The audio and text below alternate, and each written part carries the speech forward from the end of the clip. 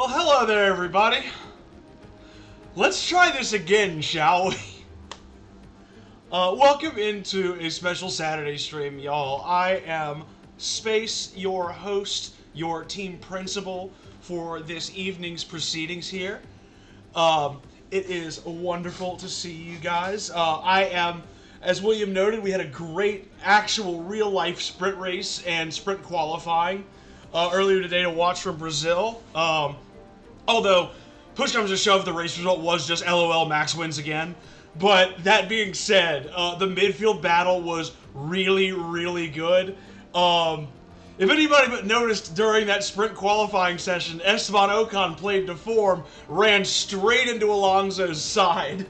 So at least we're keeping to real life with yesterday's events. But man, I was not in, like, you ever have those days where you're like convincing yourself you're in a good mood and you're not actually in a good mood? I think that's probably where I ended up being when all said and done yesterday. So like I tried to push through, but just like stream, like the race gods, like everything that conspired to just make it a rough experience. But that is behind us today. And no matter what happens with the rest of the stream, whether this ends up being a doubleheader or not, I'd still like to do Canada today if I can. But we will get through the Spanish Grand Prix, and we will endure. I think I'm definitely in a better place today. Like I definitely am hyped up. I'm ready to go racing, come what may. I will just take it as, you know, the ups and downs of the season, rather than yesterday where I was just. That's an example. Yesterday, my attitude was like an example of positive negativity. Like that's a perfect example, because like trying to force myself to be all cheery, and then like the facade breaks the moment like I have the slightest difficulty. So let's load things up. Let's get ready to go. Yeah, no, Garrus, exactly. I was just done with everything. Like it didn't start off well. That like practice was so horrible for this Grand Prix that I just got into a foul mood before anything else. But like. Oh, hi, Argentum. Good to see you. Thank you for the lurk. Glad you could be in. Actually, see here. Can I do this real quickly? I need to... Yeah. Really quickly, I should add you as a VIP. Good thing I'm using my roles manager in the middle of the stream. That's very, very professional of me.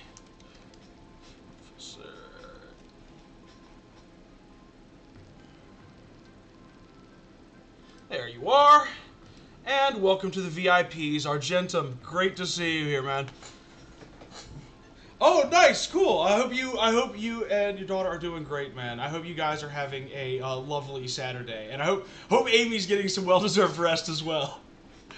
But yeah, so I think are gonna stick with the same race strategy that we went in wanting to be our ideal. If we can avoid badly placed safety cars, and we can get ourselves onto the optimal strategies, I think this is the winning way for us to get forward. But at the same time, the moment a safety car comes out, we might have to pivot onto the hard tires at some point during this. So we'll see. And as I said last time, absolutely, I'm glad I checked this, by the way. But yeah, we're absolutely not going to overfuel here, because Spain is a track where you just want to try and cling on to DRS if you can. And you can also recover fuel slowly but steadily over the course of the race. So I think we'll be happy there. And then I think... Yeah, all that remains is to just figure out how you split the pit stops. But I think Sargent will probably go early again because he's lower down the field and he burns through his tires quicker. So here she is. I took full baby duty to get and let her go out and have herself a girl's day. Nice! She went and got her nails done and went to lunch with a friend. As for me and Wiggly, my mom came over. We all, dude, that sounds like a really great weekend. Like you kind of can't beat that. Is get to spend some time with 3 different generations of the family. Wife gets to get out of the house. A really, really good day. Like really, really good day all around. I'm glad y'all had that. Yeah, no Punterino Ocon. He's done it now twice in 2 days. Once on my stream, which is bad enough. But then, as I said, during qualifying this morning, he smashes into the side pod of Fernando Alonso. So he's just been a menace to all multiverses of F1 recently. We gotta pray that he is nowhere near us during the race. We'll probably, he's supposed to be ahead of us anyway. He'll probably undercut him. But at the same time, I think if I see him coming up on my bumper, I'm just gonna tell whoever is in front of him to just not defend the position. Just let Esteban go through and wreck somebody else's race. I think that's the operative play today. But all right, I've dawdled long enough. I think it's time I give y'all what I promised you yesterday and can finally deliver today. Is let's try to give y'all a full Spanish Grand Prix. Let's go. The stage is set here in Barcelona as we get ready for 66 laps of the Spanish Grand Prix. This could be a big race for that man right there, Lewis Hamilton. Yeah, Lewis is going to be ahead of us. Not a big deal. This is not a stream for front runners. This is a stream for midfield battle lovers right here. If you want to see a quality P9, P10, this is the place to be. This is it. It's the Spanish. Let's see if I can live up to that now. And it's lights out. We're underway. ERS assist. Let's change camera real quick. Albon is sticking with it. Oh no! Look who he's right next to! There he is! Esteban Ocon, please no Ocon! Spare us all! Ah! Nothing more terrifying is going to happen on stream today than going through a corner with this man. But be that as it may, we are in the points. We're going to have to fight for it with Gasly. We're holding to P10. Yes, we've got it. No, we've got him sealed off. We've got the inside of the corner here in turn 5. We will be A-okay. And now we're going to have a look, I do believe, on Kevin Magnussen. We had a look into turn 6 and 7, which is not a complex you look to overtake here. Magnussen will hold that in all likelihood. No! We actually get alongside him and through. Meanwhile, Sargent is climbed to be abreast of Sonoda down the field as well. So a very prodigious start for us. Got to be very careful watching the battery now, because I don't want to spend everything on the first two. We need a little bit to assist us in pushing forward. Why did I pause? Alright. That's why I paused. I literally, it's just a little so loud in my headphones, I literally can't hear myself think at the moment. Sargent is mudded. He's stuck behind Sonoda, but he will climb. We're on the superior tire strategy. We just have to be patient and let this thing develop. But right now, it's all push all the time. We really want to try. If we can hang on to Lewis Hamilton's DRS and pull ourselves ahead of the Haas cars, we're in great shape moving forward. But it's going to be a good 2.5 laps to get to that back DRS straight of push here. And in the meantime, we're going to be boiling these tires, which you can only afford to do so much of in Spain.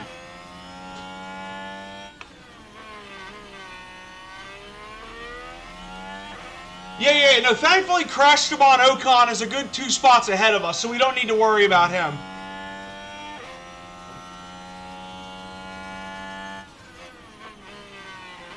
But I like this so far. We're flagging a little bit here. It's the heat in the tires is less than ideal, but it's going to be worth it if we can hold a DRS. I can actually start making Sargent's tires a little lower on the pace because we're behind the AlphaTauri and we are just a better car. But we really need to press here with Albon to get ahead. Just a little bit more. Behind you, Magnussen. And that's neutral for Sargent. He can no longer use his battery. And I think I'm going neutral with Albon as well. We're just tantalizingly close. We've just got to hold on for another couple of corners, and we've got DRS. And I can actually rest the tires.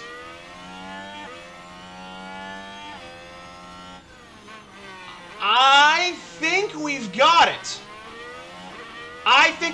it. We're not going standard just yet, but I think we've got the DRS. Yep, we're going to get this. Okay. That is fantastic news. Okay, back off. So we actually, even if it's only for 1 or 2 laps, we actually get to pull ourselves ahead a little bit.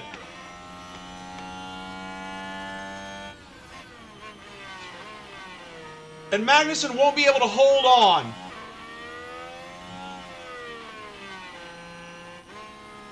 Alright. Yeah, and we're going to hold it down the main straight as well. And Magnussen has fallen off drastically there. Is he going to... Are they going to give it to him, or is he out? Oh, we've got the DRS. Kevin Magnussen does not have the rear wing. We actually have pulled a massive coup here. Now the key is we just have to let the tires rest and use a little extra fuel push to stay there for a couple of laps. But, oh, no we don't. We have to put a little bit of conservation in the tires because somebody's crashed. I don't know who crashed. It looks like people that were ahead of Logan Sargent, because suddenly we're in P14. Well, this is a little nice, isn't it? Actually, I need to leave you on balanced fuel push and light so that you don't accidentally fall out of DRS. Okay, there's a Multiple cars crashed. Let's see this. Be careful on start. Crash involving multiple cars. Was it Ocon? Here we go, heading into turn Oh my God! It's right in front of Sargent. It's a team kill. Oh, it's friendly fire between Tsunoda and DeVries. words exchanged when they Nick DeVries. Oh, showing why he's not on the grid anymore. You hate to see it. and look at the team. That's the kind of team-on-team violence we did not have last race, but still had a double DNF. Go figure. All right. That's actually a very, very good bit of fortune for us. Gasly is now on us. We've fallen back out of DRS, unfortunately, just because that's just the way it worked out for us. But actually able to get tires into their window and prevent severe overheating, that's great news. So if we need to extend for any reason, we can. And also it gives Albon a little bit of defense once the tires cool down for Pierre Gasly behind.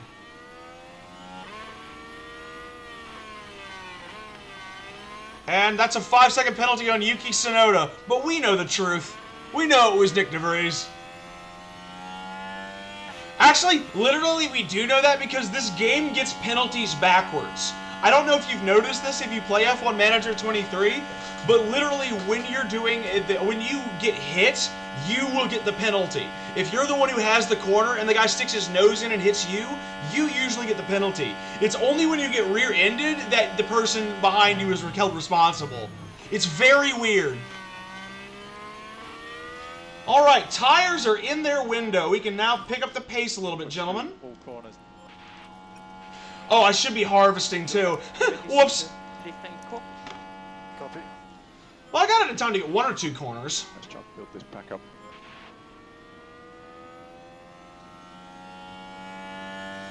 Yeah, we're gonna... I think the play here is really to just let the top 8 do their own thing, and we're defending from behind because really we want to get away from the medium runners. Hulkenberg and Sargent are on the right compounds behind us, but I think we're the only ones risking the soft medium strategy. So really it's not about pushing so much as it is relying on better tire pace and preserving the tires well, which again, that's all Barcelona is about when it comes to tire strategy. Barcelona is a tire preservation track. I'm a little irritated that we keep falling off of Lewis Hamilton here during this period, but I can't do anything about it. When the VSC came out, we were 1.8 behind for some reason. A good run on this straight would help.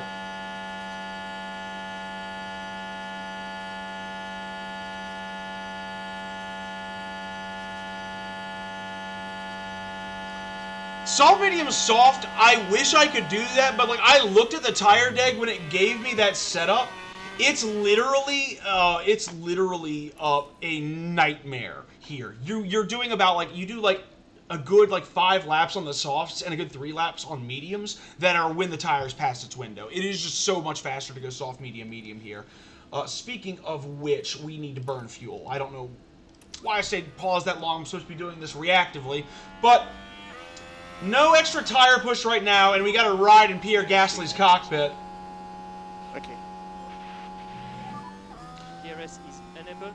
Yeah, we definitely got to ride with Gasly because he's going to try and bolt with us here. We're actually going to deploy now with Albon. Susie up the everything. And Sargent probably needs to deploy as well because the McLaren is behind him and I'd like to build that gap. Lewis is actually falling off of Esteban a little bit. And we're... Oh, no. We need to attack. We need to defend here. Oh, Lewis is off! Lewis went wide! Oh my goodness!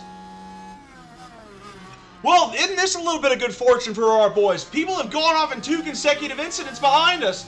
Yes, it does mean that we're 2.4 behind Ocon, but we'll take it. Let's close this gap. And we are going to push with both of our boys here because we've got a little extra.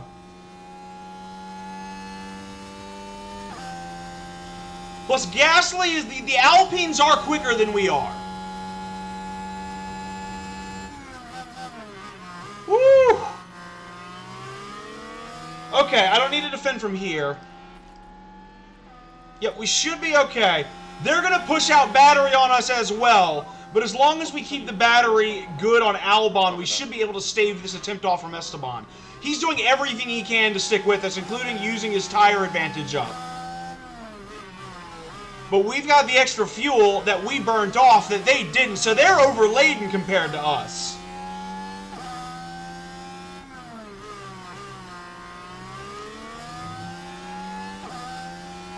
See, Gasly's trying to use his battery and trying to keep with us that way, but really, he just does not have the pace anymore. Ooh, he was very late on his brakes there, too. All right, this is the last of your push, Esteban, off of the battery, Alex. I'm calling him Esteban now. And now you got to harvest and you got to attack. I fouled up his battery. That's my fault. Recharge. Yep.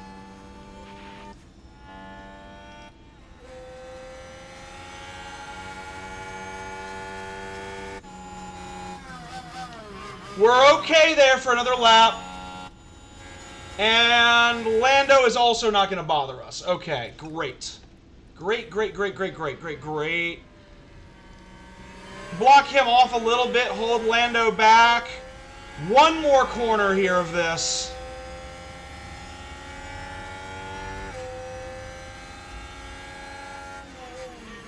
All right, that's good.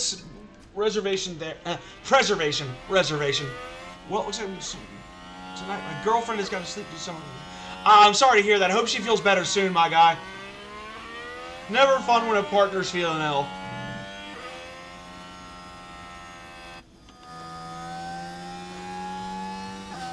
I'm feeling a little bit ill trying to keep Gasly behind. I think we're just going to have 66 laps of really hard work here. Should be enough battery preserved to not be out off the end of the straight, right? Yeah, we're going to have battery. And... Ooh. That's good of you, though. You put in the work to make sure she felt comfortable and that she did okay while she was feeling ill. That's very nice of you.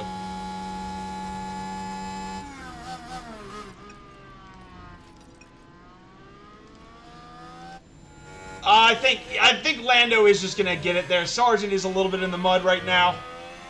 I tried holding it as long as I could, but his tires are getting heated up. I can't anymore. Head down, mate. Keep He pushing. can't anymore.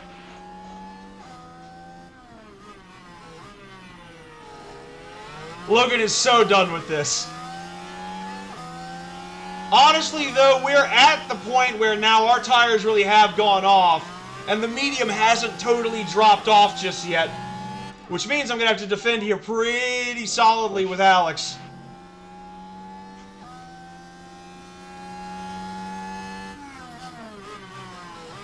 But he's holding him off so far.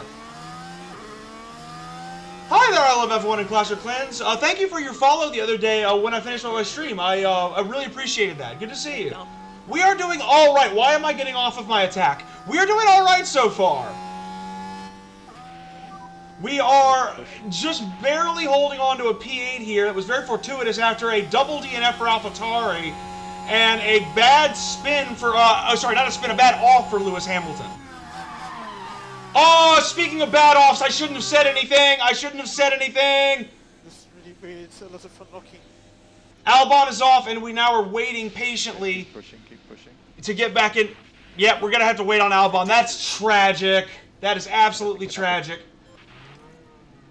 But we said we're going with whatever happens to us today. So what that means is we're going immediately onto the hard tire strategy. Okay, so box is left. You hate to see that. Right, bad fortune there. Box is left. But his tires were heated up, so Okay, box. what that means now is that Logan Sargent kind of becomes our focus here. And now it's Logan's opportunity to try and push forward for points. And we're on a better tire strategy than people around us, so this could be Logan Sargent's coming out party. Let's put a silver lining on this.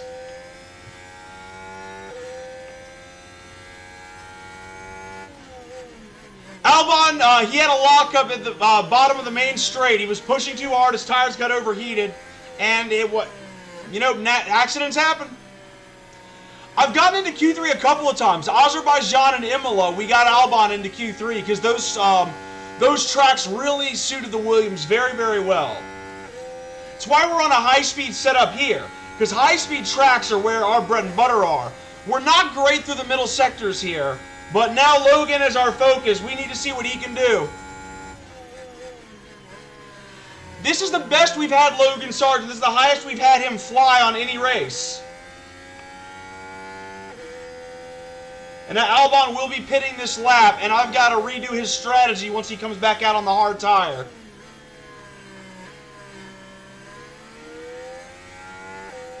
Actually, you know what? We're going to push for one more lap with Alex, because he's still got push on that tire. He has permission to melt it at this point, because after that off, we have no other option.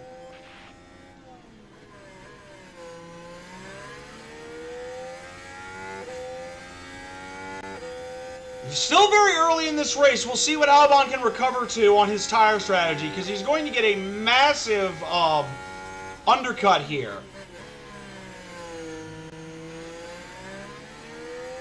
And having the spare sets of mediums means if there's like a red flag or something, Albon could get onto a good compound tire for the rest of this race, and have something good to pit onto. Actually, we're not even really gaining on the back of the field here with Albon. We should pit him this lap to try and gain some of that time back. Alright, so Albon is into the pits. It's a little tragic, but we got to do the super early pit stop here. And we will do a recovery race with him. Meanwhile, Logan doing a very good job just keeping the distance on Lando, just keeping him at bay. I like seeing this from him.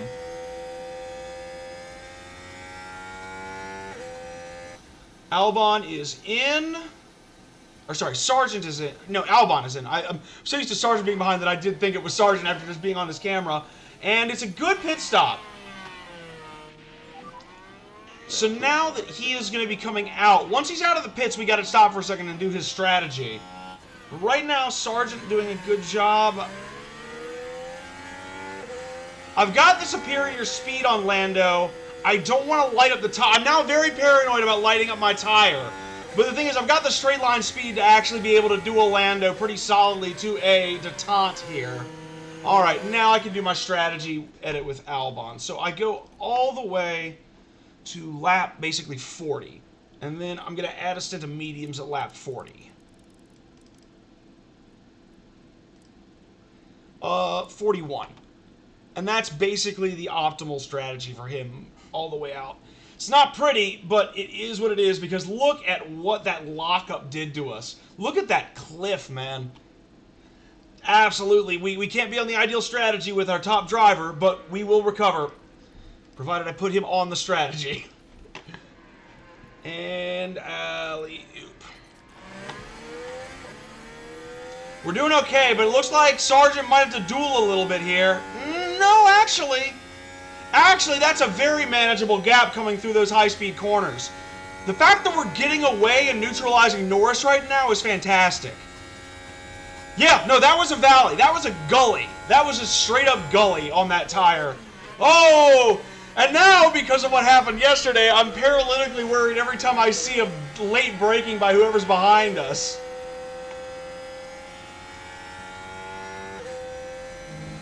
Oh boy. We'll see where Albon recovers to. The undercut is the strategy here. He's on a slower tire and he's going to be on worse tires than everyone behind him, but the undercut is going to be alive.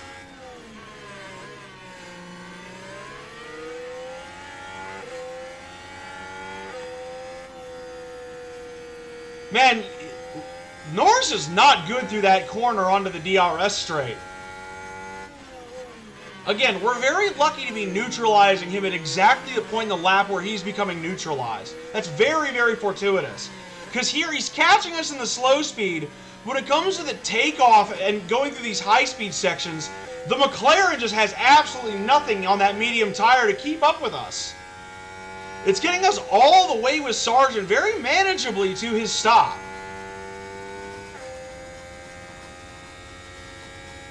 Lando might threaten here. I don't want him to go aggressive. I've instructed Sargent not to be aggressive.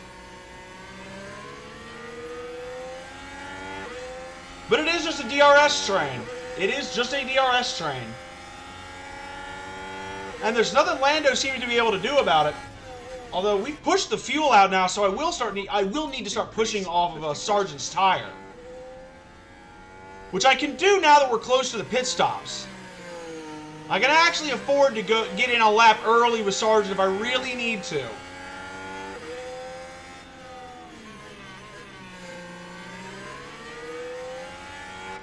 Yeah, this time I'm going to start defending. I'm going to start defending now against Lando to try and hold this into my pit stop.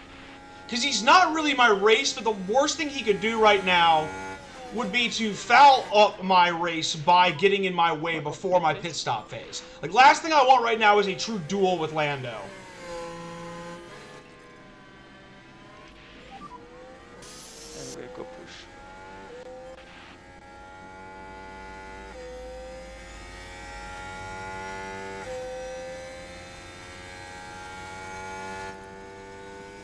Nothing quite like a good maxed out My Team car if you're an actual sim racer. I see what you're trying. I see what you're trying. Like to reduce like But unfortunately, I am heading that off because I'm very stubborn, Lando. I'm very, very stubborn. Yep, get the hints, buddy. priority management. I'm actually gonna have to keep using up fuel I don't have on Sargent, to be honest. Because that was really the only thing, I guess, extending the gap on these bad tires.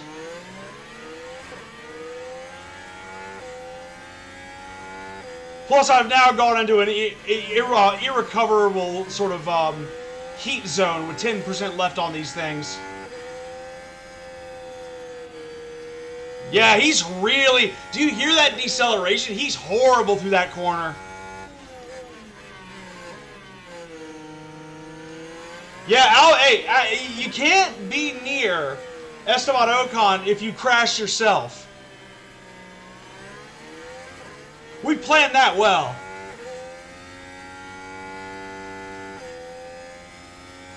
Yep, that extra fuel push is going to be what gets us to the pit stop.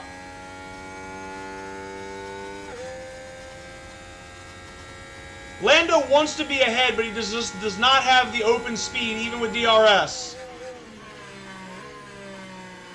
Well, how's his tire? His tire is remarkably self-sustained right now.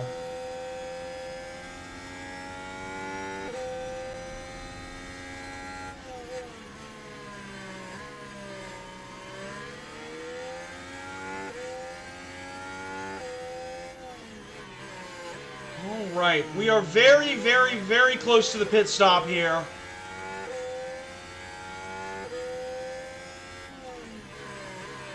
Lando losing touch just a little bit more. He's still going to have the DRS and it's still going to be behind him, but he's just really losing a little bit, just that extra little bit of pace to me.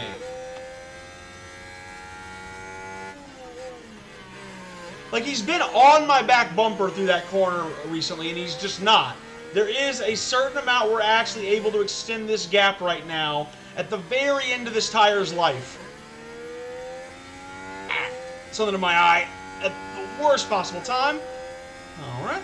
But yeah, no, we're actually able to hold this now. I gotta use fuel he doesn't have, but we're going to be, I think, coming in bang on lap 18 at 30%.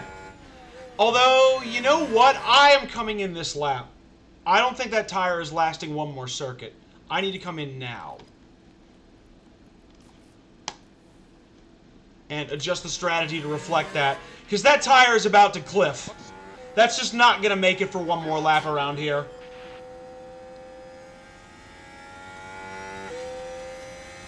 So this is now the most I can give him for, like, this is how tough Spain is on tires. This is what has to constitute a push lap for me.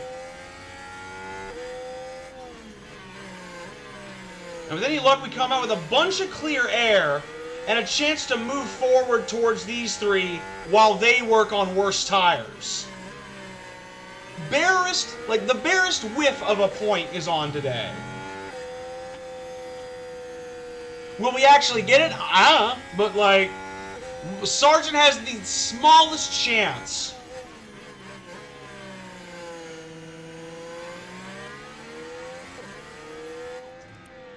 F1 2020 or F1 Manager 23, which is more fun? I'll be biased because I am absolutely abominable at sim racing.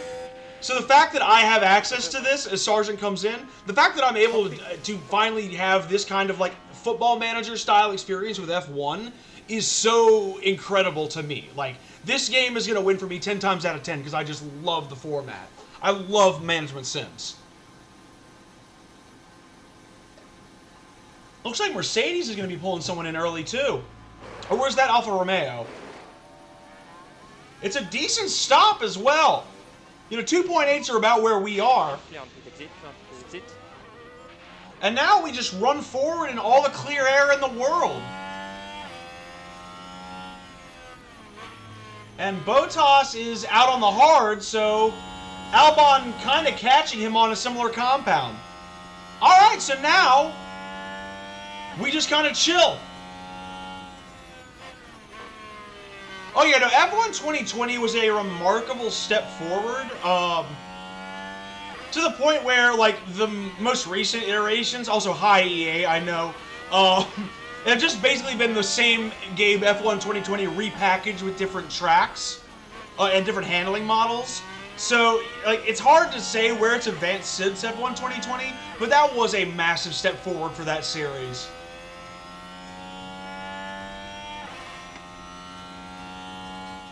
Just waiting for this tire to come into the window. It'll take us a little bit to heat it up, but Hulkenberg's also reacted as well, but he's reacted onto the mediums. Okay, interesting. So our race is probably against the medium runners. They're the ones that we're really focused on, I think.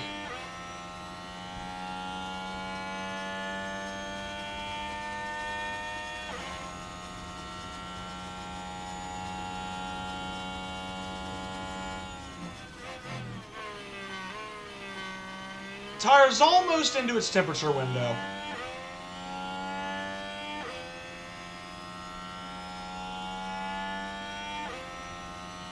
It is a tough one. That lockup from Albon really changed the complexion of this race from being very points hopeful. Like, this is the danger with Williams Racing or with any midfield team when you play this game. All it takes is one mistake during a race and you fall out of the points, and it can be extraordinarily hard to climb back up there.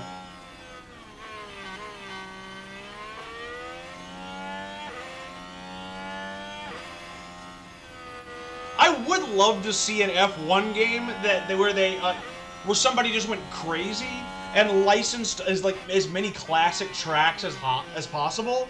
Just because, like, it would be fun to have a race season where I can put Hockenheim back on the calendar, where I can put Sepang back on the calendar, where I can put Le Monza Oval on the calendar. So, like, I'd love to see somebody, like, have the daring to do that.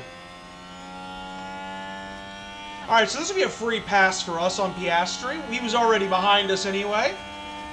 but gained a lot of good time to him. And actually, Albon, I think, is going to get past him here in the pit stop phase. Yeah, Piastri's had an issue in the pits, and he's been held massively while going onto the soft tire. So yeah, he might well be catching up to the back of Albon, but he's going nowhere fast.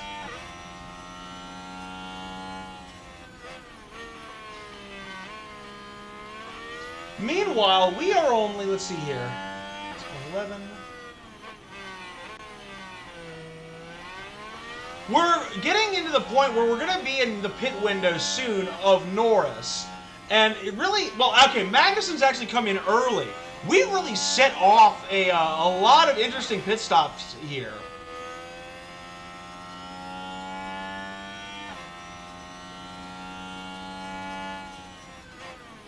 I wonder if anybody has, but I wonder, I feel like the Monza Oval, like, the only time I've seen it is, like, iRacing or Assetto Corsa mods. I don't think I've ever seen it, as an official track in a game. And again, this isn't stuff I race. Like, this is stuff I watch. Like, when I'm, like, you know, just hanging out and, like, what mindless dribble, I'm not working on my film history work or I'm not playing my own games. I love watching a bit of racing sim. As you can tell.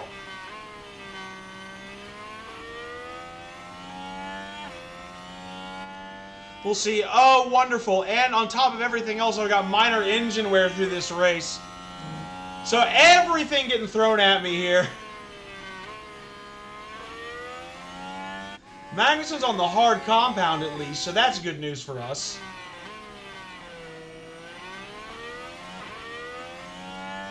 And that will take him a little time to fire up, but we're having just you know, Spain just was never going to be our weekend, I guess.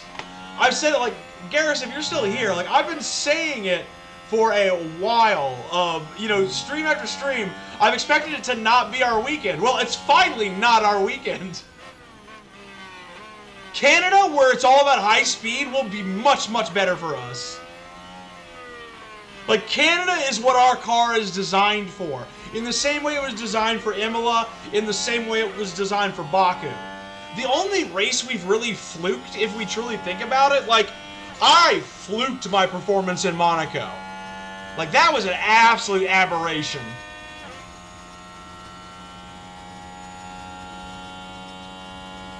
I can push a little bit with Albon, so I will. Not like it makes any difference. Piastri's so far behind as to be irrelevant.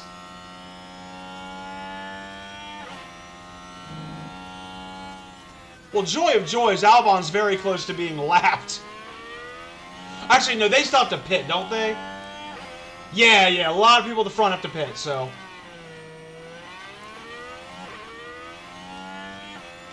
Ooh, bad Nick Ricks today, too. Never play American football, kids.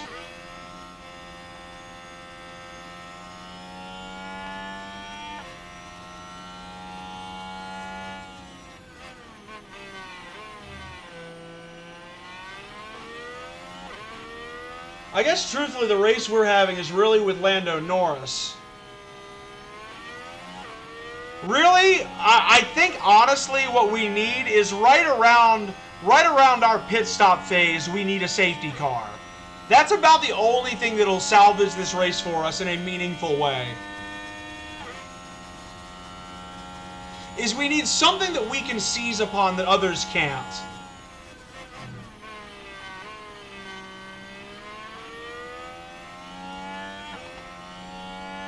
A safety car right now doesn't really do me a whole lot of good. I need one pit stop from everybody before a safety car.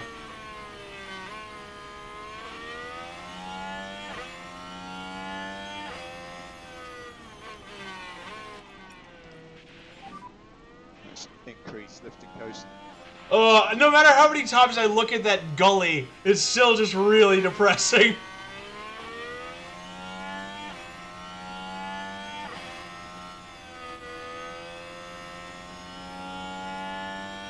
Alright, finally we get the pit stop phase. Mercedes, for some reason, are double stacking.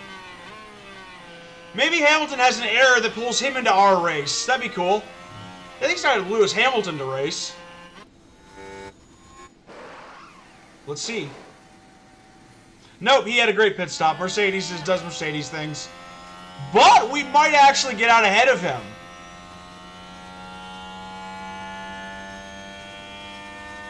Yeah, you know what? We're fighting Lewis Hamilton on the exit. Well, I say fighting. He's going to have to catch up to us. But we actually might have a battle.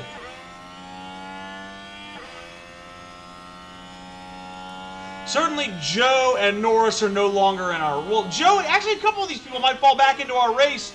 Because pushing this first stint on the mediums clearly was not the call. Look at that. Hulkenberg's in front of Magnussen. Ocon got out way... He's going to be way, way ahead of Pierre Gasly once they finally pit. I feel like the medium was the flawed strategy.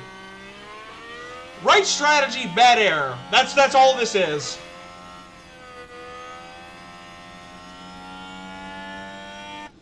Lewis is catching us on a much better tire at a rate of knots, however. He's already used up the tire. Look at that! Look at how much he's used already. Dear Lord. He must have, like, only had, like, used mediums and hards left. And fresh hards is what I meant. But he is closing on Logan. He is closing. But eventually his tires will be worse than mine in this stint. So it is actually worth defending against Lewis Hamilton with Logan Sargent. Words I didn't think I'd be saying today. Alright, leaders are finally going to start coming in now. Verstappen trying a dramatic undercut. Although the Ferraris are so far ahead right now. Imagine that, Ferrari being massively ahead in a race. Oh yeah, now it's squeaky bum time. That Mercedes is so much quicker than I am right now. We'll try and defend. We will try.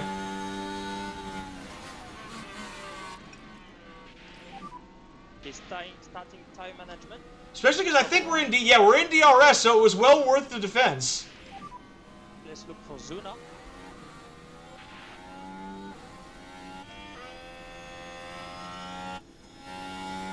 Like, Guan Yu Zhou inadvertently, by stretching his stint way longer than is advisable, has actually helped us massively. We need to focus on PU cooling. Yep, got it. Well, now he's holding us up because Logan doesn't have the balls to go for an overtake, but...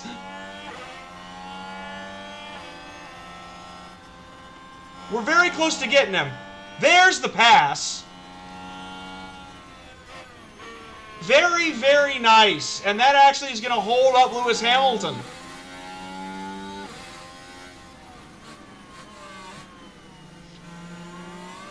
And we didn't have to burn up much tire to do it. Now Lewis has burned off the very best of his tire.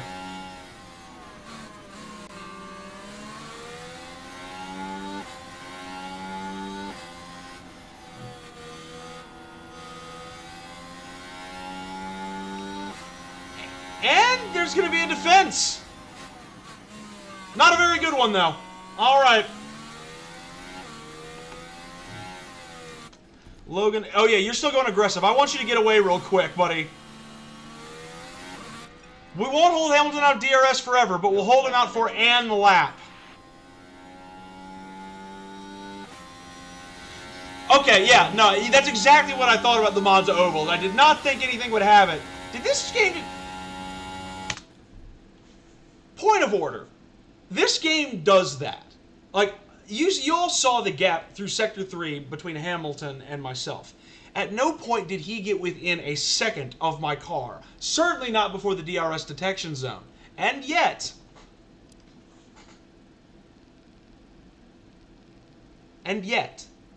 he is allowed to pull himself within 1 second thanks to the aid of DRS. Frontier... I hope you've seen this happen, and I hope people have told you about this, because this is not how DRS works.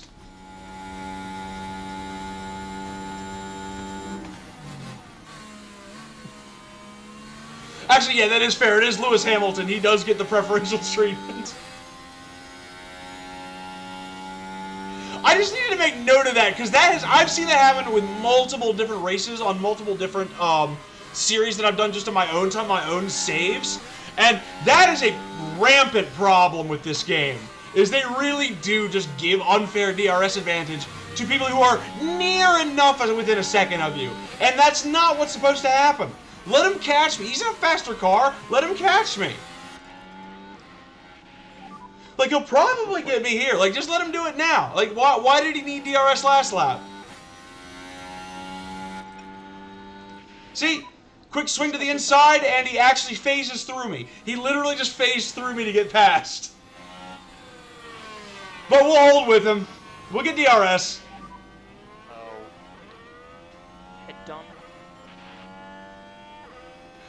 Yeah, no, he literally just... It wasn't even a tire bang, because I didn't even move.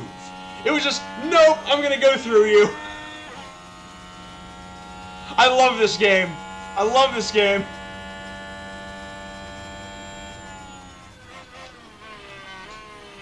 It's like, my favorite things about this game, the ridiculous DRS over a second opening, and what you're about to see, which is a NPC deciding that no matter what I want to do, it will arbitrarily run away and get outside of a second of my time before another DRS section. Two favorite errors this game does. Or two favorite things. I see, like, 1.2. If I had pushed the tire, I still wouldn't have gotten within a second.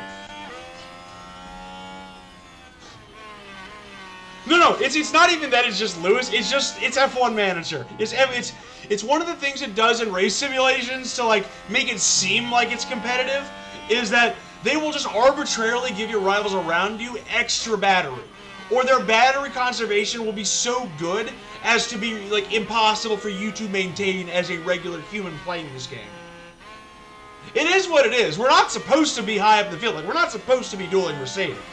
But, like, I have noticed that, like, sometimes, like, he's gained in one lap. In one lap, Lewis has gained 1.8 seconds on me. What a driver. What an absolute master behind the wheel. Well, P13 might be it for us, ladies and gentlemen. We shall see.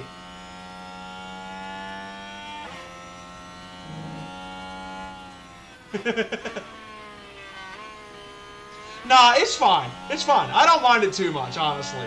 I'm still having a very good time today, if I'm honest. Like, I am doing better in the, like, by lap 29, we were already out yesterday. So, I'm having a fun time, even though we're in terrible shape. Yep, everybody's coming off of at least one pit stop. And I think we're still in the best shape with Sargent to go on the mediums again, because I think a lot of these soft runners are about to pit again, or some of them are going to pit very soon, and they're either going to go, they may be going medium, soft, medium, but they also might be going to the hards. So we'll see. A safety car in 10 laps would be beautiful. How's Albon? He's in a fight with a guy on soft tires that are now worse than his. Well, since it's something to focus on, let's fight Piastri. I do want to get both guys above P15.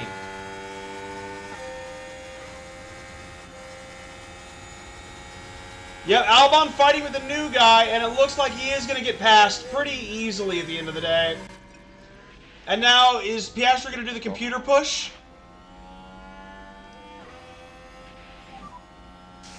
Yeah, he's going to do computer push, I think. Keep pushing. No, never mind. We're holding with him. We're holding with his pace. Actually, that's fine. Because honestly, bad soft tire pace, holding with that is probably good on bad hard tires. And we will be able to just catch and pass as we need to. But it's been a pretty horrible day for Alex. Low confidence after his lockup as well. That car is not 5/10 faster than mine through 1.5 sectors.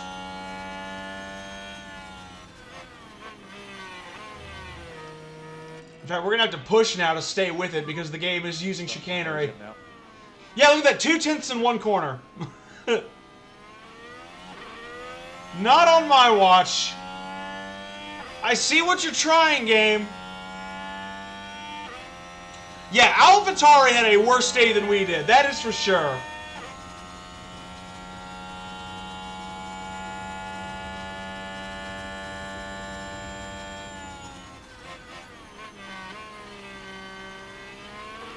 Trying to run away. I see what he's doing, and I don't like it.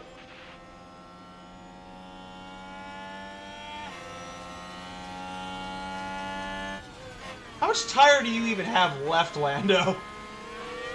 Or Oscar? Oscar's on 49% tires. Like, really, son?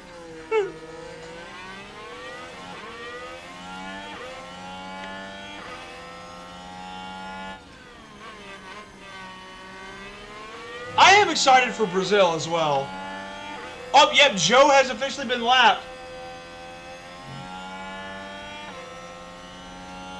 So next up is this battle.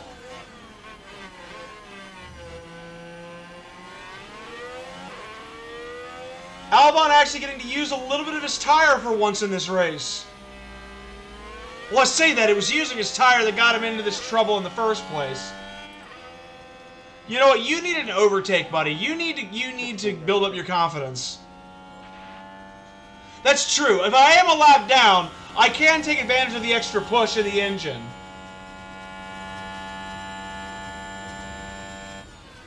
But as it is, I'll just use that right now, and we'll just hold serve. Okay, happy to manage tyre short term. Copy. The more we do this as well, the better it is for Sargent's race. Because Norris was in his race, and he's on those super fresh tires. So the more that we hold him up and build up that pit stop between him and Sargent, the more we lock in the P13. So it is not terrible for us. We are recovering to what we can get here. And it will probably... Well, if Sargent could get P12, it would equal his best performance on the season. So it's the little victories today.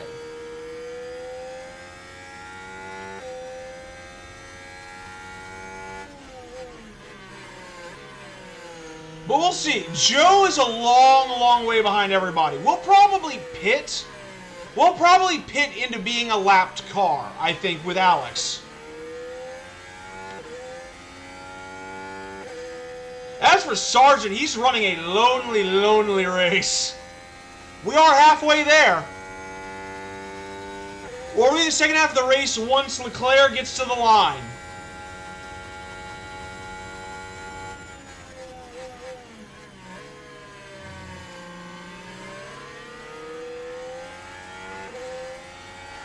But not a terrible start to stream. A mixed bag to start stream as far as racing goes. I am having fun, and I hope you are as well if you are out there watching. Thank you so much for joining me today if you are. I forgot to say it about my usual customary greeting, but thank you to everybody who chats. Thank you to anybody who's lurking. I do appreciate you.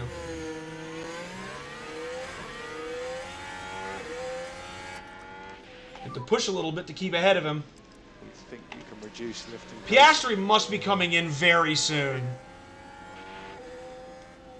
Because he's got to be going to the hard tire, I think. There's no way he can get to a medium tire stint unless Piastri has made his peace with cliffing a tire at the end of this race. There's nothing he can do. Oh, that's not good. Now I think our fun is over. Because Norris should just have the ability on this fresh tire to just destroy me. Yep. This is going to be I'm going to defend, but this is going to be an easy, easy pass for Lando. Unless he hits the brakes on the main straight.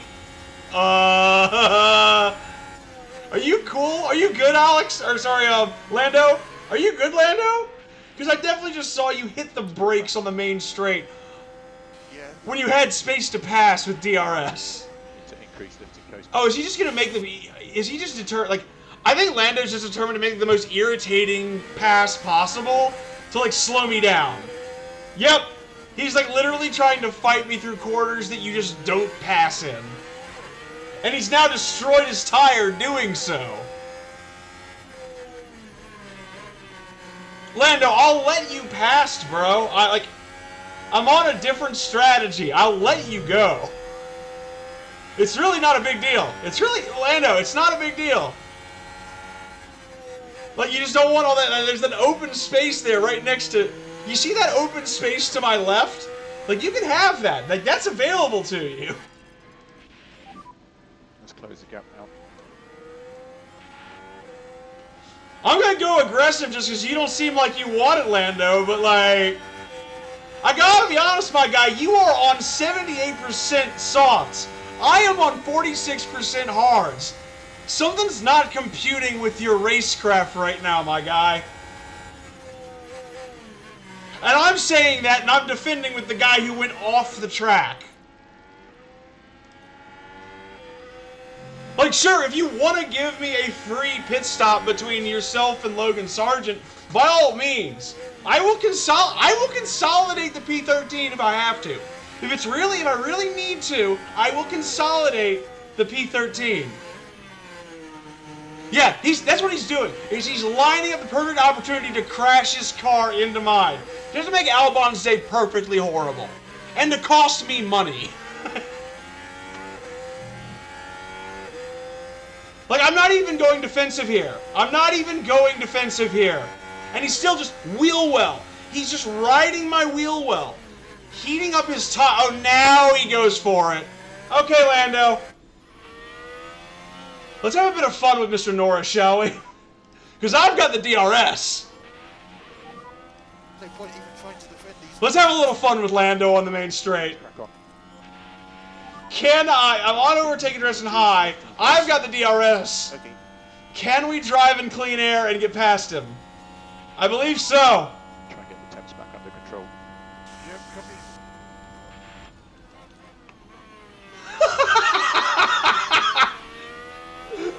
He's gonna take it, but like... Me, I'm trying. Actually, he's having to defend pretty vociferously there.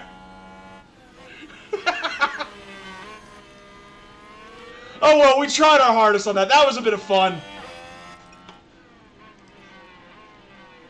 That was a lot of fun. But now Lando's gonna do what he's supposed to do and push ahead. But he is so far, he's 14 seconds behind, and this was the stint where he was supposed to get ahead. Yeah, Leo Irwin was Latifi's engineer. He stayed with the team.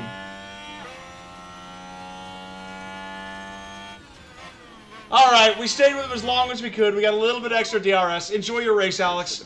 Meanwhile, in Logan's world... Look at that. I'm the only person on the main straight. Look at that. Everybody else is just having a different race. Yeah, exactly. At least the GOAT engineer is still alive and well. Whew. I swear, I must be arthritic with how much my neck cracks.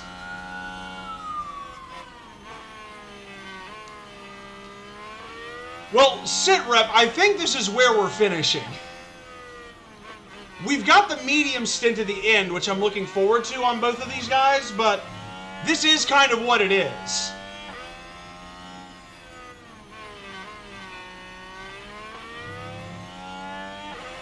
Oh wait, could you hear that siren?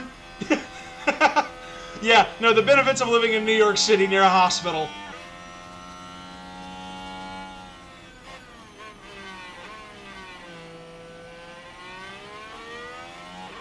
I say that will probably be a feature of streams most nights. Alright, Albon is about to enter his pit window. And he's done very, very well preserving this tire. It is, but I am rent stabilized, and I've lived at my current spot. It'll be 8 years next year. So, holding on to a fairly competitive rent in this market. It's also why I haven't moved, is because I won't find this rate anywhere else. I am I'm a writer and a personal assistant in the entertainment industry.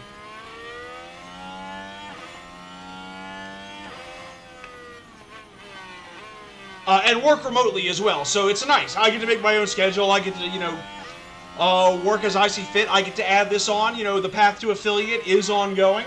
So, yeah. Very, very well set up here at the moment. Bottas is gaining ever so slightly. But he's on terrible tires as well, so it doesn't really matter. I think I should come out behind, or actually ahead of Joe with Sargent. I think I should have no problems. I mean, yeah, no, honestly, like, I will, like, when I'm like, on my work hours, I will just have, like, a comfort game, like a Football Manager, open on my other window if I don't need it for research or for work. And unless I've got, like, a very strict assignment that needs all of my full attention, I will manage my day playing something. Helps keep me focused, weirdly. Like, having the ability to divert my attention for a second and stay in focus mode is actually really, really helpful for my workflow. Especially if I'm writing and, like, I have a moment of writer's block or I need to, like, sort out ideas in my head. Great to have something, like, meaningless, like a Civilization 6 save to just, like, have on the other side going on. It's funny you should say that. I need to save up and be responsible to get it. But, FM24, I've got to, so my teams are, as a New Yorker, my American team is New York City FC. As a front-running little shit who got into the sport because they wanted to root for a winner as a little kid, I still root for Barcelona. But my English team has always been and will always be Nottingham Forest FC, up the Garibaldi. And so, I have, ever since I started playing FM all the way back in 2010, I have always done a Nottingham Forest save. So I will be doing a Nottingham Forest save live on stream at some point. So that is coming. Especially because, if you don't know Football Manager, like, this is the last gasp of this iteration of, like, Football Manager has basically been, like, virtually the same interface and has, improved gradually over time, but this is the last year of its current form. Next year, it's going to get a huge overhaul. So I gotta savor it while I can, because it's all I've ever known. Funny you should say that about Grimsby. One of my favorite saves of all time, it wasn't streamed or anything, because I'm a baby streamer, but one of my favorite saves of all time is I did a League 2 to Premier League to Champions League save with Grimsby Town. Back in the days when guys like Bruno Fernandes were unheralded wonder kids that you could sign off the street. So, like, I had Bruno Fernandes anchoring my club.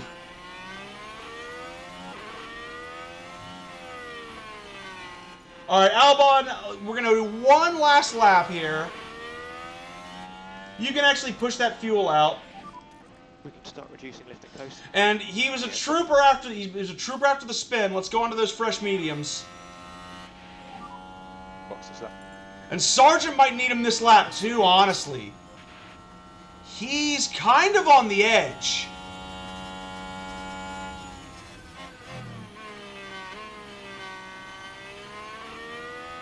So Albon is in. Yeah, understood. I don't think Sargent's tire is going to last one more lap. I know, yeah, Grimsby is basically in Hull, right? Hey, totally good to see you. Welcome in. You joined us in kind of a tough race, but one that we've fought hard in and we've been working hard in. So, we can take pride in that at very least, but it's been a very, very tough experience for us here in Barcelona. We were in the points. Alex Albon had a lockup early in the race and put him in the back of the field. And we are now just on recovery drives. Recovery drives all day. And now, Albon, I do believe, has been lapped. Yeah, Albon is now lapped, so we can actually push his fuel out more. Fantastic. Oh, it's in Cleethorpes, that's right. Oh, no, right. Because I sort of know the geography of that area. Because is Cleethorpes across the Humber Bridge from Hull? I feel because now that you say it's in Cleethorpes, like, yeah, because Grimsby's ground is like half a mile away from the English coast. It's like one of the like lowest lying grounds and closest grounds to sea in all of England. I just can't remember I just can't remember where it is in relation to Hull and the Humber Bridge, which is what I know about. Clear pit exits.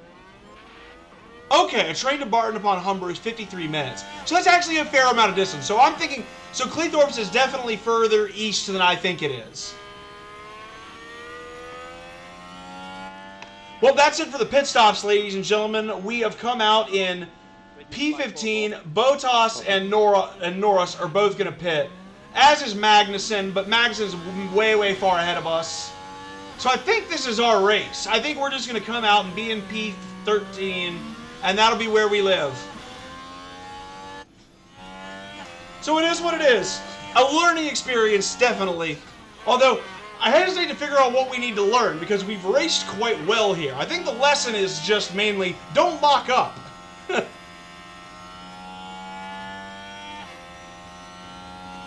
Oh, cool, dope. So do you live in? So you must live in Cleethorpes then. Nice.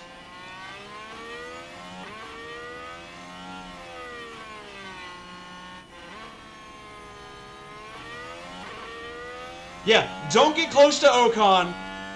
Don't lock up. Like, great, good team meeting, y'all.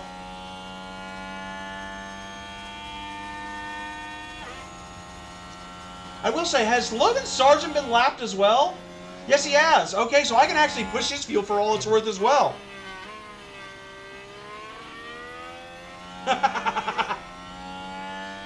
Yeah, but I bet you get angry if anybody else called it a shit town, right?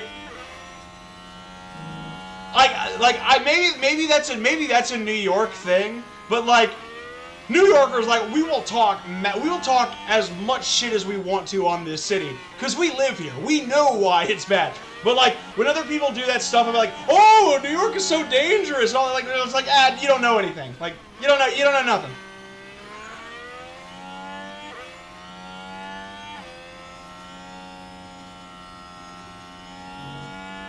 Very, very territorial about our home. I cannot believe Lando is still out on those tires.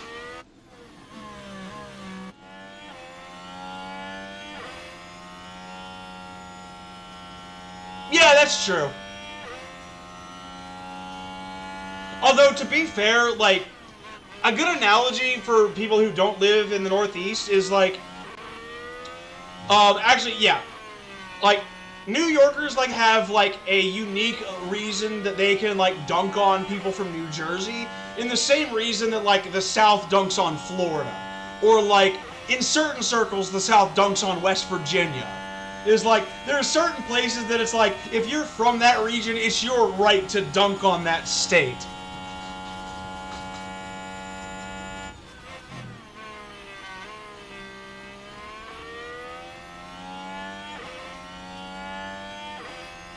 Yeah, that's true, but I don't really want to talk about that in the chat, so I will have to delete that. But that's okay, honest mistake. But yeah, no, that is true. Yeah, Florida. No, although I say I grew up, born and raised in North Carolina, so we're like the second most hit by hurricanes state. Weirdly, like Florida's #1, but like I grew up going through that stuff too, and it was like those are not fun, man. Daytime hurricanes are better, weirdly. It's a lot scarier and a lot worse when it's nighttime and you just flat out can't see what's going on around you. Like, that is terrifying. But at the same time, I really do not mind them during the day if they're lower level. Oh yeah, no, I think part of Jersey culture, from what I've noticed, is like, if you're from New Jersey, you're just supposed to talk shit on your state.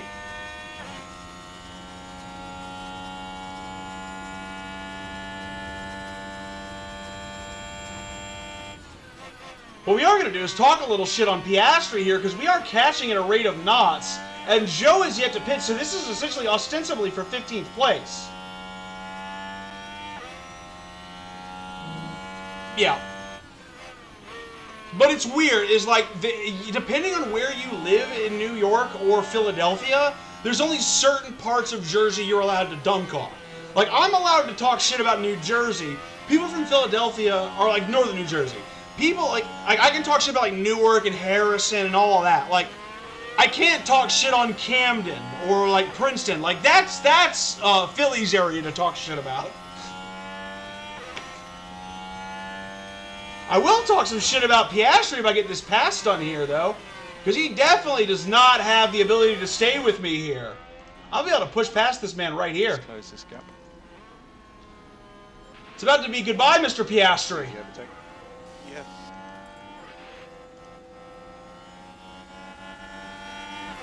He's actually slowing me down through the corners. And it's goodbye, Mr. Bond. So happy to build a gap with temperature. Okay.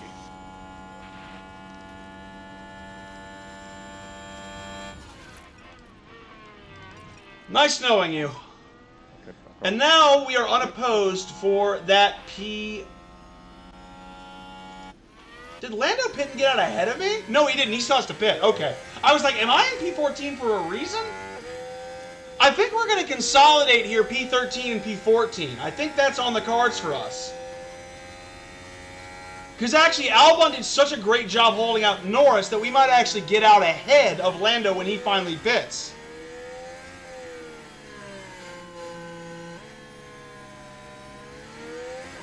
Which has to be now, right? He's on 39% tires. Oh, yeah, thank you for the heads up. Albon is definitely out of fuel to push forward on, and he doesn't need it to get to Guan Yu Zhou. Lift and coast. Yeah. Because Zhou is coming in. If Zhou stays on that tire, he is mental.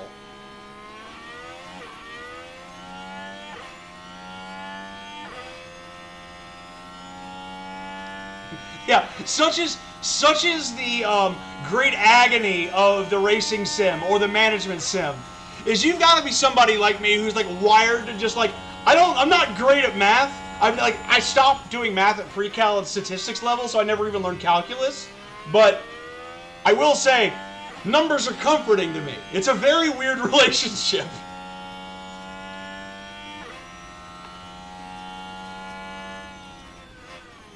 Alright, yeah, no, we probably are going to come out in Lando's pit window.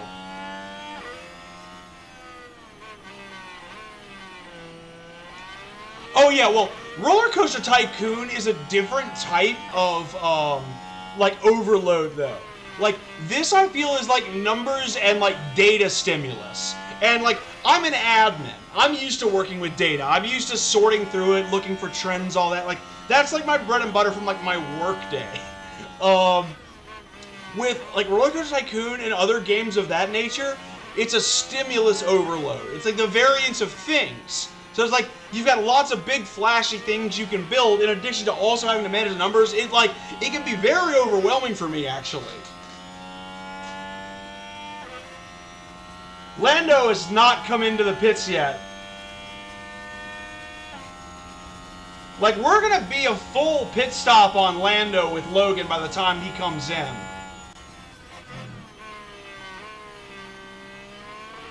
So we'll be in P13 and P14 after Lando's pit stop. What I really need now is a gigantic 3-car crash. I never actually played the first one. My memories are much more associated with Roller Coaster Tycoon 2, because I had that for free on my PC growing up. So, obviously, that was getting a lot of play. But yeah, I've heard 1 was deeply influential. Around the time 1 was out, when I was a kid, I would have been investing that time in either...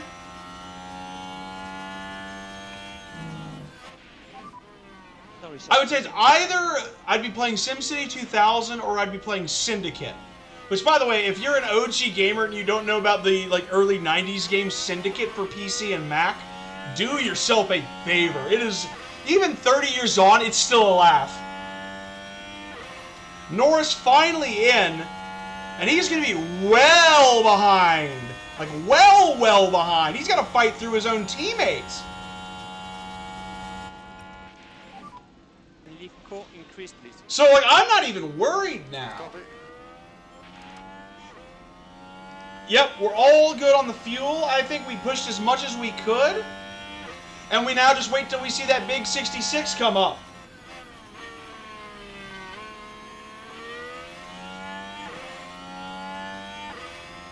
Open RCT is just for me. I'll need to take that. I'll need to take a look at it. Okay, dope. Yeah, no, RCT, like, Roller Coaster Tycoon seems like a platform that is rife for modding, honestly. I mean, although realistically, the only mod I would ever need for Roller Coaster Tycoon is I just need something that forces not people to get on rides that are rated extremely nauseating.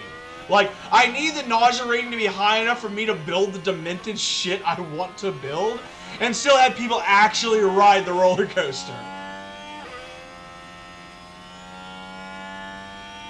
I mean, I'm not trying to kill nobody. I just mean, like, I make the very nauseating, like, you're pulling 7 Gs on this style roller coasters.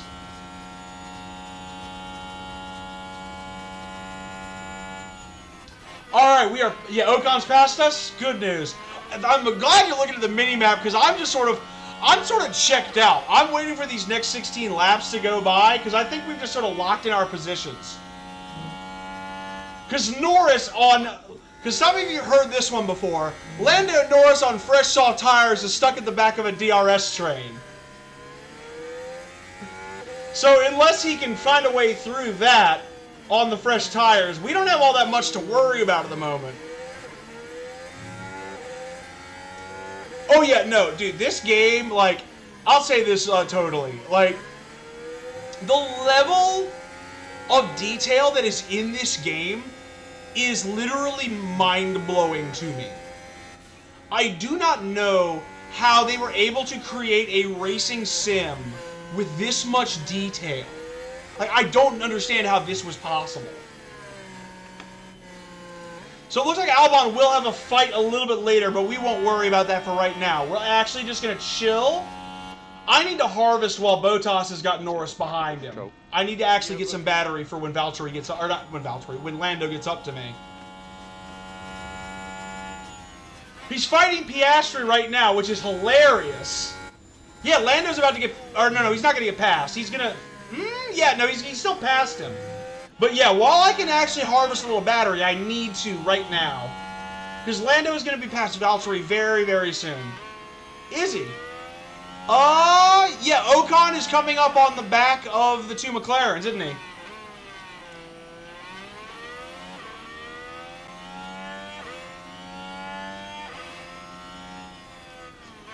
Well, I'll tell you what. Despite the fact that Albon flew as high as P8 in this race, I believe, or P9 in this race? Yeah, P9. And he fell all the way down to the bottom of the field in P18 with that lockup. I think this is the kind of recovery drive we can justly be proud of. Yeah, the motion blur is really good. And actually, if you want to see something even like more mind-blowing, let's take a look at the cockpit view. This is driver helmet view. Look at that level of detail from this camera angle. Like, it's like literally mind-blowing that this, it's 2023 and I have this in my game. Like, you're kidding me. You're kidding me. Bottas doing his part to hold back Lando so far.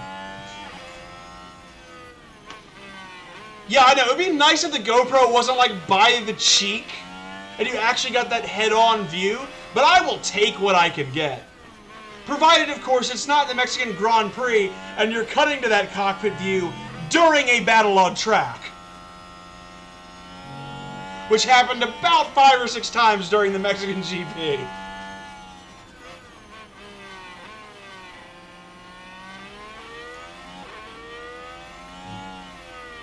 Logan Sargent actually unlaps himself. And actually, who's that ahead of us? We're holding on to Verstappen. Logan Sargent getting pulled ahead by Max Verstappen's pace. Yeah, but I do get why they don't put it outside the helmet mooring and why it's not up here. Is this all does just need to be saved for protective headgear. Like, the helmet's too important for us to move that stuff.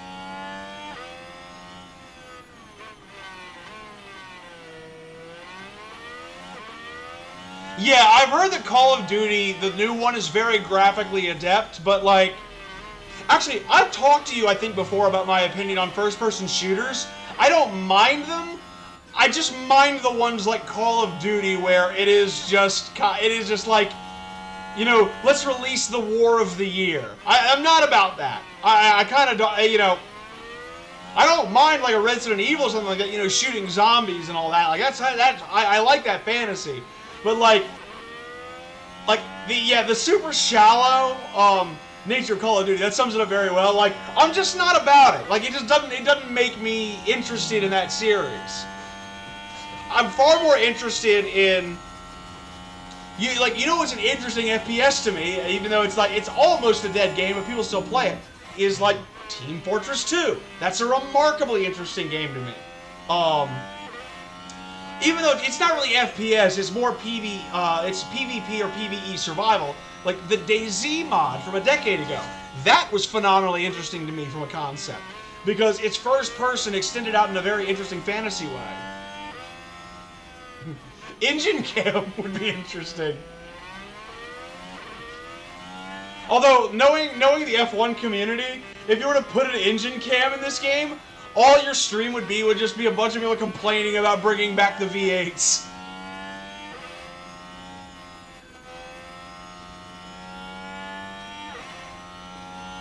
Foot cam. I don't give these out for free. We are in sock feet on stream, but that is a brief foot cam for you.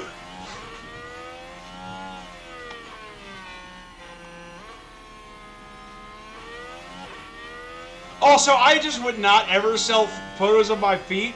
As I don't know, like, I mean, there are people in New York who get pedicures and I'm sure get their feet taken care of. New York has made my feet nasty, bro. Like, ain't nobody want to pay to see what I got down there. I got, like, patches of dead skin on the side of my big toe that are, like, hardened and, like, outgrown on the side of them. They're not even, like, cysts or anything, like, truly nasty, just like a big, like, hulking mass of dead skin on the side of each toe. And then, like, the areas near the toenails are all grody and worn out. Like, it's just, I think it's because of my own feet that I don't understand other people's fascination with feet. I think I robbed myself of that particular kink. And yes, Quentin Tarantino is probably now searching me up. Hey, Quentin, if you need to see my feet and we can work together, I mean, I'm in the film industry. Holler at your boy. I am not a kink shamer.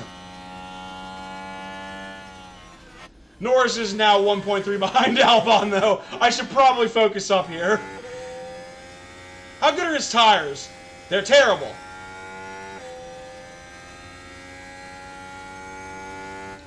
Yeah, no, I've heard of, and I probably have, stranger kinks. So, like, I ain't here to judge.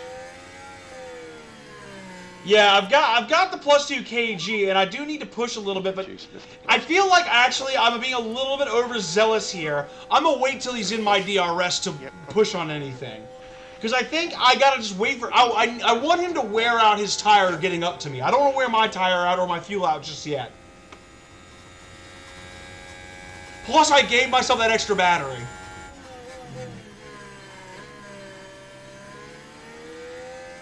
I don't know, Yakuza? Maybe it's that I know about, like, the actual Yakuza, and I've studied that gang a little bit in, like, conjunction with, like, my history minor that I can't remember if I did or didn't finish. But, I think part of the reason I get so hostile around those games is, like, because I know about the Yakuza, and I'm like, this is a little bit of, like, it's like what Saudi Arabia's doing with sports and sports washing. It's like, it's a little bit of game washing here to me. I'm glad somebody's not getting red flags because they haunt me in this game, dude. I've had red flags galore. I think Garrus can vouch. I think we've had 2 races red flagged already.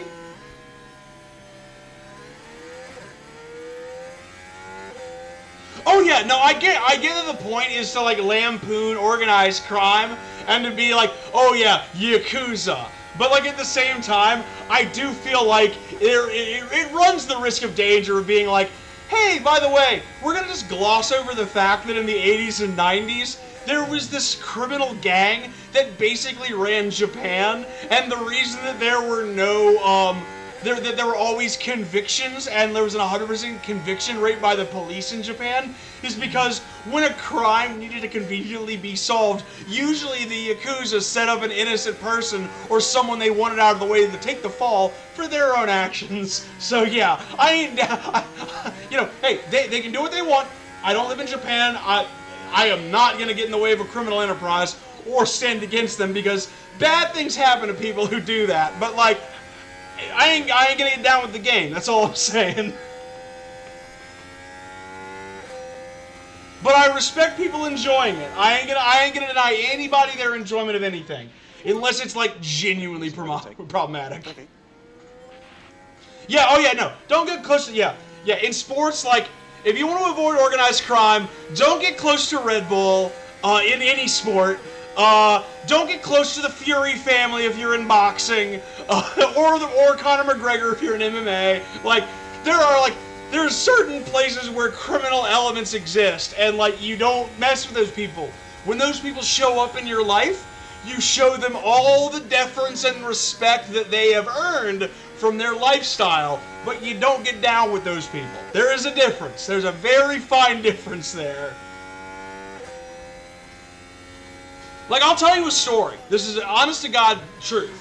Back in 2015 or 2016, a buddy of mine who's an Eagles fan, Philadelphia Eagles, my American football team, and I went to go watch an Eagles game, and there was an Eagles bar near where I used to live in Midtown East. So we go down there, we're having a good time, we go outside for a smoke at halftime, right? Suddenly, this Irish dude, real big hulking Irish dude, comes up to us while we're outside, asks for a cigarette, we immediately give it to him, starts talking to us, and then when we go back into the bar, and this is a paid event, by the way, you had to pay like a $30 entry fee to go and like drink with other Eagles fans. But then like, he just waltzes in, like everybody on staff just like nods to him very politely, doesn't hassle him about money, anything like. So like, we pick up on who this guy is. So like, we sit down there and he comes to our table, bring up a new chair for him.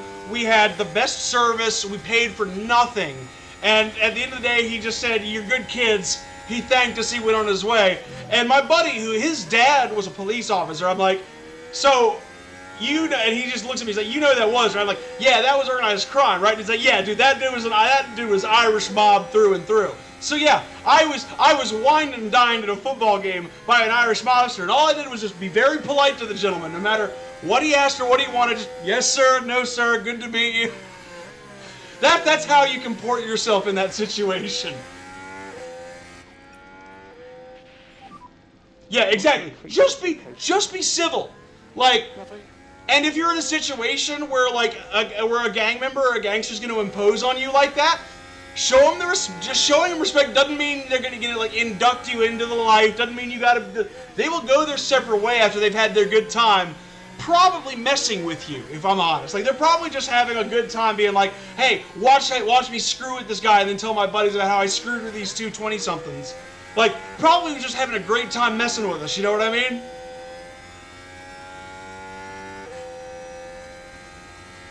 But yeah, no, not a word of a lie. Absolutely true thing that happened to me in Midtown East. At, actually, no, the bar is closed, so I don't want to dead name the bar, in case they own a new joint in the same area. But, pretty sure that was an Irish mob bar.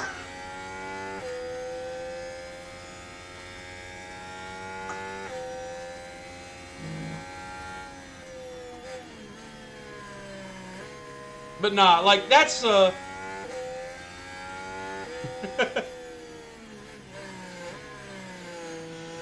yeah, no, that's exactly it. It's like, all organized crime members want you to do as somebody who's not in their business. They want you to pick up on the hints of who they are. They want you to be kind and respectful, and they will be kind and respectful in turn, and they will get on with what they're doing. Because, like, they're criminals. They're not, they're not like they're not like psychopaths, right? Like some of them are psychopaths. Like some of the hitmen are genuinely psychopaths. But like most organized criminals, they're just businessmen. Their business just happens to be crime. So like if you're not in a position to be like, if you're not like, lawyers or the police or justice in an organized way and your job isn't going after them, don't go after them. Like,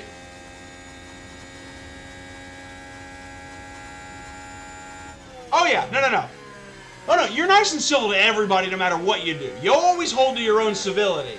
But like, in those cases, you need to be a bit, adept. A bit intelligent with how you comport yourself. So this has actually turned into a decent recovery drive. We went from P17 with Sargent to P13, and Albon only dropped from P11 to P14. And Norris is not really catching Albon. So I think we've done a remarkable job recovering from what could have been an even worse situation.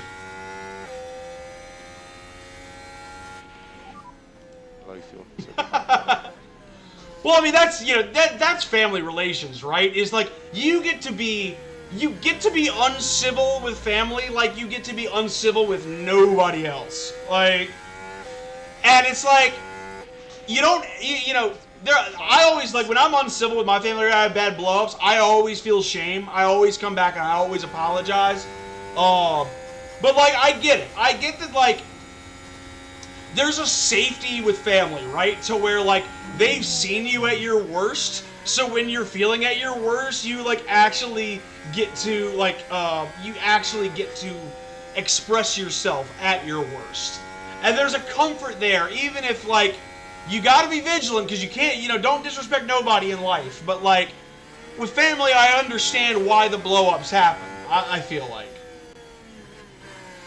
But I'm on very good terms with my family. American Thanksgiving is, in 3 weeks? So I'm going to visit my brother down in Washington, D.C., and my family's coming up to visit him as well. So we're having a nice, good time in the nation's capital for a couple of days for Thanksgiving. So I'm really looking forward to that.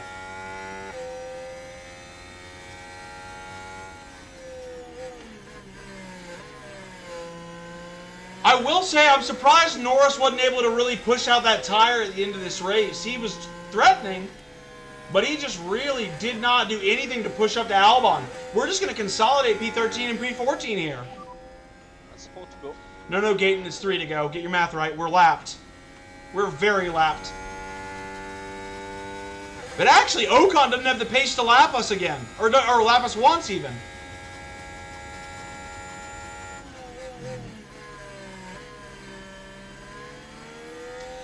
That's tough. I'm sorry you're dealing with family stuff, man. It is very, very hard. But I'm glad, I'm glad that there is a silver lining to the cloud and that you're coming through it. That's the important thing.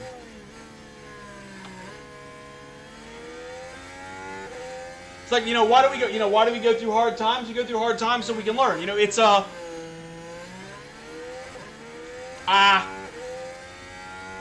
that's tough, but you really gotta, when you have the ability to put things in context, you have the ability to, realize what you've got through those hard times, even when stuff is rough, even when you're not happy with family members. Like, that's what matters more than anything, is that you find the ways to heal, and you find those ways to bridge the gaps that are important to you with the relations that are important to you. Like, I guess this is turning into, like, a wisdom stream right now, because I'm just waiting for the race to end, but, like, I promise you, that, like, there are few things in life that you'll ever regret. Not making up with the people you care about and not, approaching them from a place of recovery is, like, that's where, that's what you will end up regretting in life. So I always say, like, if there is a bridge that can be mended, mend the bridge. It's always worth the work. I'm glad to hear that the relationship has been a good conduit for you, though. Like, it's always nice to have a place to place those positive emotions and to feel good about yourself. Yeah, that making that space for yourself is something that I think everybody should do, even if you don't have an immediate reason for it. Like, one of the best pieces of advice I ever got in my life actually was from my father before I went out to college. is he gave me 2 pieces of advice. One is no matter what you do, never go to bed angry.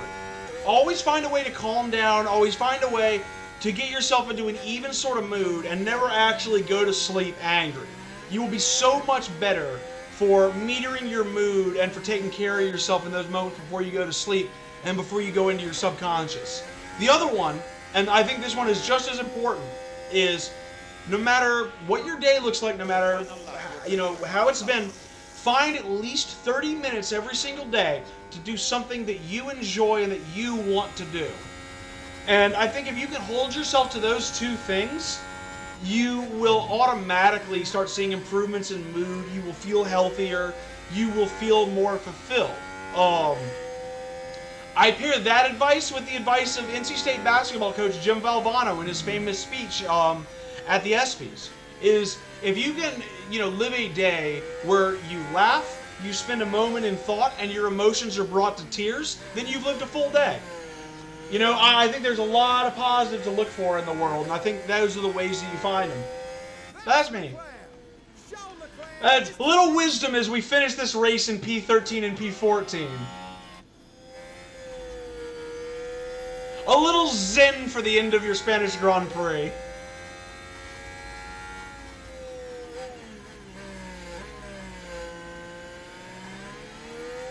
And yes, I know I am like an irritatingly positive person.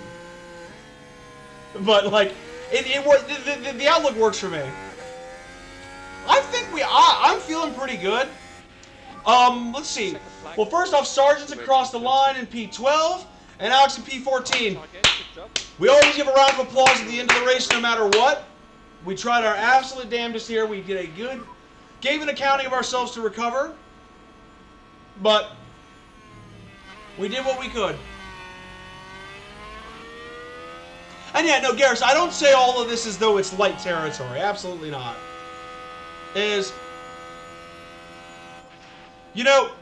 one of those things where, like, a recovery drive is a good time to talk about recovery, isn't it? Honestly, I think the way towards recovery and towards forgiveness is always, like, for me at least, the way towards recovery is always moving forward. I've had my share of hardships in my life. I've shared this openly now on social media and in BK server, the Harem, which is where a lot of the regulars from this are as well. But I'm a recovered cocaine addict. I never went to rehab officially. I never got an official diagnosis. But I know for a fact that I was a cocaine addict because I spent 18 months hooked on this shit. To the point where I was, bringing an 8-ball with me to do in the office. I was, my weekend would be, most of the Friday and Saturday nights for a couple of years were spent always being high on cocaine, and I had the money at the time to do it, so of course I was going to do it. It's how I learned I have an addictive personality and why I'm vigilant of it now. So, like, the way I got over it was in addition to a lot of help from a lot of friends, in addition to losing some friends, in addition to losing some people in my life that I didn't want to lose, and some come to Jesus moments that I had. My way out of that pit has been moving forward.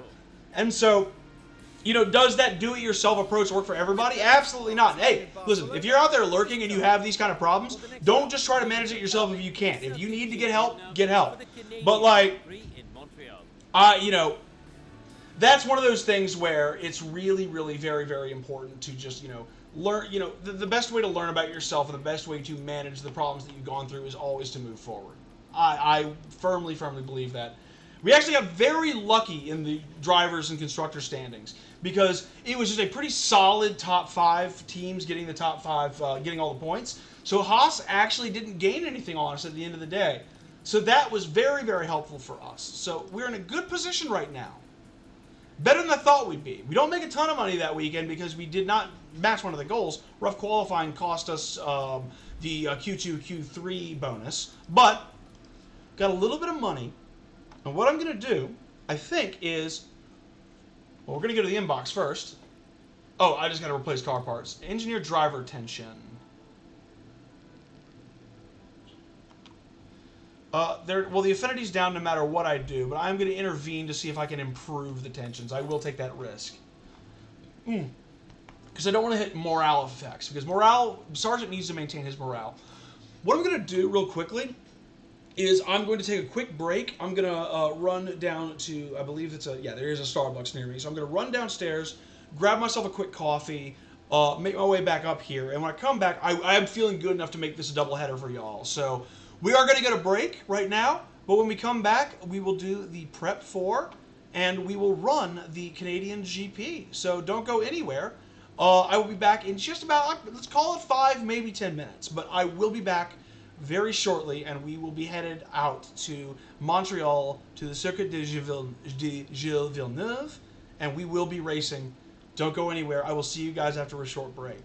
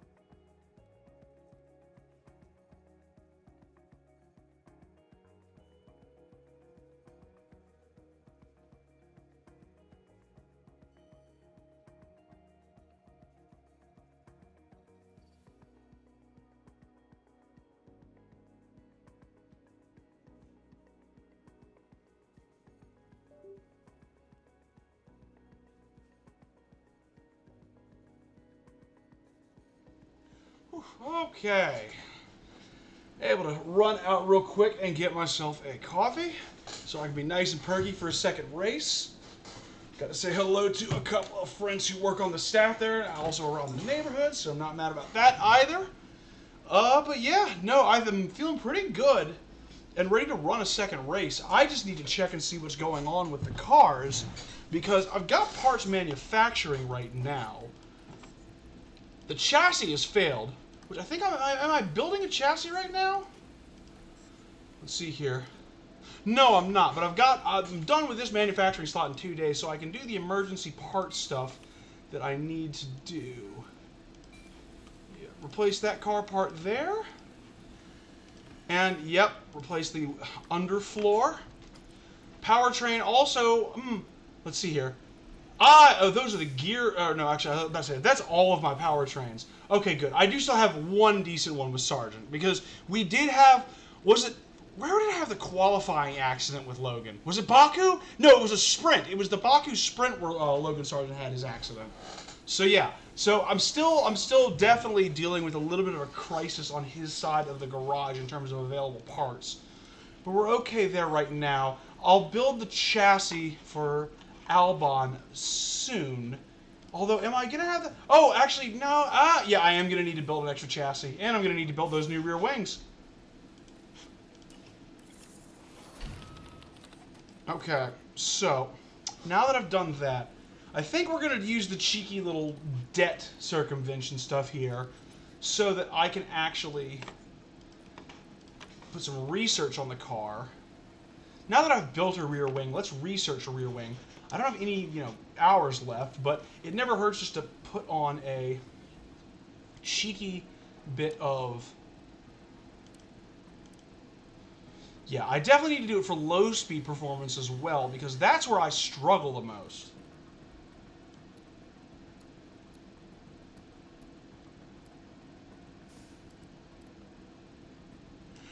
I like that balance a little bit better, honestly, because it gives me, if I'm not worried about airflow sensitivity, and I'm not worried about drag reduction, I can, or actually if I'm worried about drag reduction, I don't actually lose the gains in dirty air tolerance, and I pick up a ton of speed and a ton of DRS effectiveness.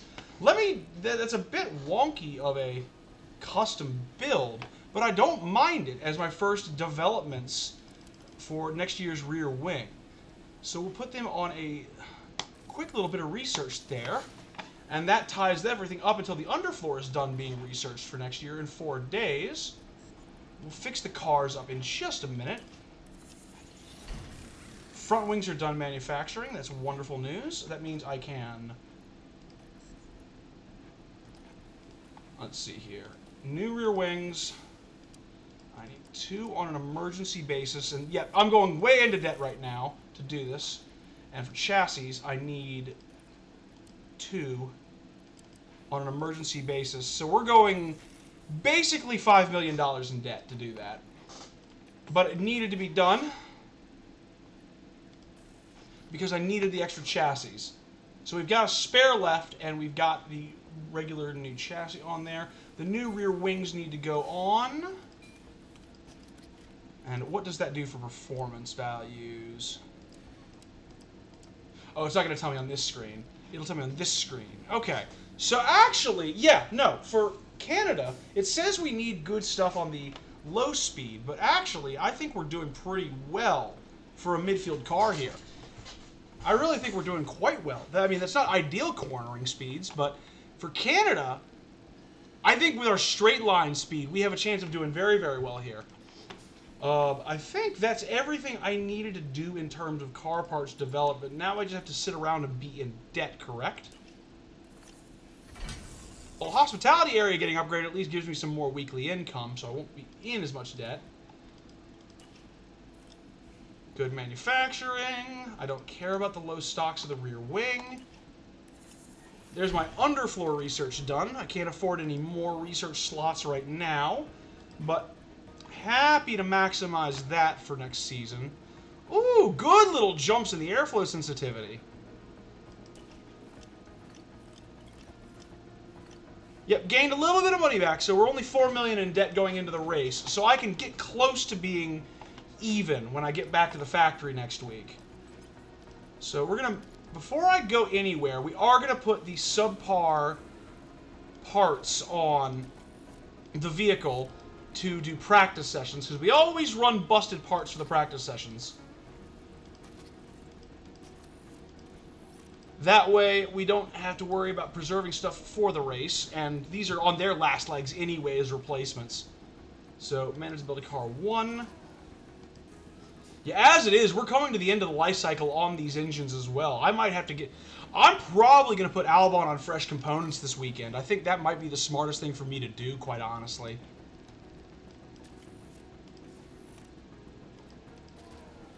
Oh, no. Ah! And both my ERS are dramatically bad right now. So yeah, we're going to use the 50% one and go to the 57 during the race. And then swap out. It's on 33%, but all of that should at least last until the end of my practice sessions. I don't foresee myself, knock on desk, I don't foresee myself having any difficulties getting through practice. Alright, so, actually, let me look at the weather report for the weekend. Where is my weather report? Oh, there it is. We got a wet race, ladies and gentlemen. This is going to be interesting. We did we have a checkered record in mixed conditions.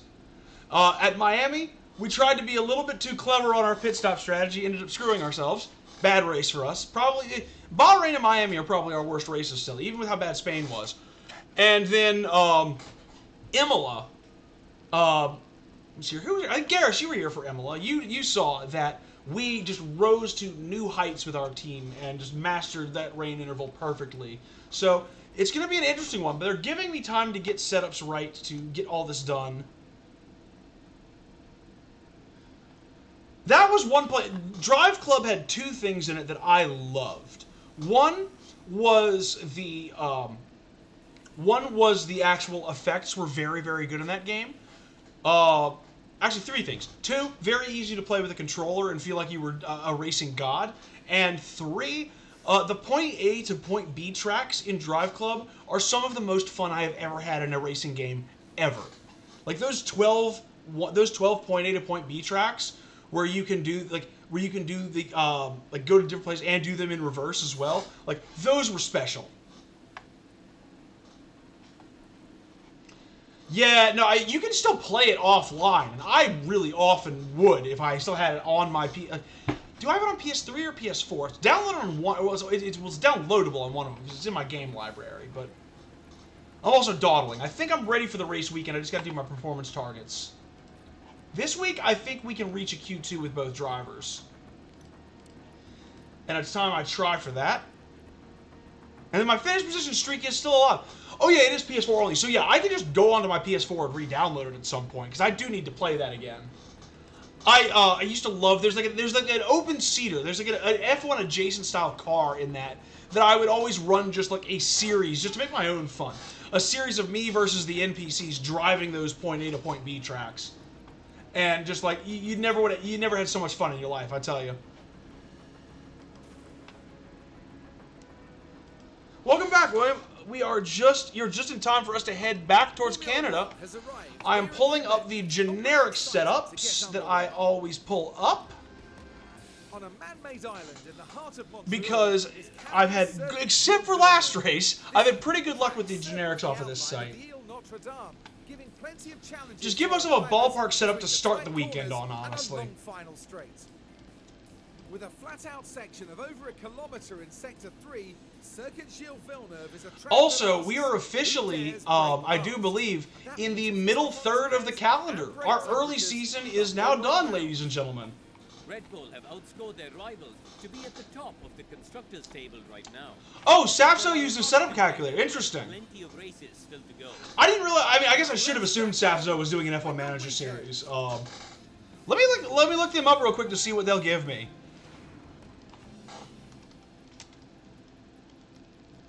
Setup calculator, F1 Manager. There you are. All right. Let me take a look at this real quick.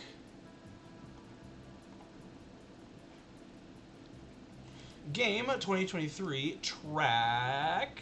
Where are you? There you are, Montreal. Clear all previous presets. Okay.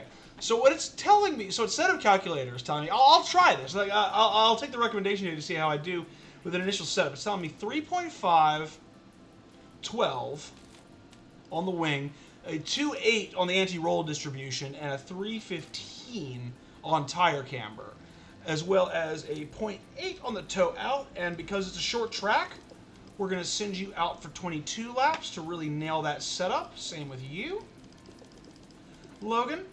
And let's see here, just run on the same stuff again. It's usually a little bit variant between the two different drivers, but I don't mind a good generic setup to start off with.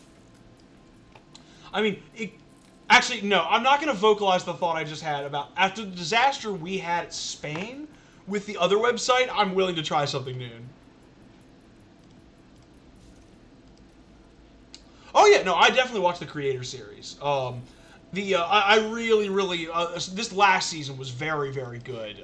The battle between Tom and Tia at Marduk was a really genuinely good battle for the victory in that series this year. So I had a lot of fun with that. But let's go ahead and get ourselves out to practice, and let's keep our fingers crossed, Garrus, that, yeah, we don't have the same problems. We do not have a grueling... This doesn't turn into a nightmare session.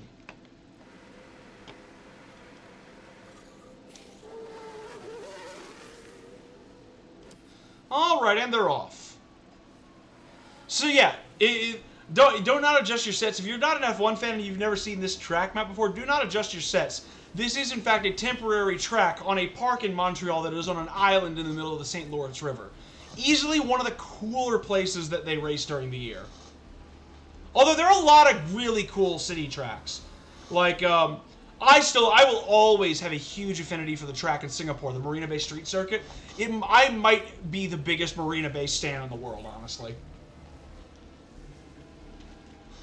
Something about just the blending of F1 and endurance racing on that track during those race weekends in Singapore is very special to me.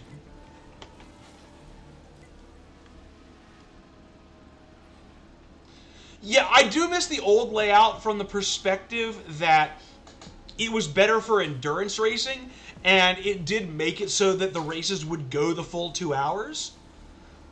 But I also do like the fact that you can now get some passing done in Sector 3, and you can build up your speed to make a pass into the end of the lap. I like that part of it more.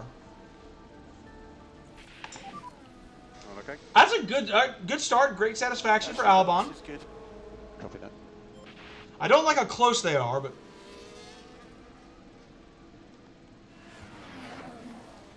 Let's see here. And then I'm just going to wait for Logan to give me his setup, and then I can pull these guys in. Well, who would have thought it? A actual, legitimately regular practice session. Race control VSC is in, so we can call our cars in. Don't need to finish this stint if I'm going to have to deal with VSC. Gasly went off. What happened to Gasly? He actually crashed. Yeah, go ahead and look, Garrus. No worries. I appreciate you letting me know. Oh, he rode the corner.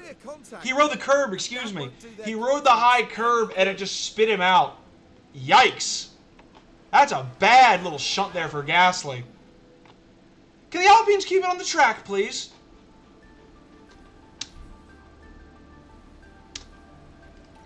Alright, that's an 82 for Albon. That's not horrible. I think I want max speed on the straight, so I'm going to take the rear wing angle, and I'm going to shunt it that way. And I think at the front wing angle, I also want more oversteer. So I'm going to bring it all the way out that way. I think I want better cornering, so we'll pull that. And then bring that in just a bit more because we want to go crazy with it. Yeah, no, I usually end up with 100% setups by the end of a weekend. I'm usually pretty good at nailing that. It's usually a little bit of trial and error, but what are the expected strategies? Actually, no. Confirm that change. What are the expected strategies this week?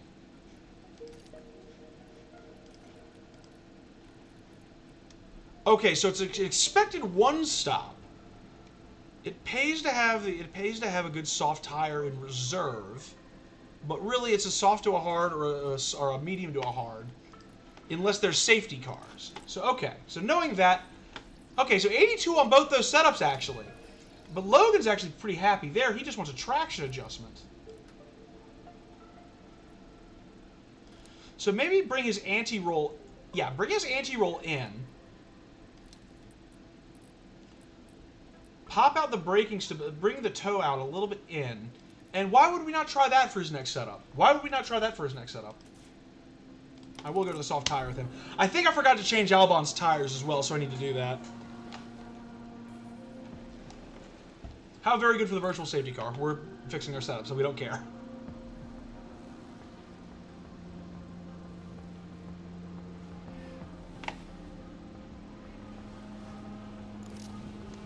All right. Yeah, you are still the hard tire, so while you're putting on the soft, you go out now, and you go out now, and dots go zoom again.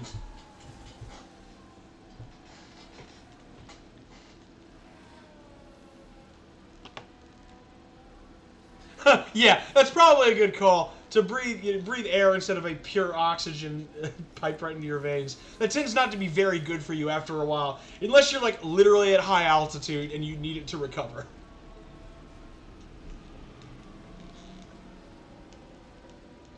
So yeah, not expecting any special pace in practice. We put them on the bad engine parts for a reason.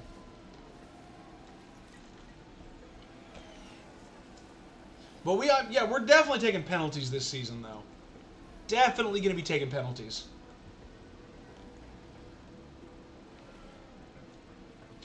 Also, the Mass Effect music is back.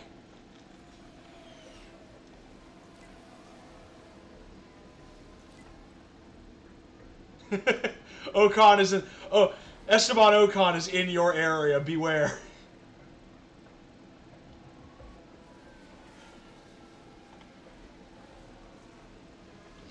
Alright, seems like we're going a little quicker this stint. Yep, I know there's major ERS damage. Don't worry, Logan. I know the parts I may have to switch that between races. Or between practice sessions. That's actually really bad. I think I've killed the old ERS on his car. Alright, still on great. That feels pretty good. I can actually call you in because you've got over 33. And Logan, you are also happy. You have it, give me feedback on And balance. let's bring you in as well. Copy. Copy. Okay, I nailed the wing.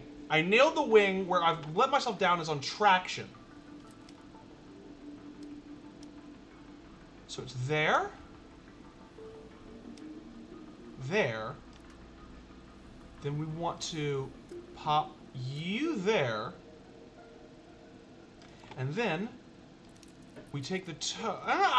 Actually, we're going to revert real quick. I nailed the straights. Old Yarnum. What did I even say? Because now I'm reading what you thought I said, and I'm trying to think of what I said that spurred that. Thank you. Okay, so yeah, we want to move the traction. The one thing we know is the anti-roll's got to go that way, all the way to 1.9. Yeah, and then I think what we want to do instead is a front wing adjustment there, then bring the tire camber down, which builds a bit of distance. And then I can get that all the way out there. That looks pretty good to me. I might be taking it to a bit of an extreme, but that looks like I've actually lined it up to be a little bit better. So that'll be the setup we try next session. Now we just wait for Logan to come in. Take a look at his real quick. He's on 91. So, okay.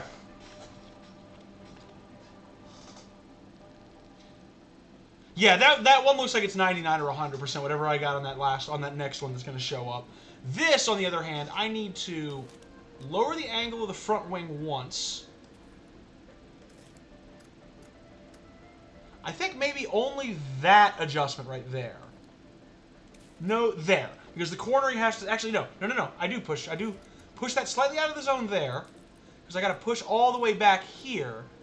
And that puts that back in optimal. That at the edge of the zone. That towards great. That towards great. I don't know. I don't feel as confident of getting close to 100 with this one, but I feel like this is a definite improvement. Although, I don't like how far the cornering has gone off.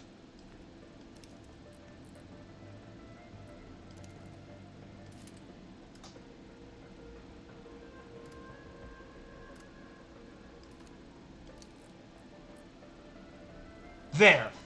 I think that might be the adjustment. It's very subtle.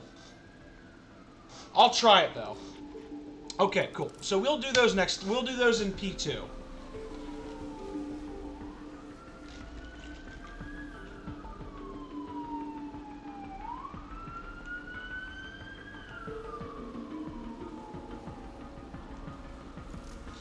Now, the trick of everything is, with this weekend and the rain that's going to be coming... Oh, yeah, that's the thing. Why am I worried about expected strategies and preserving tire compounds anyway when we're going to have a wet race? So, I don't know what I was thinking. But good experience for the boys in that first run, 35 and 37. They're on pace to get 100% experience on track. Maybe not 100% with the car knowledge, though, because we did put the new rear wings on. But, yeah, heavy rain for Saturday and Sunday. That means we've got wet sessions coming up. I do, unfortunately, need to go to that one now. And that'll be my race ERS, is ERS number 5. But yeah, I'm really, really starting to run out of parts. And I'm not even, like, halfway through the season. I'm going to have some bad penalties, I think, this year. I just need to figure out what tracks I should take them at. Probably the high-speed stuff, like Spa, Monza. That'll be places where I take penalties.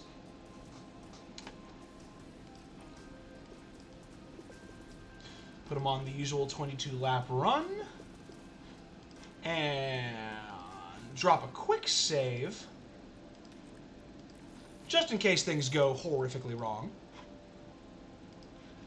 And let's go back to practice.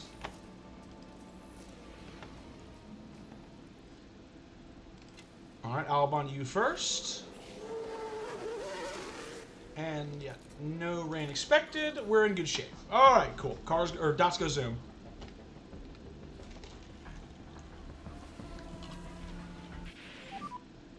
We got an issue.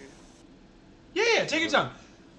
No, the real excitement comes once we get to qualifying. This is literally just me ironing out setups, making sure I can prep the team for the best weekend possible. But yeah, no, practice, ideally this just goes quickly, you know? I don't like wasting a whole lot of time with it. I'd rather be racing. I'd rather be racing.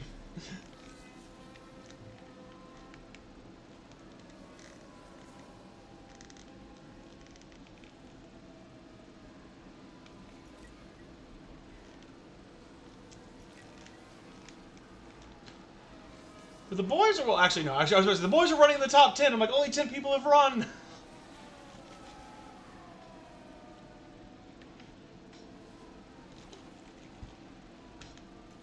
It's a little appalling to me that the NPC teams can have such limited stints in practice compared to you and yet have comparable experience for the weekend. That's something that needs to get fixed in this. Either you should have to do less practice runs as a driver to get the familiarity, or they should have more to do.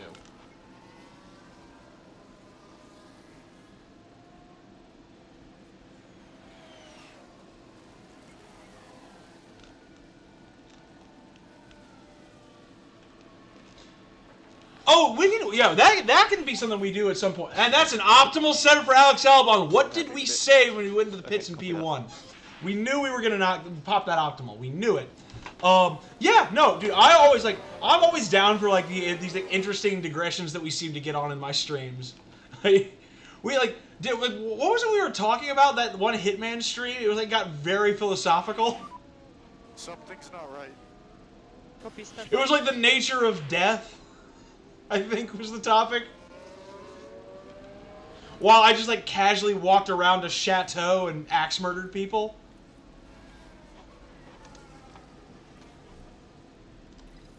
Okay, so that's Alex Albon. Enjoy the rest of your weekend, buddy. You are on the right tires, or sorry, you're on the right setup. I don't even need to run you 22 laps anymore. I can give you the 15. See, Alex Albon just go out and have a nice little drive around Montreal. Enjoy yourself, buddy. Set a lap time for me. Logan is at 96. Okay. So it's a wing position thing. It has to be.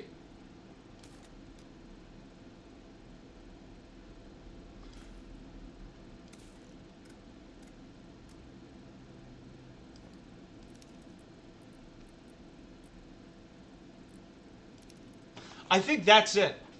I think that's probably the setup for Sargent to get him 100%. Oh yeah, we've definitely talked about Mass Effect because that's just a passion that you and I happen to share, is wanting that series to be great and being horrifically disappointed that it can never meet our expectations ever again. But that being said, great series. If you haven't played Mass Effect, do yourself a favor.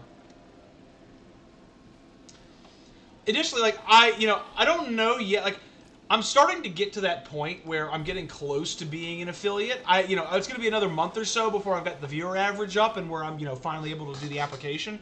But I figure I need to do something special as, like, the affiliation celebration where I can, like, celebrate being able to actually do stuff like that. And I might just marathon the Mass Effect series, like 1, 2, 3, and 4 all on stream. And I might do, like, I might just, like, take a week off of doing work and just, like, do, like, a solid Mass Effect marathon. That's, like, the one idea I've had for, like, because, like, once I actually hit affiliate, which has been a goal for a while, like, once I hit affiliate, I've got to find an interesting way to celebrate it. And that's my favorite series of all time. So I may need to bring it to stream in a very, like, considered, here's all of my Mass Effect knowledge and routing knowledge pouring out of my brain kind of stream. Tell your friends. I want a little more experience, Alex, so if you would not mind going out again on the mediums.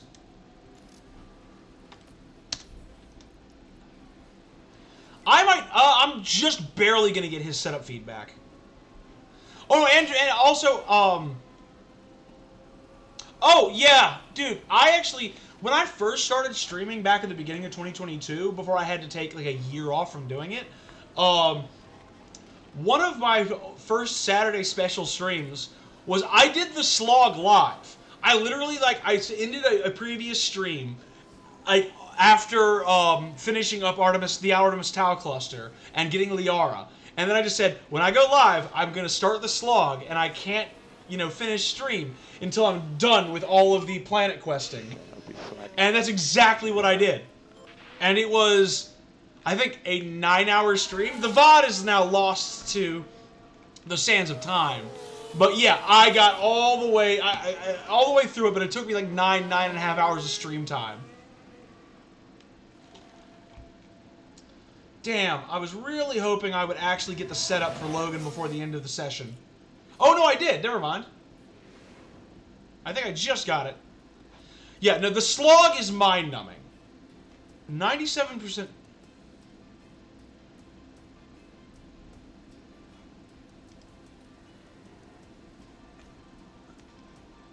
I don't know if I have watch time set up with Stream Elements. I'd be fascinated to figure that out. That's pretty darn close with Logan. I don't even really want to futz with it all that much.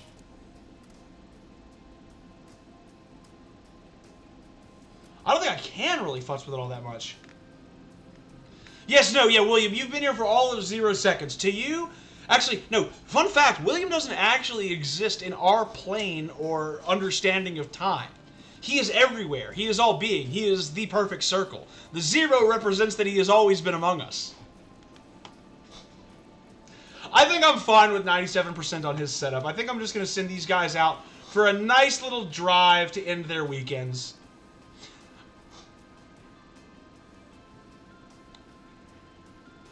Okay, so it's somewhere, you've been watching me somewhere between 0 and 22 hours. We figured that out.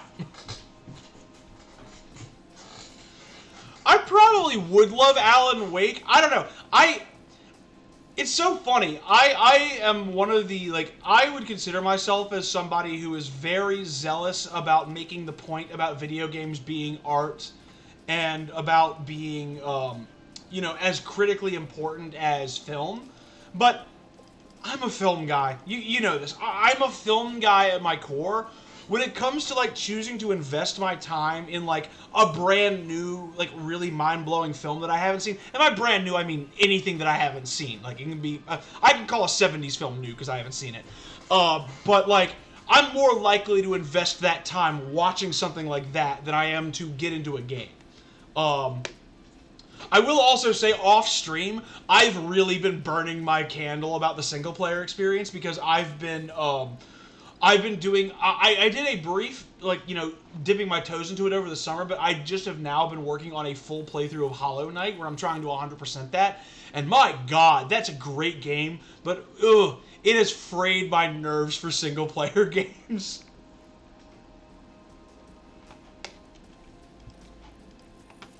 Alright, just gonna send these boys out for a nice little jaunt. Just enjoy your drives, gentlemen. That's great. No accidents, please. I just want to see a good 100% on that track knowledge, and then you're done for the weekend.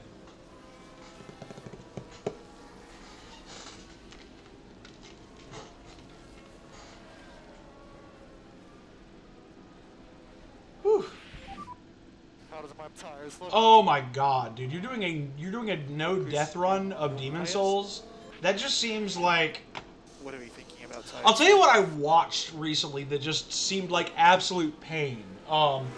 In addition to watching a lot of racing sims and stuff like that, when I'm not doing my own gaming, I watch a lot of speed running as well. I find it very soothing, believe it or not. It's not for the runners, but I find it soothing to watch. I just watched Super Mario 64 runner Simply's video on his attempts at doing a damageless 120-star run of Super Mario 64. The fact that he is only the second person ever to complete that, and the ordeal he went through to get all 120 stars in SM64 without taking a single point of damage is just, it blows my mind. I don't know how some of y'all who are that good at games, I don't know how you do it. I really have no idea. Alright, let's see how many laps we can get up before we need to bring them in.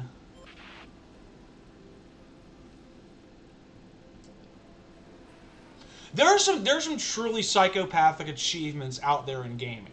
Like, for my part, the one psychopathic achievement that I am trying for that, like, is not healthy for me to try is I am absolutely trying to get to 100% in Red Dead 2. It's one of the hardest things to do in gaming, but I want that 100%. I think it's only going to be intermediates, so let's put them on enters.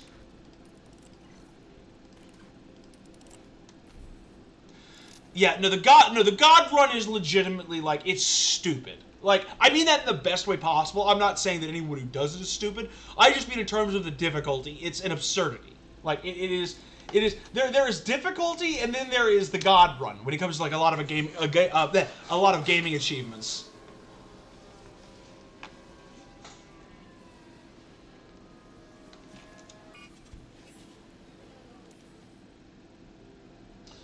If I were to try anything like that, where I try to do, like, a damageless or, like, a deathless run, I would have to start playing it again and, like, doing it and re-familiarize myself with it. I might be able to do one of the original 3 Crash Bandicoot games deathless.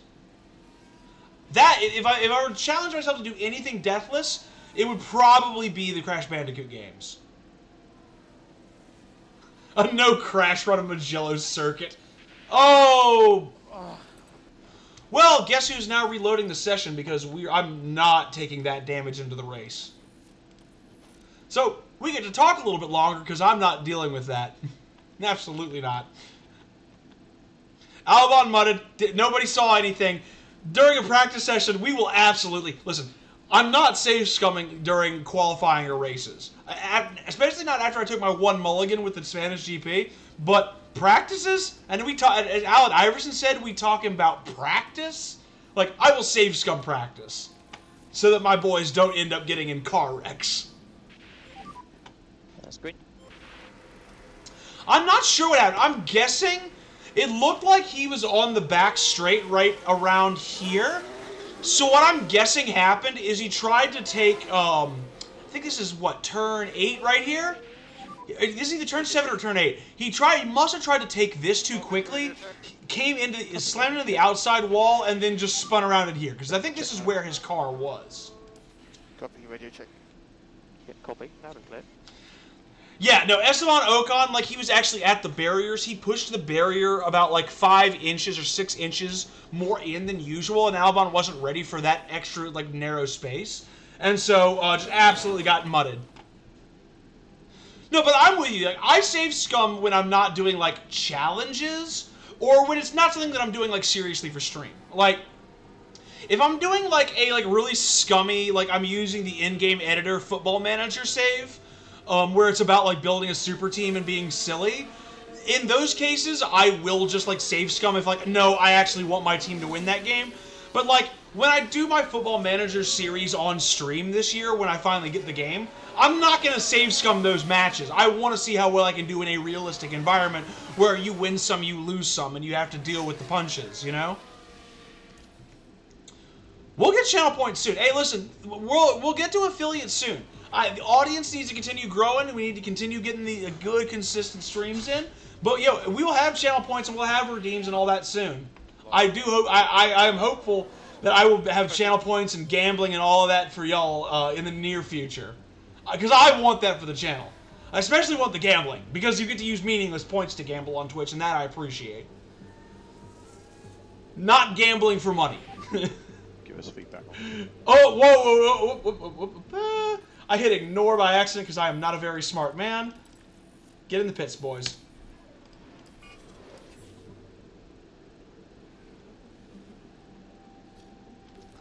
Can we get a top 20?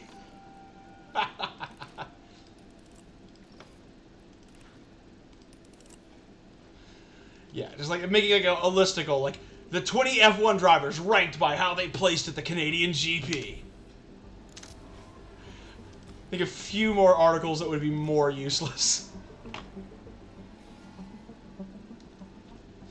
Well, now we just keep our fingers crossed that they're just going to run their laps normally and... Oh, that's why I ended up spinning. It actually did get to wet conditions. I didn't even notice that. So I do need to put them on a wet tire. Because that's probably why Albon crashed. Like, that's definitely why I had to save scum there, is I did not see that it got to more than 4 millimeters of condensation. Because after 4 millimeters... Yes, Alex, I'm very aware that the tires are cold. You're warming them up in the rain. No, this, thankfully, Garrus, is not a repeat of Spain, because, thankfully, the rain is here on Saturday when I actually have my setups. Like, today I'm not worried. Today I'm happy. Though I am not happy with those tire attempts, boys. Get them into the window, please.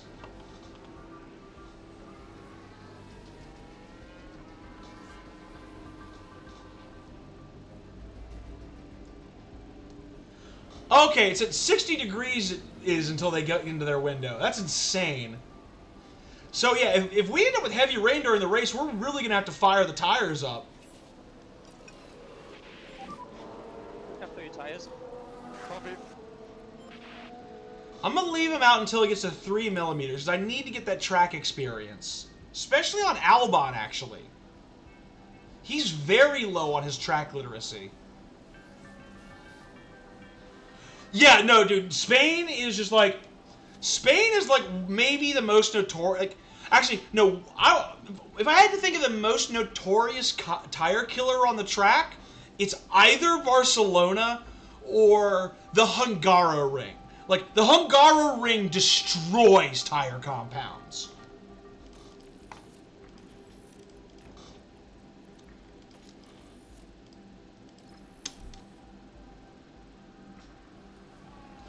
Like, I would actually, if they were to really truly use softer compounds in Hungary, I think that would be a 3-stop race. I think they're using the hardest compounds because it's the only way they can even eke out a 2-stop there.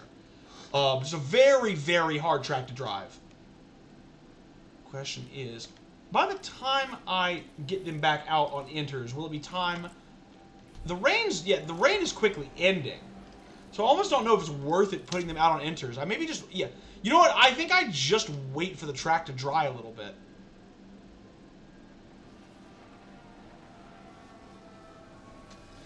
Oh, yeah. No, the Vietnamese GP, that circuit that they had in Hanoi looked like it was absolute especially, dude, the third sector that they had planned for Hanoi was ridiculous.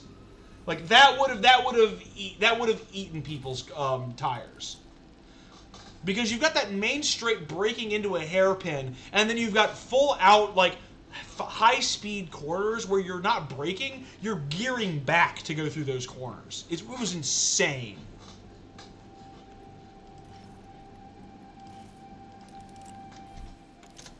Like, I mean, I think it's kind of a blessing in disguise we never actually ran that track. Yeah, send him out on this. It'll be dry in just a few minutes, so I'm not too worried.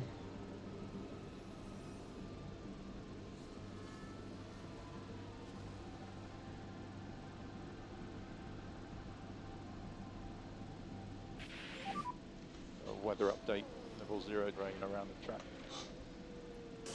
Alright, it's going to dry out for the end of our session. We'll actually get some real time.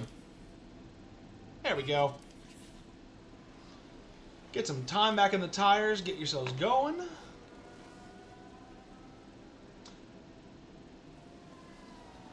Alright, well, overall, Alex is going to be a little lacking on his track knowledge, but overall, a decent bit of confidence for both the boys this weekend.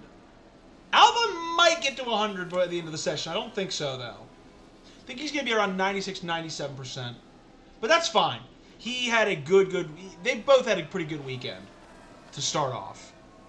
The real question now is how we manage qualifying, because I think it's going to be a situation where we just need to send him out for during the rain before the rain gets here immediately. Okay, let's check it. Yeah, very, very good. Very, very good session for the boys. I am pretty happy with that.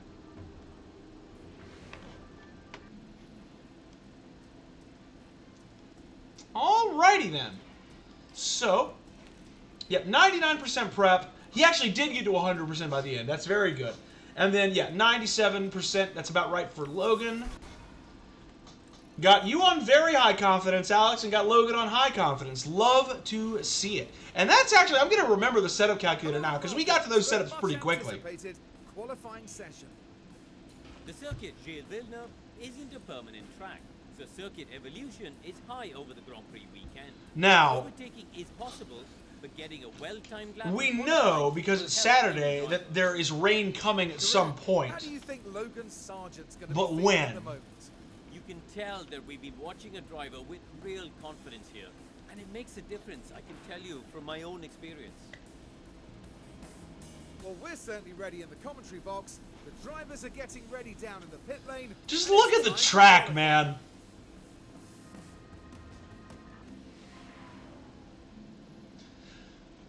Yeah, no, that is helpful, because, like, I will say, like, the site that I was using was not terrible for the first couple of GP, but, like, when I got to Monaco and Spain, it was not great, so it was very quickly turning into an issue. Fresh engine for Albon, I love that. Fresh gearbox for Albon, I love that. And unfortunately, we've got to put in a bit of a crappy ERS, but it's not worn out. I like that for Albon's weekend. Engines, 79% for Sargent. It won't be as good, but it never was after the crash in Azerbaijan. But he has a much better ERS than Albon because of that crash. And these gearboxes are now done. I think it's time to go to his last gearbox for the season and start using it. That's a little crazy, but I can't believe. Look, I'm probably gonna end up taking one race worth of penalties for Albon towards the sort of back half of the year. I will have to take 2 penalties more for Sargent. I think he's gonna be starting a P20 for a number of Grand Prix in the back half of the year. But I think we're ready to qualify. Now the big question is, when does the rain come in the sessions? If it's coming early, we got to go out immediately. That's green now. I think the time to go is basically right now. Because that's coming in about 6 minutes. Yeah, and it's not going to be particularly dry at the end here, I don't think. I think we go now. I think we go now.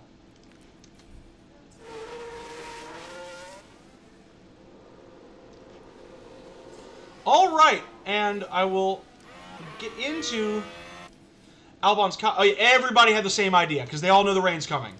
So now, we will keep to stream tradition, and for those of you who are new to Formula 1, I will give you a tour around the Circuit de Gilles Villeneuve here in Montreal, Canada.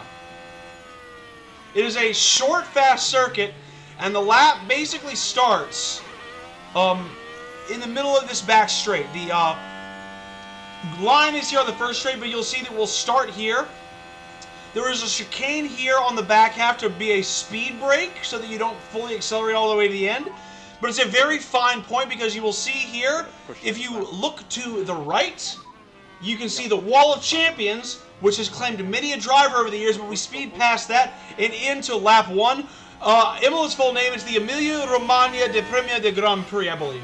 But you come to this turn 1, turn 2 section, it's a slow left to right where you accelerate off, and you go into an actually deceptively quick downhill chicane here for turns 3 and 4, and then it is full speed, blind turn 5 here. You got to be really very, very brave, and then braking into turn 6 here, you want to brake and accelerate quickly out of the turn because you come through into this section and onto the back DRS straight where you want to make up a lot of speed where you come into yet another chicane. Most of the turns in this course here in Canada are speed brakes. No DRS here on this curved section, but if you've got good speed through the chicane, you can draw alongside into this hairpin, or if you can get along the inside, or if you're on better tires on the outside, you can pass coming onto the back straight, where you do have the full rate of DRS and a full ability to push ahead here in this race.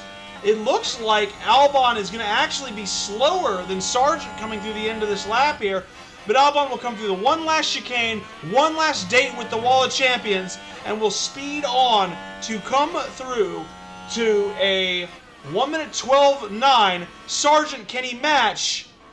He actually, I believe, has done better, and he's in a 1:12.7. So for the first time, actually, in a session, I do believe Sargent has gotten a better qualifying time than Pierre Gasly. Or sorry, than Alex Albon. Oh, you meant the Autodrome at Monza, not at Imola, not the Grand Prix name. Both the Grand Prix and the track name are very, very long. No, that's right. It was like Formula 1 Qatar Airways Gran Premio del Made in Italy dell'Emilia. I can't even say it. It was so long. But you're right. It was a big, big tongue twister of a lap. Lewis Hamilton must have gotten blocked because that's a poor time there from the Merc.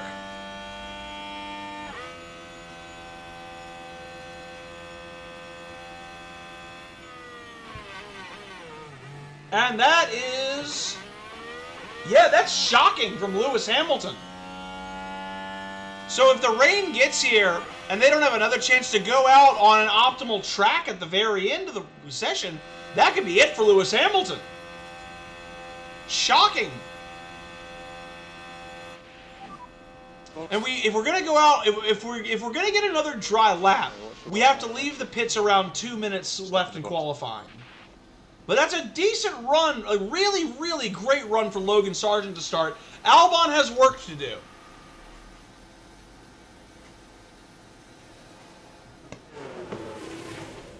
All right, we are gonna put on the second set of softs.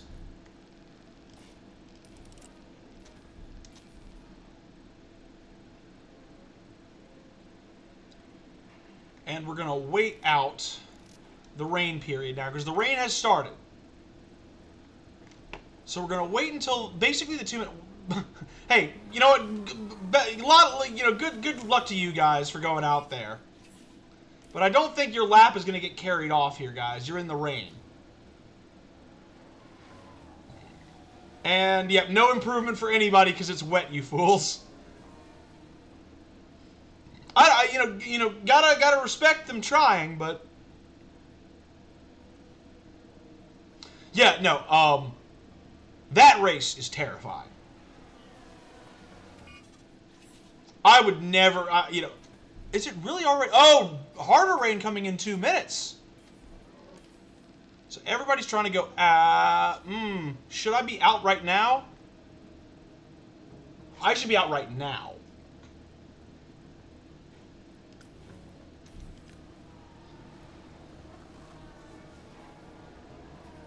Okay, so it's not going to rain, so...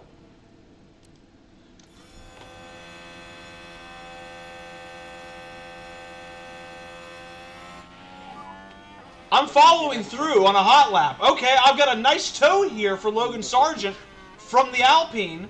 And Albon is going to have to wait to start his lap. Go push. But now we can go. Okay, that's a very good question. The difference between Formula 1, Formula 2, and Formula 3, there are quite a few of them. But in general... F1 in particular is not a spec series. What that means is a spec series involves each team is given basically the same chassis and the same base parts to which they put on their car, and they're really only responsible for improving the design, but there's certain things that you cannot do to change a spec car. F1 is a constructor series, meaning that each team builds their own car and builds it to unique specifications that they themselves suss out in a laboratory.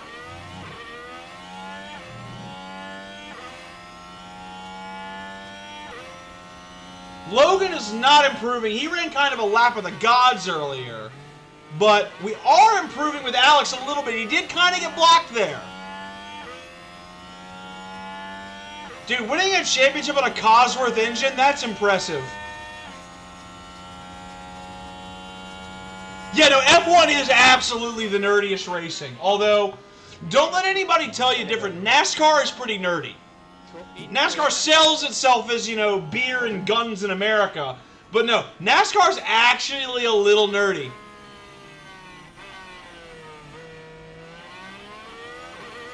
Albon is in the danger zone here. Hamilton is out of qualifying.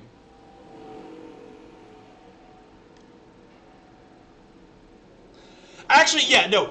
IndyCar's pretty nerdy. Formula E, I feel like is nerdy, but I feel like because the electric engines are now like actually refined pieces of equipment that can last a full race, unless they do something stupid like they did in Virginia last year. I think that Formula E is, if anything, becoming more standardized and less like nerdy and like. It was the vanguard, but it's no longer like Formula E is no longer the cutting edge of electronic cars. I think they wish they were, but it's electric engines and electric vehicles are becoming so ubiquitous now that Formula E is now. I would love to see it adopt the kind of place that F1 has in terms of car manufacturing, and that design, like aerodynamic design points, and engine research that is done on these cars does go to contribute to road cars. I would love to see that with Formula E, but I don't think the pathway is there yet. Yeah, that's the one hurdle that is still in the way of e-racing being really like a truly serious thing, is you because of the nature of those batteries, they either have to reliably be able to last out a longer race distance, or there needs to be a way to recharge them within seconds so that you can actually have a legitimate Grand Prix where there's refueling. But like right now they're stuck in right now they're sort of stuck in a different kind of limbo. Oh yeah. Lots of or swap cars is not a terrible idea. I mean, it used to be in F1, if your car got wrecked and you had the spare, famously at Spa in 1998, while certain teams didn't have the budget to have reserve cars at the Grand Prix, certain people who were involved in that horrific pileup in the rain in Spa just jumped in another car and actually got to do the race.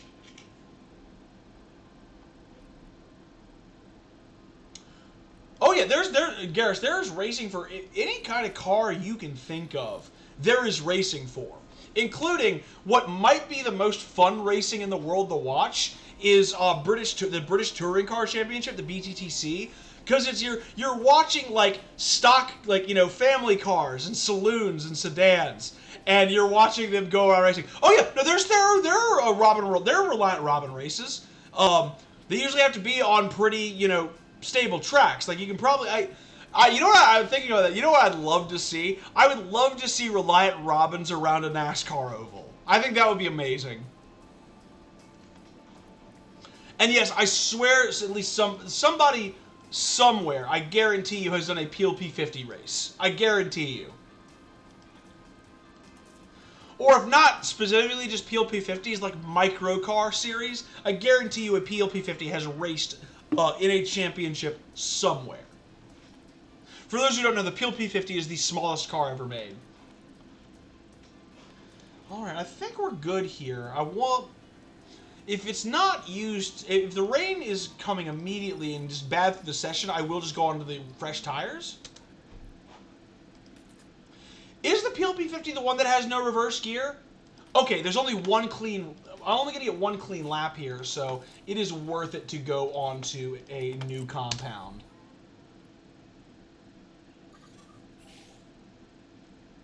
It's absolutely worth being on newer tires here for the session because I'm not going to get another run. Put Sargent out first and follow him up with Albon. But the rain is coming, so we got to get out now. I'm really glad that I might convert you into being a bit of an F1 fan, Garrus. Like, it's a very fun series to follow. I would love to see, you know, I would love to believe that there are certain manufacturers that are going to show up with cars to compete against the Red Bull next year. McLaren with their new wind tunnel gives me a lot of hope. Now that Mercedes has admitted that they spent 2 years just with the wrong car design and are actually acknowledging the mistakes that they've made, I have hope that Mercedes will be better again. Like, really all I want at the front of the grid, all I want is a fight for P1. William, I'm kind of with you on that. I don't believe... I just want affordable EVs. Oh, man. But no, I don't think Ferrari has a lot of hope. I think you're kind of astute in acknowledging that, because they really... It's not an issue of money with them. It's not an issue of talent in the team. It's an issue of ego. It's like, you'll get this because... It's clear. You'll get this because you live in England. It's like Manchester United's problems right now.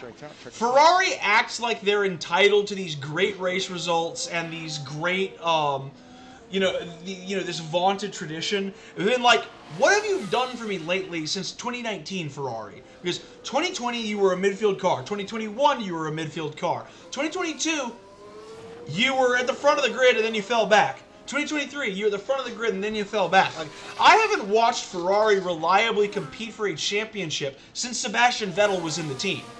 So why should I take Ferrari seriously in this generation or the next unless they reliably prove to me that they can design the fastest car, they can understand how to operate a basic race strategy. I mean that. A basic race strategy where they don't screw over their own drivers. And I know... Oddly enough, I know Carlos Sainz can close a race. I know that if Sainz at the front of the field, he has the ability to close out races. I need to see Charles Leclerc perform in the clutch. Every race that Leclerc won, he kind of won that running away. I've never seen Leclerc have to gut out a win. I need to see that from him. As great as he is and as vaunted as he is as a driver, I need to see him with a gutsy performance for a P1.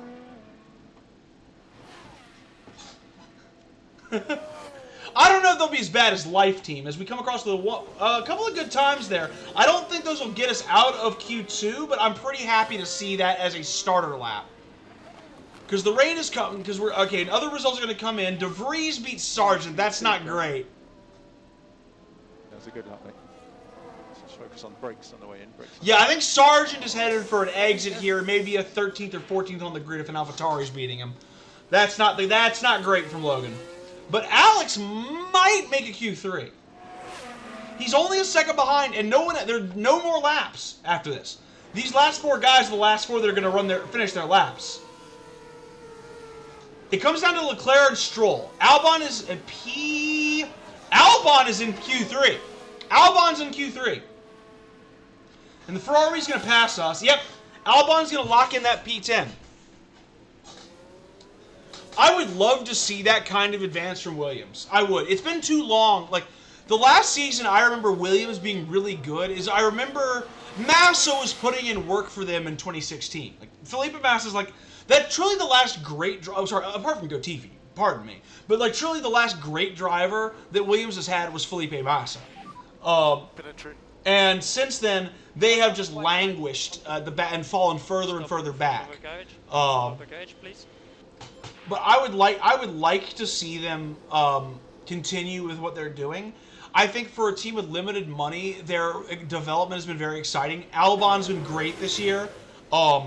I love James Voles as the team principal for them.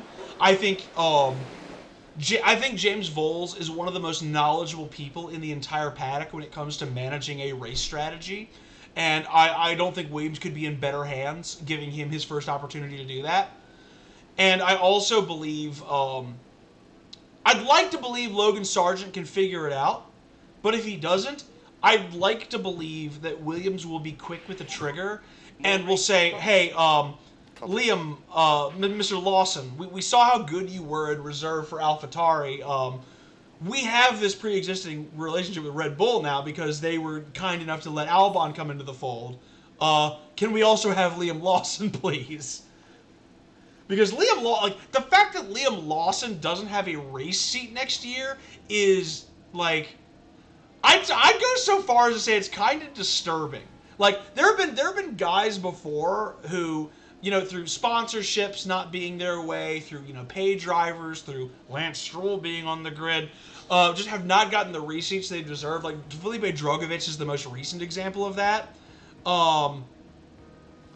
I also say, yeah, I feel like Ricciardo hasn't done a whole lot to deserve his seat back. I love Daniel Ricciardo, but I think it might be time for, like, I kind of want to see Daniel Ricciardo in IndyCar. I kind of want to see him go into endurance racing. Same thing, like, Lance Stroll I want to see go into endurance racing, because I think Lance Stroll would be an incredible endurance racer. He's built for that. He's built for that race series. Like, seeing Lance at, like, the 12 hours of Sebring or, like, the 24 hours of Le Mans, like, that's what Lance Stroll is supposed to be doing. Just my opinion. But, yeah, but, like, guys like Drogovic, guys like Callum Ilott a few years ago, Mick Schumacher is not getting back on the grid for his second opportunity the way that he should. But the Liam Lawson one is particularly disturbing to me because he is, like, the best prospect F1 has seen in a decade. Lawson is, you know, I know we hyped up Lando and George and Charles and all these guys, but, like, Lawson may be the best prospect to come into the sport since Hamilton. And I would hate to see him not find a seat while he's still young. Dude, Stroll, I mean, Aston Martin has already said, Aston Martin wants to get into endurance racing. Like, they're designing a P1 grade car to compete with the big boys. Like, they want to compete with Audi. And if they're going to do that, if you're going to compete with Audi Racing at Le Mans right now, you need the best drivers in the world. And if you're Aston, I'm pretty inclined to give Lance a call. I'm also pretty inclined to see if Seb Vettel wants to go around Le Mans as well, honestly. Although, Seb's doing his own thing. Like, Seb is probably pretty happy with whatever he's doing in retirement. I haven't even followed up with Sebastian Vettel and what he's up to. But I assume that that he's pretty gratified in retirement. But I always have this dream about, I always want to see, when, you know, like, I'm one of those people who's a sucker for, like, when Alonso is teased trying to be in the Indy 500. Like, yes, he hasn't qualified, but, like, hey, he went and tried. He went and actually tried to do it. I've got respect for that. I want to see drivers in F1 doing that, going into other race series. The way that Grosjean and Ericsson, honestly, have gone into IndyCar, and Grosjean in particular has become a star. I love seeing F1 guys go from what is considered to be the best racing series in the world with the best drivers in the world and actually have drivers perform as the best drivers in the world. Like, I think that's cool. But Sargent with a P13, as I've been sort of rambling to you guys, not a bad start for him at all, especially with a race with variable conditions. I think I'm pretty happy to have him there. And Albon in Q3 is more than we could have hoped for. Yeah, dude, no, Romain, like, honestly, whatever Romain Grosjean wants to get up to for the rest of his life is fine by me. He's having a great time in IndyCar. You know, after what happened in Bahrain in 2020, whatever he wants to do with the rest of his life. If he wants to be a star in IndyCar, like, go off, Romain. Like, you deserve it.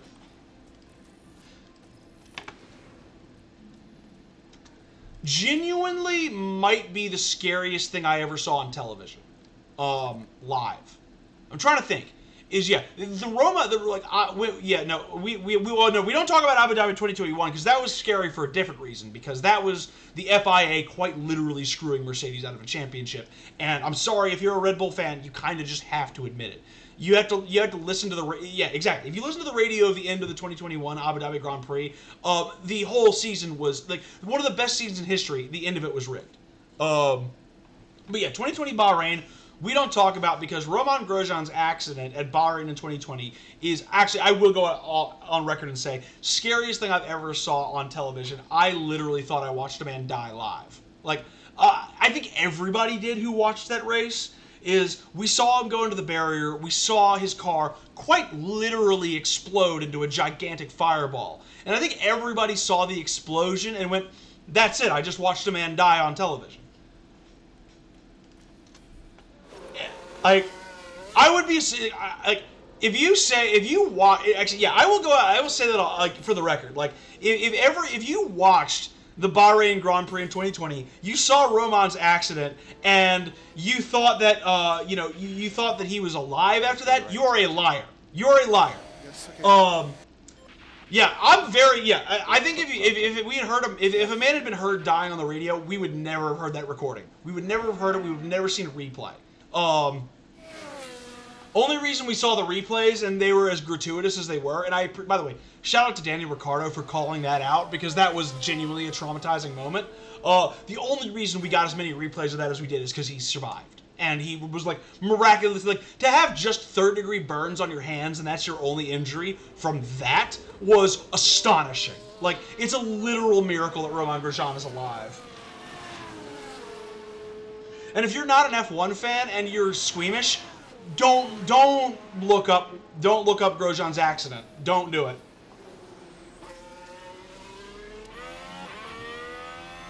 Yeah, exactly. If he had died, we would have seen the explosion, and that would have been it. We probably wouldn't have even heard the concerned radio messages from people like Leclerc and Lando that day. But what we're concerned with right now, we're going to briefly turn our focus to the one hot lap we get here in Canada. Can we climb above P10 on the grid with Alex Albon? We are very lucky, I think, to be in Q3. Let's see if we can make the most of it. It's interesting you say that, because 8 has kind of been our lucky number for race finishes.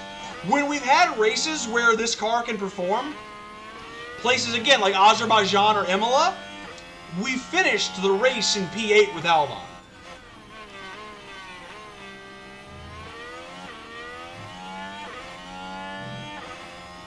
Actually, I was going to say, he's purple through Sector 1. He's the only person to complete Sector 1. Of course he's purple. But it's looking like it's going to be a good lap from Albon, I think. Sector 1's 21 seconds. Sector 2's 20. Yeah, he's actually on pretty good pace here to get a... If he gets a high 111... If he gets a high 111, I'd be stunned. I think it's going to be a 1 minute 12, but I think it's a low 1 minute 12, the way he's running.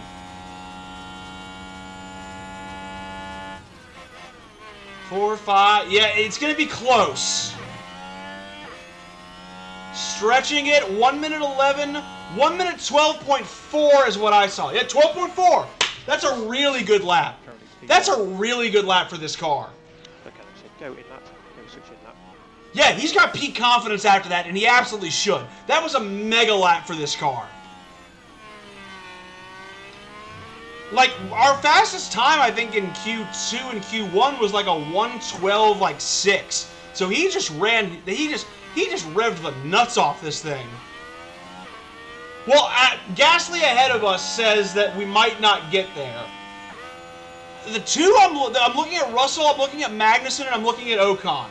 Ocon is directly ahead of us. Don't like that. How is Magnussen going to do here?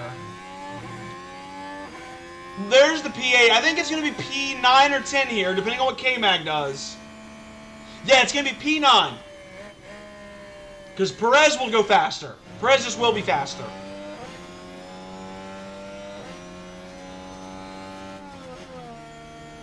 Yeah, okay. Well, so, irony of ironies, if we really need to, we can rear end Ocon. So if we truly need to do anything, we can. Checo just finished his lap before the rain started. That's a mega lap from Fernando. Look at that. Aston is in P2. But that's going to be qualifying here in Canada.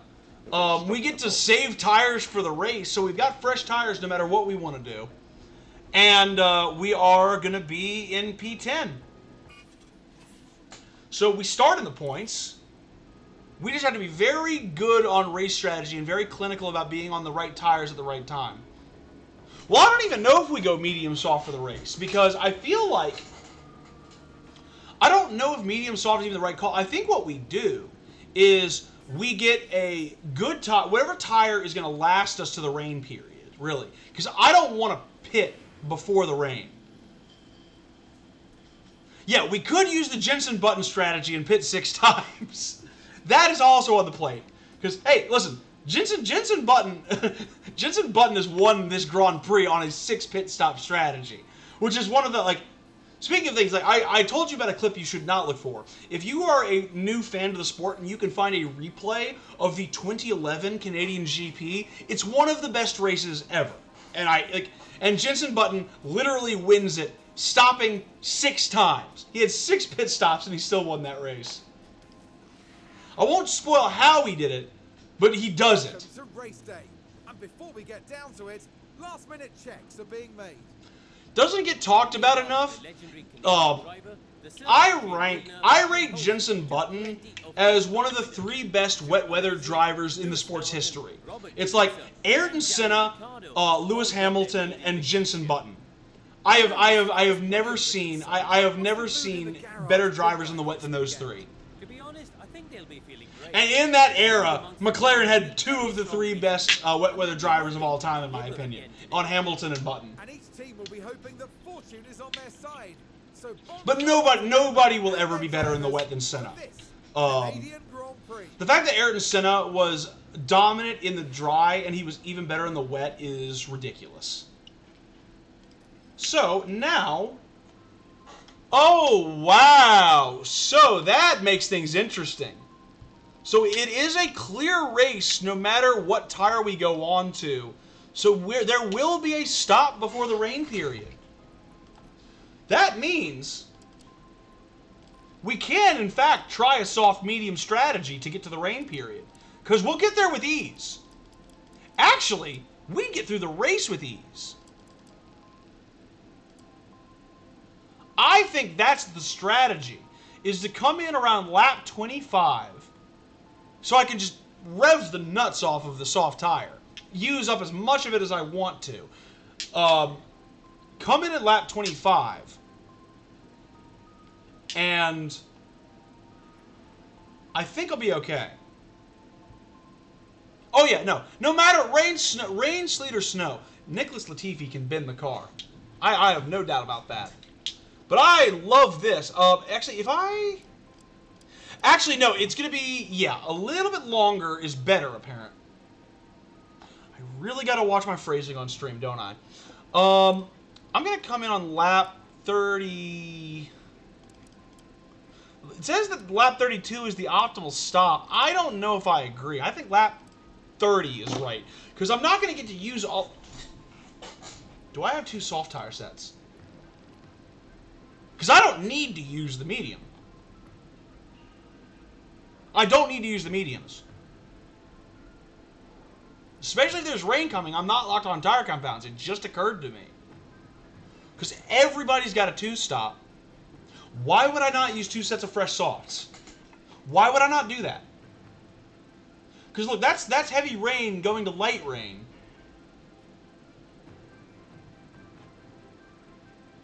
If worse comes to worse, and the rain's not as bad there, and it's not actually damp, and you can go and you stay, and it's just a rain-affected race where you stay on a different tire, I can just pit late for the mediums.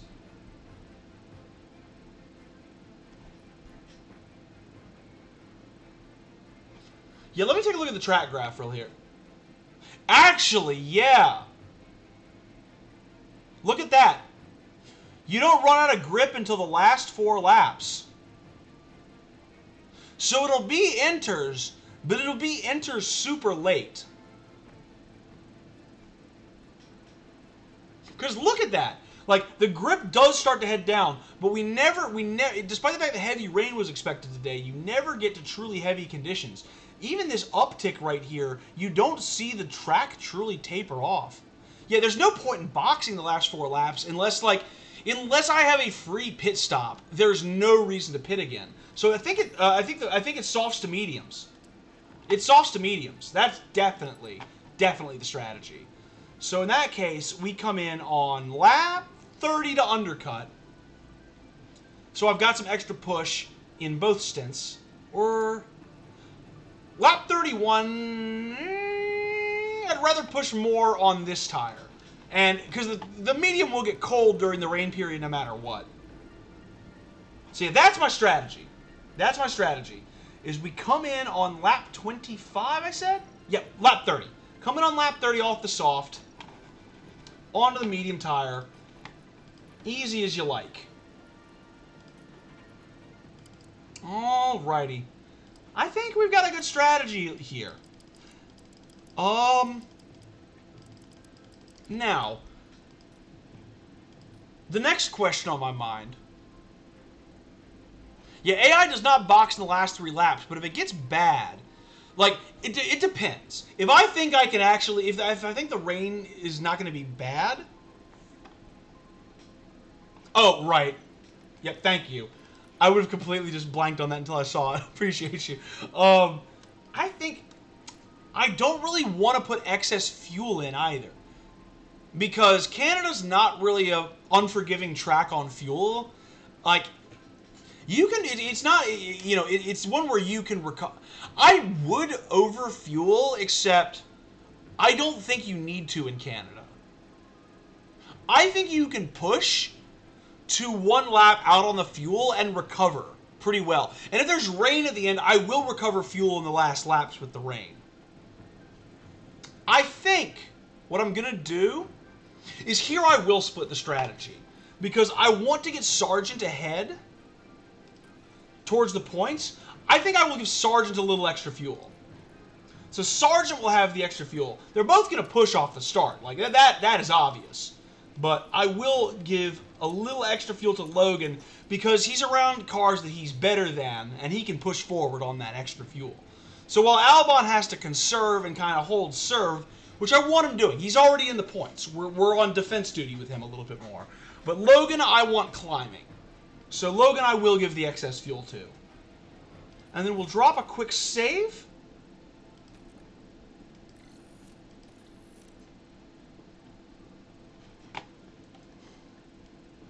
Oh yeah, no, we got. Actually, no, we're doing pretty well for me. Like I am very, very happy with this view total. We're sitting at 5, and that's above the 3 average I need for affiliate. I appreciate each and every one of you for being here. I genuinely do. But before we can go racing, I need one more break. I gotta, get my rest break in, take care of myself, get some more water. But don't go anywhere, because when we come back, very, very interesting Canadian GP on the cards. We go racing at the Circuit de Gilles Villeneuve in Montreal next. I'll see you guys in just about 5 minutes.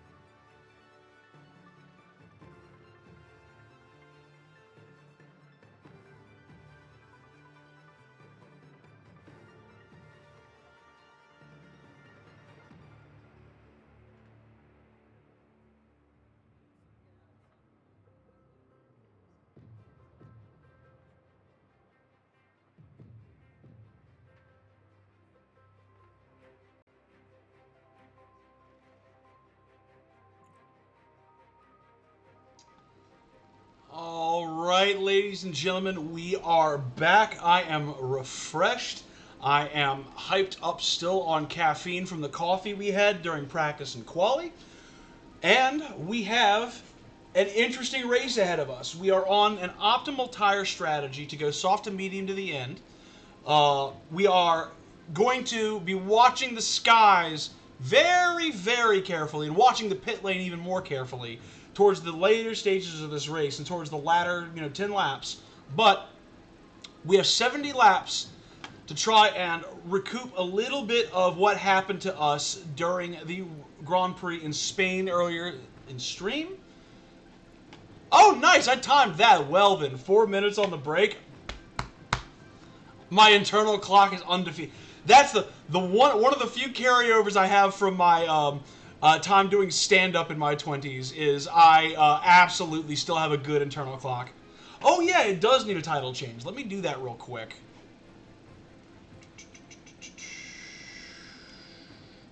Because it is now no longer maybe a doubleheader. Alright, so let's go with Canadian GP. Alright.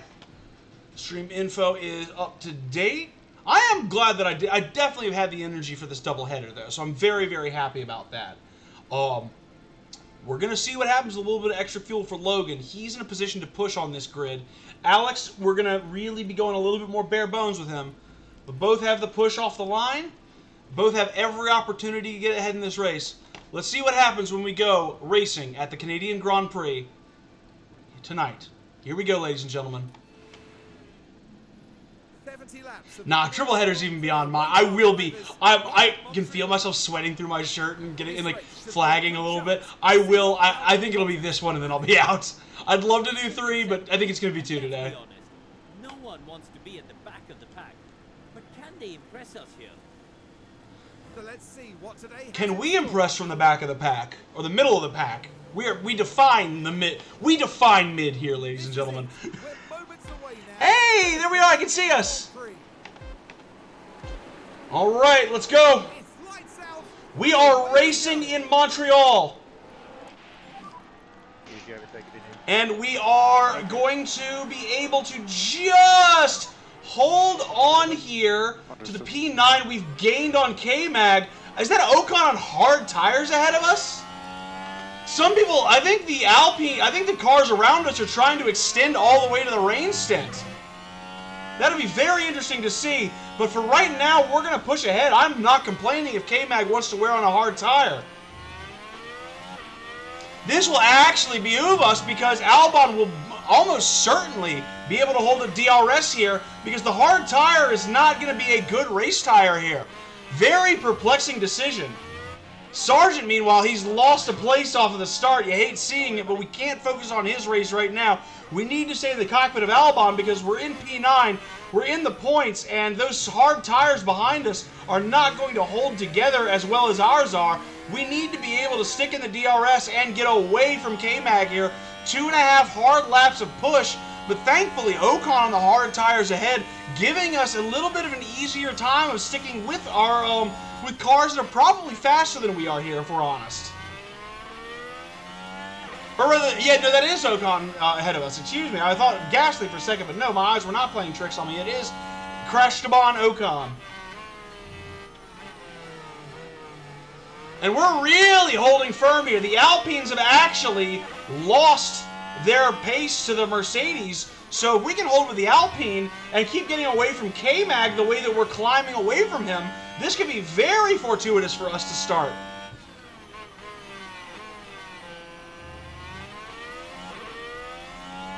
I want to see that 1 second gap by lap 3. I think we can do it. Amazingly, the tires are still in the zone for us. K-Mag really trying to hold on, but he is starting to struggle. That hard tire is definitely worse through those corners. Yeah, look at that. He just lost half a second in that hairpin. And by the time we get through the chicane, we should be more than 1 second out from Kevin Magnussen, and that's what I want.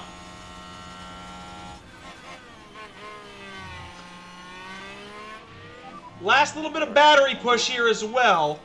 I want to fight with the rest here. Next up, Ocon. So it's Magnussen behind you. Keep pushing on the tire and keep pushing out that fuel because we got to make sure we're not in DRS on Magnussen anymore. Yeah, he's 1.3. We want to keep holding that. Watching that gap like a hawk, while also watching the gap to the Alpines. It's going to be very close for Alex. I think we just got DRS. Yep, we did. All right. We were along for the ride, ladies and gentlemen. A little more push in the tire because, again, we've got to make sure we stay with that battle ahead of us. We might have... No, we're just going to hold on. We're just barely going to hold on here. And now I can stop pushing out the tire, I believe. Now we can take a break. You can afford to drop back. Oh, wow. I forgot with Logan that I'm going to need to harvest. I completely wasted his battery. DRS is currently disabled. So Logan's going to need to push for a little bit longer. And he's going to need to do so while conserving. That's my fault. I understand. Yes, we have gotten all the doctors here in Canada.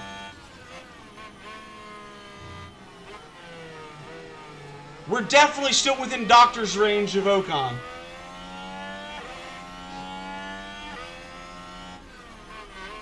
Gotta say, I'm pretty pleased to start off. You know, knock on wood, Sargent up in P12. And actually, we can go neutral on him again. He's ready to go ahead and start moving ahead. But really, really well-driven race so far for Logan Sargent. Manage tires. Copy. I'm almost ready to cut the I'm ready to cut the fuel for Albon. In fact, there's no point in pushing right now. Yep. Yeah, we have an appointment with the doctor. Every time we get to a straight, we've got an appointment with the doctor right now. And Sargent has also gotten back into range of his doctor's appointment. So stupid. Wow, really? Pierre, what tire? Pierre's on the mediums, and the hard is outperforming the medium right now. They're side by side through the last chicane. I kind of can't believe that.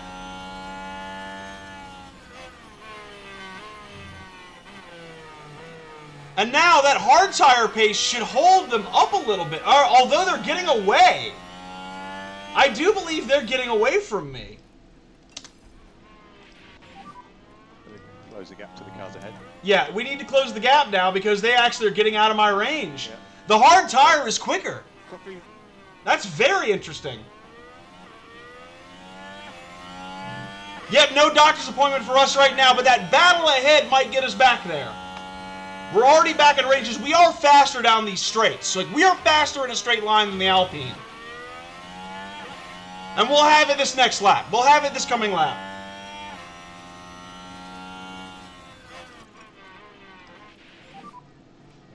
And we're going to get a nice little bit of push off here that's going to keep us with them. Yep, that's all I wanted. I'm just holding serve right now. I'm pitting earlier than everybody else, so keeping with the Alpines, this is all the makings of a... I was about to say there's all the makings of an undercut, but I might go for this right now and right here. To manage some P. Oh, he stuck his nose in on Gasly, not Ocon. Ocon's just went into the wall of champions.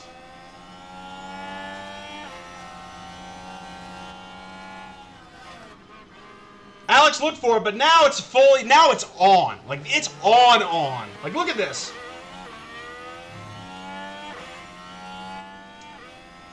Sargent in a battle. De Vries gets past Sargent. That's not great. But he's still just in P13. It's where he qualified. That's a joke. Just hold serve, Logan. You're almost done burning off excess fuel.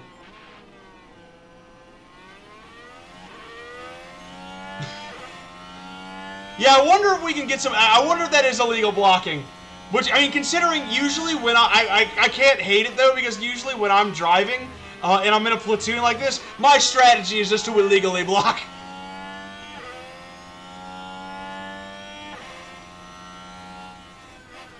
But not mad here. The Alpine pace is still pulling us away from Hulkenberg ever so slightly.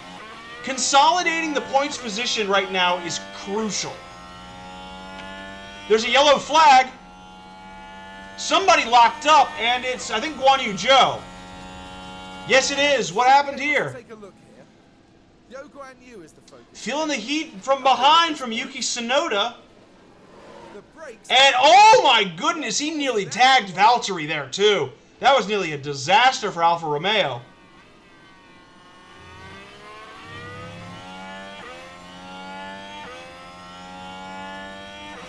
Albon doing a great job staying with this war ahead of us, just getting pulled along.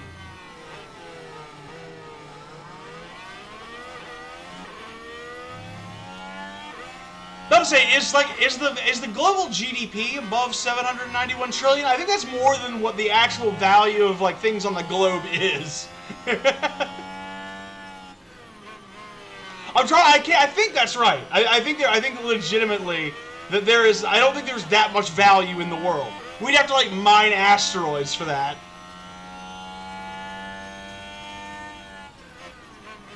I love the battling you're doing, boys. I love that you're keeping me in this race on my soft tires. Look at this. Albon is just on a preservation stint right now. We don't gotta push. And Sargent, meanwhile, I'm gonna push with him real quick because I would like to get past this AlphaTauri, please.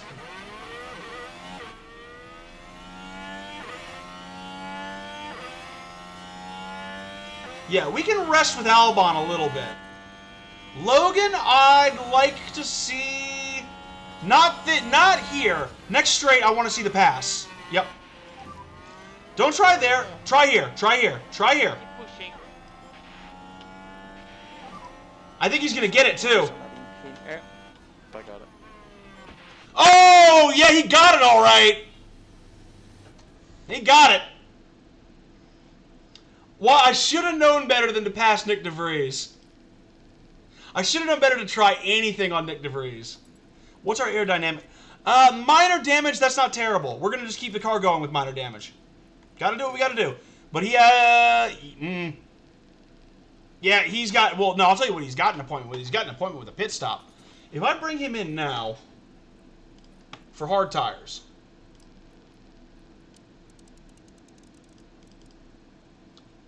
Would you look at that? I can just do this. Yeah, Logan is going to do a stint on the hard tires that lasts all the way to the rest of the end of the race. So, world's largest undercut is incoming.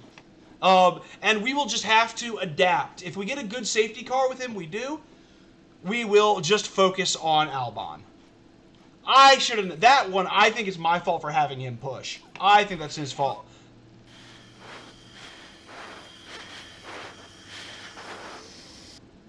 You okay? All good. Alright, well, it is what it is. No, I'm trying.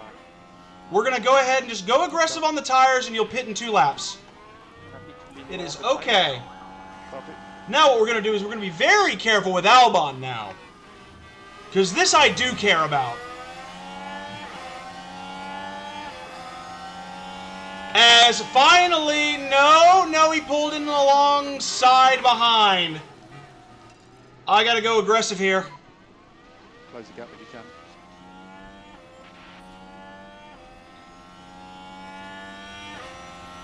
And Logan gets the time penalty for getting... Just remember what I said last race. Remember what I said last race about the wrong person gets the penalty on accidents. Who caused that wreck? Who got the penalty? Thank you.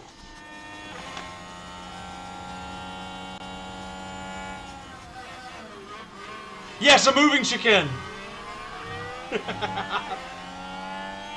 Oh, Alex is looking left, he's looking right, he's looking every which way, but he can't get through this time. All right, no more aggression. You need to just be very careful. Stay in the column. Tire short term. Yes, copy. All right, now Logan, this is your pit lap. You are coming in for the hard tires, buddy. With boxing. Copy, box.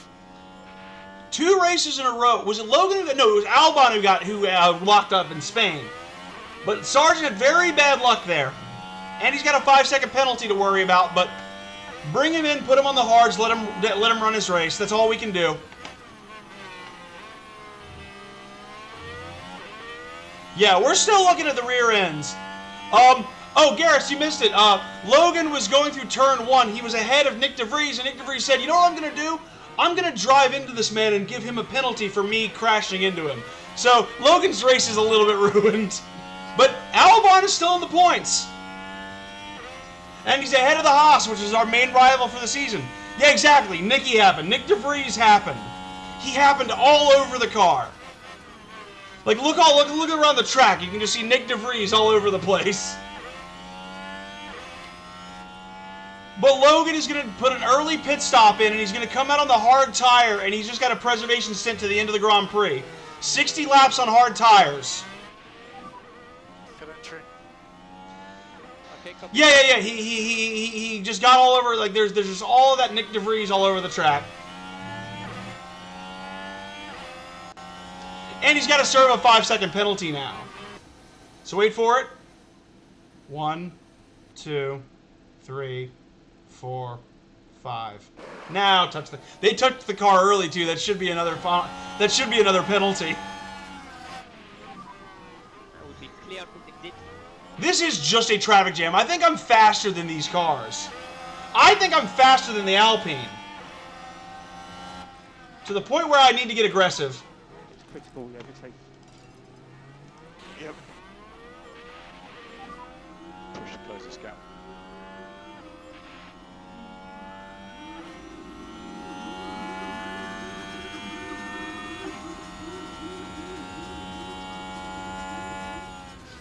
Tires are still in the optimal window.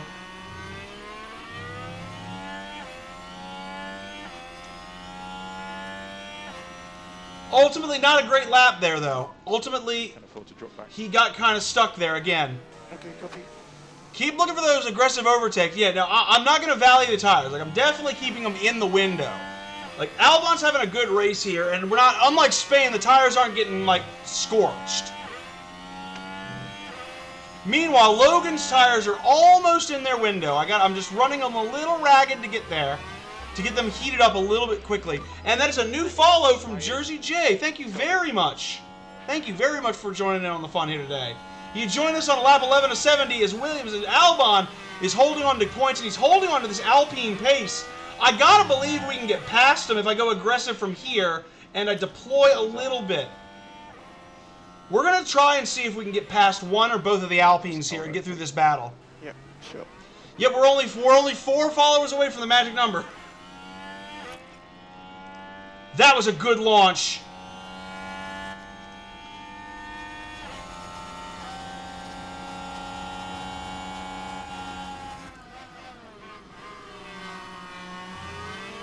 We're just getting chewed up here right now. Oh, speaking of chewing up, we got what we wanted. Don't you dare, Esteban. Okay. We can breathe. Esteban Ocon didn't hit us. Esteban did not hit us, ladies and gentlemen. We are free. And we're ahead of Esteban. And now, if we can just stick with the medium tire pace here, we are going to have a breeze of a pass here on Gasly.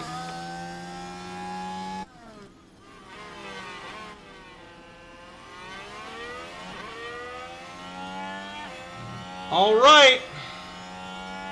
It's time to press. It's time to press an advantage if we can get one. Ooh, that was a bit cheeky, Alex. Yeah, let him get ahead. We want DRS in the back. I don't actually have a Discord set up yet. That's steps for the future. But I will soon. At some point in the future, I will have one. I'll tell you what I will have is I will have this position. I will have this brace pit position. Let's close the gap now.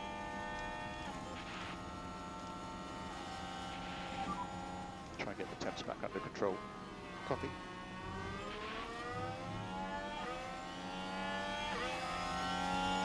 Very nice. If we can hold it. Please don't hit me, Gasly. So happy to build a gap in temperature.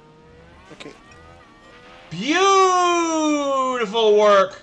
We're through. Oh, he's coming back at me with battery, so I've got to aggress again. Glad I saw that.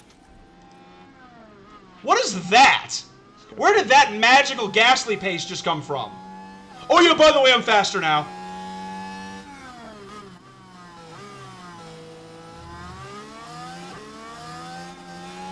Come on, and I got the DRS this time. That is my power away from him. That was nuts. Did you see the push that he got all of a sudden? After look at how much he can push right now that I'm past him. This is an absurdity.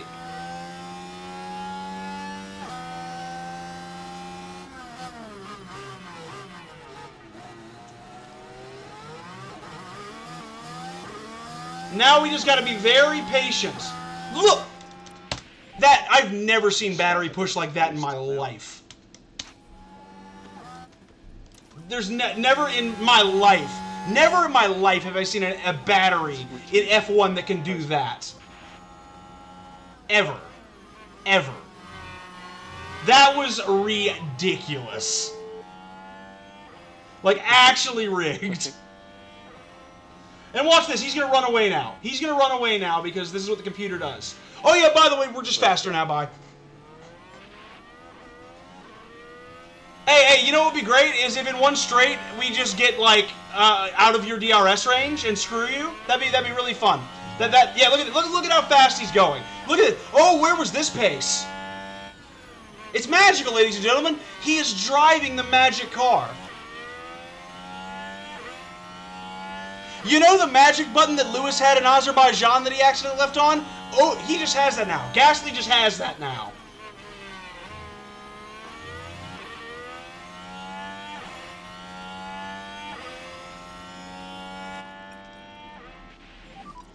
Increase, lift and coast. Oh, De Vries had a pit stop issue? That's a shame.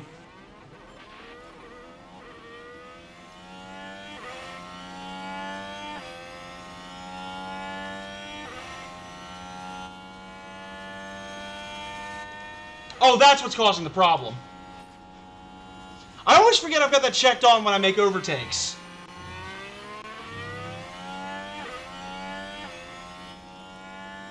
You thought you could get away from me, Pierre. That's not how I roll. And the tires are still in great shape. Tires are at the blessed percent.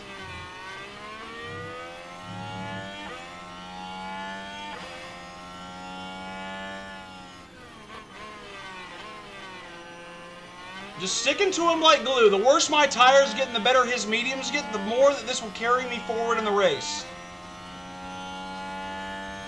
And remember, because we're on the opposite strategy to Gasly, I believe. I think he's going mediums to softs. We're going to get a massive undercut on him.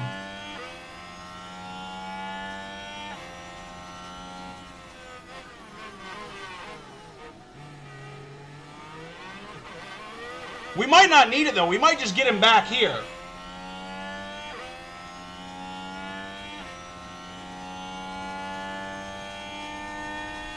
Albon is going to look left.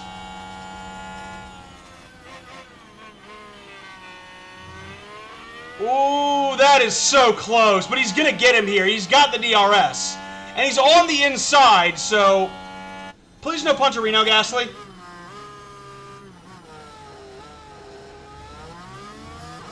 He's just going to hold us, I think. Just going to hold us here.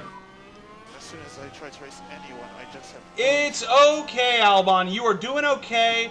This is your race. Just... Whoa! Ball sack.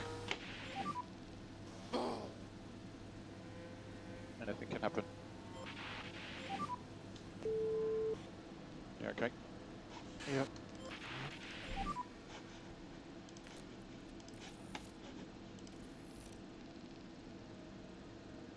His tires were in the peak window, too.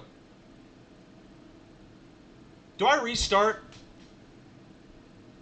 Do I actually save scum this race, too? Like, oh.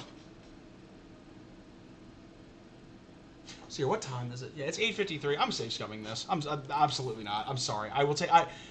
2 incidents in the same race. No, thank you. No, thank you. No, thank you. I'm giving people entertainment today, and that was not entertaining, so... We can run 16 laps again. That's no big deal. I'm preserving my peace on that one, because I just don't want, like... I'm preserving my peace. Like, I do not have to tolerate that from this game if I don't want to. I'm not having it happen two consecutive Grand Prix where I've had to actually do something to keep myself from having a double incident. Oh, and it actually screwed up. It didn't save my strategies. Oh, you know what it did? I loaded the wrong file. That's why. Go to this one. Yeah, we'll be okay. We'll be okay. I'm sorry if I made anybody jump from that one. I'm just gonna jump in and give myself a quick chance. Little race restart here, because that will make it a more fun viewing experience. And this time, if we screw up and we get hit, this time we hit or we screw up. But for right now, I'd actually like to keep trying to hold on here and actually do something fun with my day. So here we go. Take two. Better than the first. And raring to go. It's the Canadian Grand Prix. It's lights out and away we go. All right, like it never happened.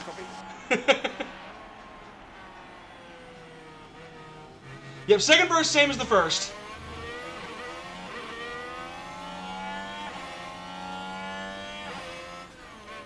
Give it one more. We'll give it the good old college try one more time.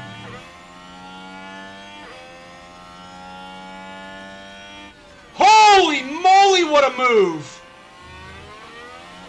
Did you see that? That alone was worth the restart.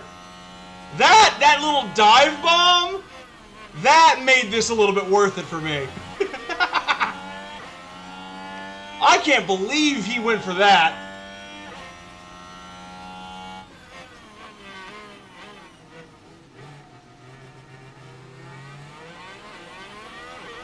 That was unreal. He literally was going into turn 5. It looked like he had just forgotten to brake again. Like, it looked like Albon was just, like, going to have a car crash on lap 1. Alright, so we're basically exactly where we were before the incidents. P9, P13. William, Alex dive-bombed Magnussen from about half a second back, going into the back DRS straight. Like, it was an unbelievable move from Albon. Right into, like, he just moved out to the left and just didn't brake into there and just got a beautiful pass made. It was a work of genius. Although I may have to fight the Haas this time. I'm not getting away the way I want to. And the other cars are. Ocon is actually the cork in the bottle right now for his team.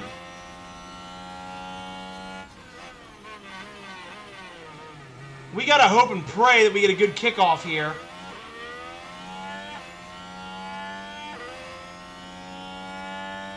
Because DRS is looking like a bit of a specious prospect. The price we pay for restarting and losing that wreck might be that we're looking from behind instead of in front of us this race. P13. All right.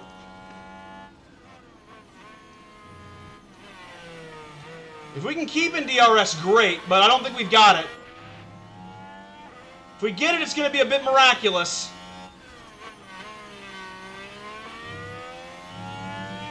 It's going to be close. Not quite. I don't think we have it. But Ocon doesn't have it either. Yep, no DRS for us this lap. Magnussen has it behind, though. We're going to keep pushing to see if we can get it.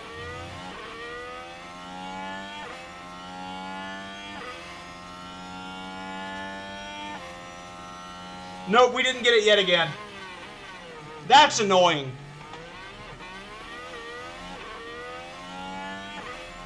Although we're going to be a lot closer at the end of this straight.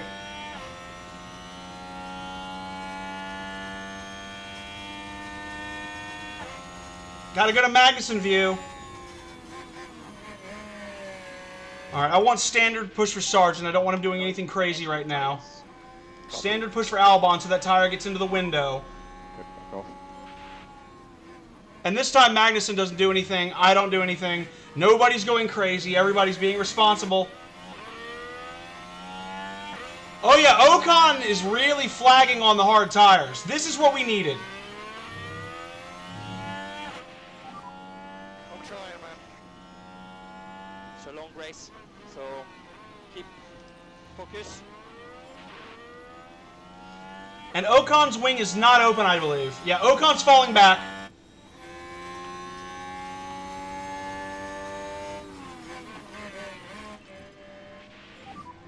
Start to close in now. I should have the pace to be catching Ocon. I really should. I just don't for some reason. Okay, happy to manage tyre short term.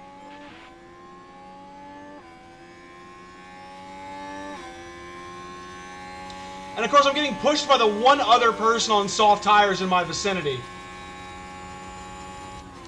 Oh, god damn you, Kevin. You stupid idiot. Let's close this gap.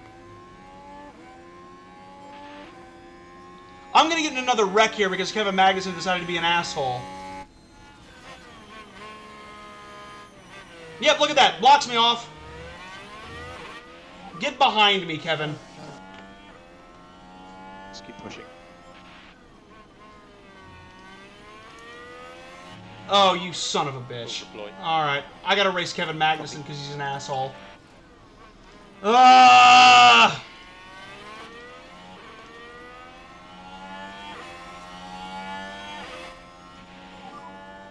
Lifting coast level 3. Copy. Alex, why did you not stick your nose in there? PU temps. That's not a failed overtake even. That shouldn't affect his confidence. That was a non-overtake. Like, Multiplay thought. oh, and miraculously Magnuson is almost on the DRS range. Yep. Okay, so we lose one position net over the last race, but we're not dead.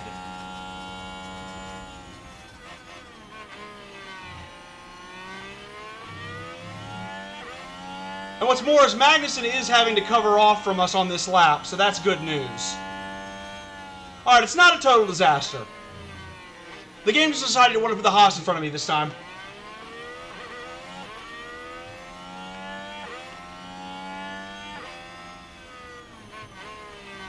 Instead of actually, yeah, the game just decided it was going to put them on hard tires this time instead.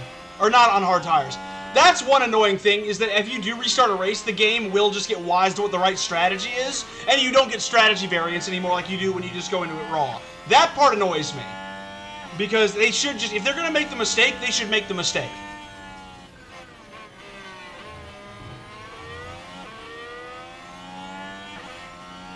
Which actually, Magnuson made a couple of mistakes through those corners. Don't worry, I don't. Logan. Be very careful. Well, actually, no, not even high aggression. Just, I'm gonna have to watch his race. Real quick here. This is the move that got us killed last race. HPU 10. Copy. Look at this movement that he's making down the straight.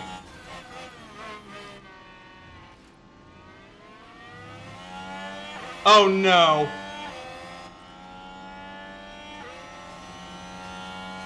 No car crash, no car crash, no car crash, no car crash. Understood. How is he faster than me off that corner? How is that legit? There we go. That's more like it. Put some push in that tire and get past. Meanwhile, Albon is now neck and neck with Magnuson. Sargent got the pass done, and he's got the DRS, so we're okay. And K-Mag did not hit me.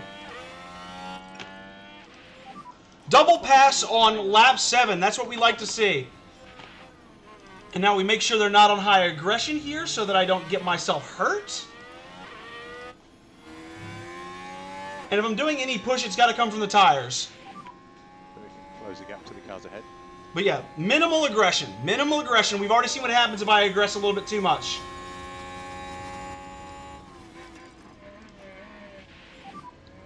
You'll go push. Go push. Copy.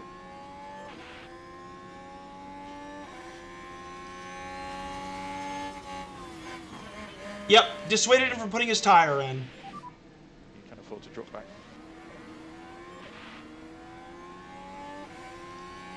Alright. So let's see here. I actually am going to keep pushing out the fuel because I'd love to build that gap to De Vries if I can. Reduce the lift angle. Copy. But I think Albon we're going to leave to his own devices. I like where he's sitting right now.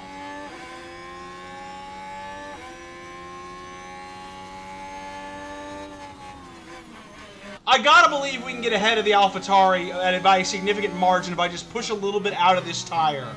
Because we're still in a good temperature range right now, and we're not too low on fuel. So I can push here with Sargent and try to get away. But I think he's kind of in my gravity in a way that's irreconcilable. Let's see if a little bit extra push will do that. Copy that. Let's see if I've got enough battery to get away a little bit.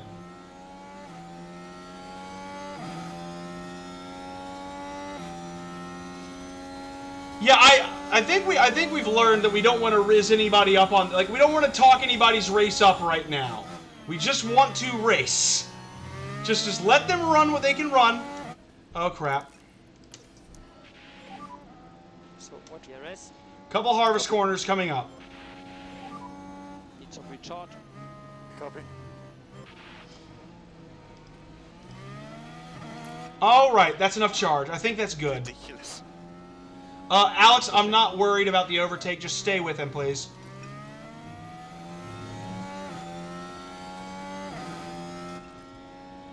A couple more laps of push for Sargent will be clear of De Vries, I think. Copy.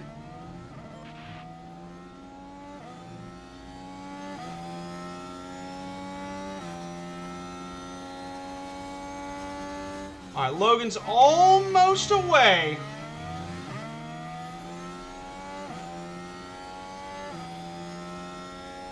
Couple more laps. I just need him to be stable, be sturdy. You don't need high aggression. You just need to drive fast.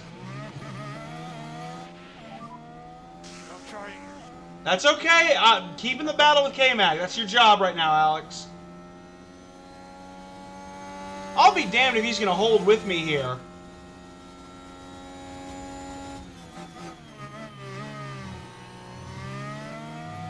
Okay. Yeah, no, he is holding with me. I've got to stop pushing. Main focus, tire management, please. Copy. I don't know why he's able. I think it's just the difference in tire dead, because he's still above 80%. But I really am having to, I'm not getting away from him. No point even trying to defend these positions. What the Let's hell? have a look at that. Nico Hulkenberg there. Why don't I have DRS on Magnus? Squeeze by. Okay, hang on. Sorry, things that piss me off. Things that piss me off. Get back here. We are not the 11 and 12 best cars. We're better than your Haas car, and you need to get the fuck out of my way. Push to close this gap.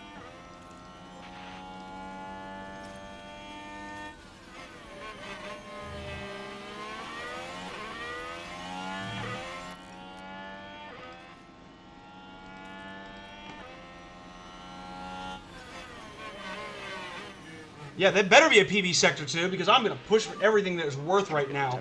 That was... I can't believe the game just did that.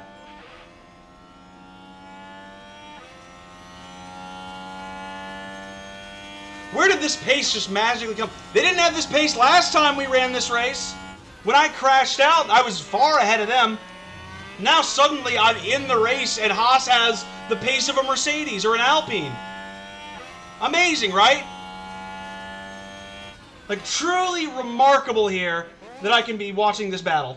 Don't worry about it. And De Vries now mystically gets past me as well. Just great.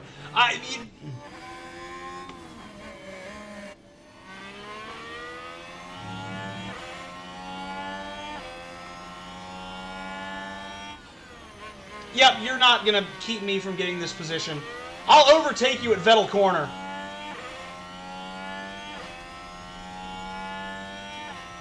How about you get off my back, Magnussen?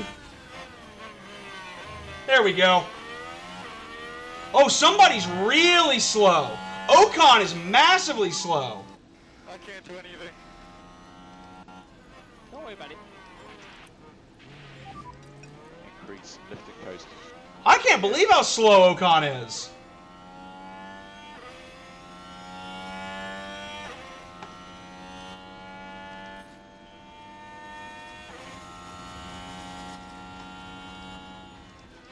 Let's take that off for a second, and let's also put you back down on medium overtake aggression while you're not really in a battle. Right, okay. So sit rep, we're okay. We're basically out of battery in this stint, but we're holding where we need to hold. Ocon has fallen all the way down. Or sorry, yeah, that is Ocon. I'm shocked. He's really, really struggling in this race. And Sargent gets through DeVries again. How'd that happen? Turn one? Yep, turn one. All the DRS in the world. And notice Nick DeVries is not inside of us, so he can't run into our car. Beautiful. And he blocks him off. I like that. I like that a lot from Logan. Back to Albon, though. Would like to increase a bit the lag everywhere. We're doing okay still.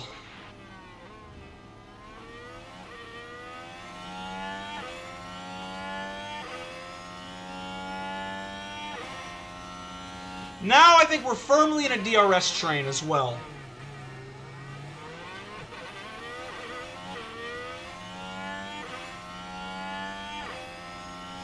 Just now we're in the delicate moments of this race. Warning: Esteban Ocon is directly ahead of you, and he's going through the Wall of Champions chicane. Are you sure you want to race this man? He is doing us a treat by holding Hulkenberg back, though. That's very helpful.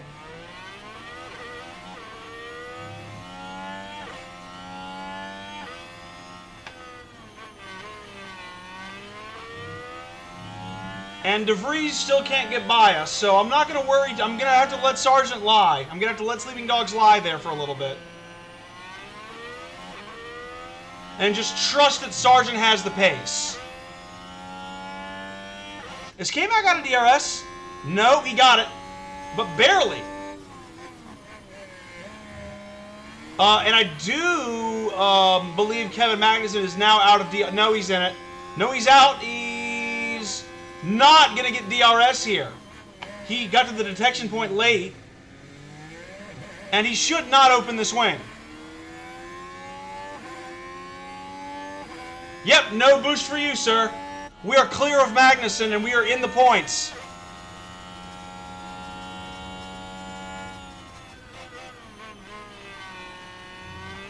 Oh, you know what I just... Oh, wait, actually, no, you're English, so you would not benefit from this.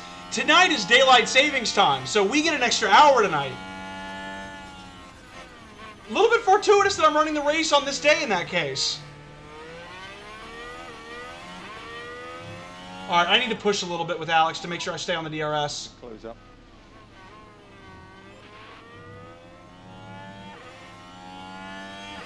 Almost lost it there. Came very close to losing it.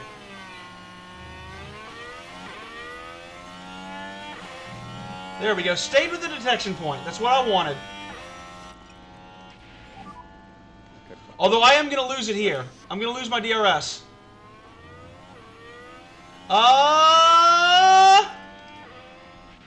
Yeah, I lost it. Yep.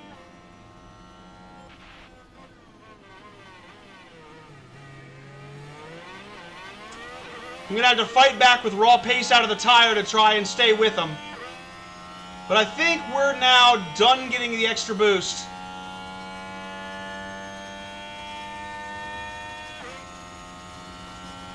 Although that battle is going to get us closer again.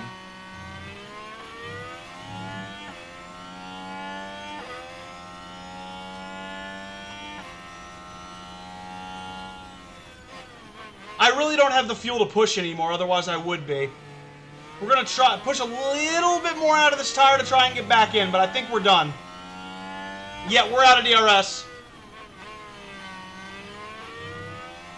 And Magnussen is now going to enter ours because this game hates it when you get a clear back. This game hates giving you an easy time. I think he didn't get it, though. No, of course. Oh, no. Ooh, that was a mistake. Sorry. I did not mean to fast forward there. Genuinely just trying to actually, like, switch view back to Albon. Okay, happy to manage tyre short term. Copy. But surely he doesn't have it now. Yeah, this straight he doesn't have it. Okay. So we settle in. We settle in. We run our own race for the moment. Meanwhile, in Nick DeVries' world and Logan Sargent world, couple of tense moments here. Do not let Nick DeVries happen to you, Logan. Do not let your brain get on Nick DeVries. Okay, good job. Yeah, can I not have a, like race-long duel with the AlphaTauri, please? I'll try, man. And now Lando Norris is on my ass, so I actually have to use the tire. Because the game, this game just does that. It's like, oh yeah, by the way, you're in a duel. Let me just introduce a cheeky pass from someone at the same speed as you. Like, yeah, see, Lando, get behind me. You do not have the stones for this, Lando. I thought he forgot to brake. My heart just leapt in my chest there for a second.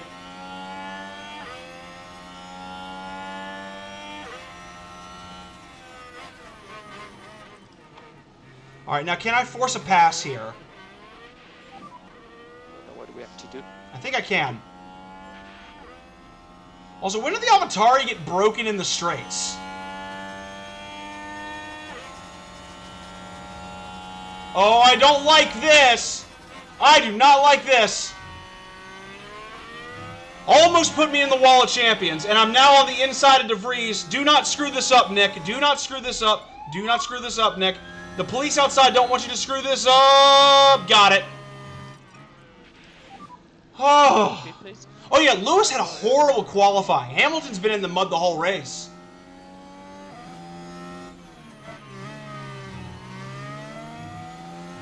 Actually, keep some heat in that tire, keep some pace. Copy. When you like go on board.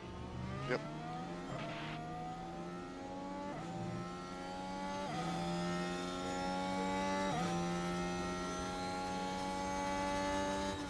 He just won't let me away. Like, that's my problem. Is he's on 10% better tires and increasing. I'm just stuck with Nick DeVries' subpar AlphaTauri behind me the whole race. I think I'm just going to have to deal with this. And I have to wait for the undercut, basically. P12 will be ours, but we have to undercut.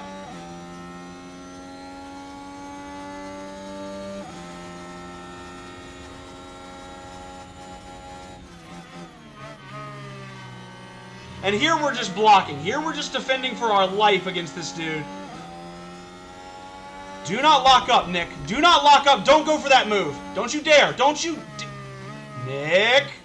Nick DeVries. Where do you think you're going?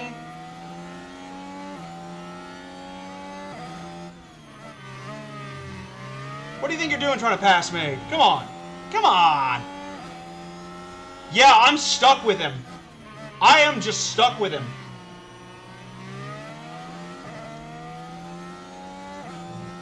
As much as I want to accelerate away from him, I can't do it.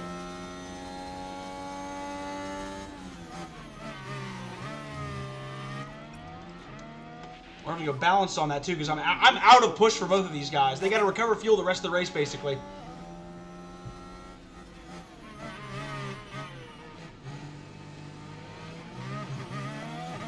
Not a great corner for Nick. I did block him. But he is going to try and pass.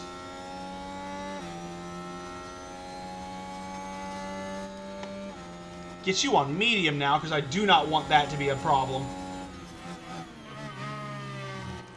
And yeah, you're still on medium, because you're doing your own race.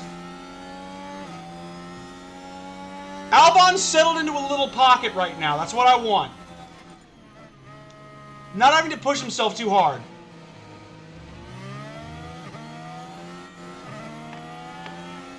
And now I'm making De Vries work and heat his tires up a little bit while I get to rest mine. Well, I say rest mine. I'm pushing for all they're worth. Actually, I'm even bringing in Logan Sargent because he's got enough of a gap. I'm bringing him in a lap early because I think I'm going to run the tire out before he gets a chance to run the full 30. Especially if I have to keep doing what I'm doing to stay ahead of Nick De Vries and put a gap towards us. Because I just don't think I'm going to get away from him in this stint. I got another 11 laps at the line. Until I pit with both of my boys. Actually, 10 with Sarge and 11 with Albon.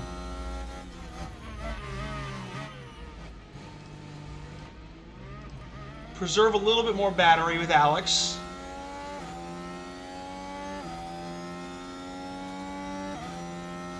Yeah, I'm really having to use the tire right now.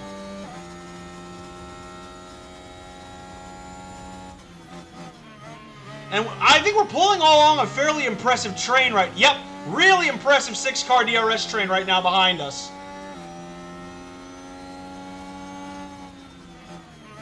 And, alright, a rare chance to rest the tire. Is starting tire management? Yep, got it.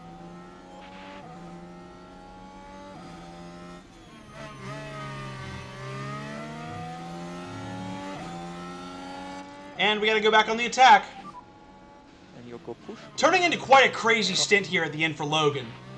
Because this defense is essentially what's preserving a top 11 for Albon.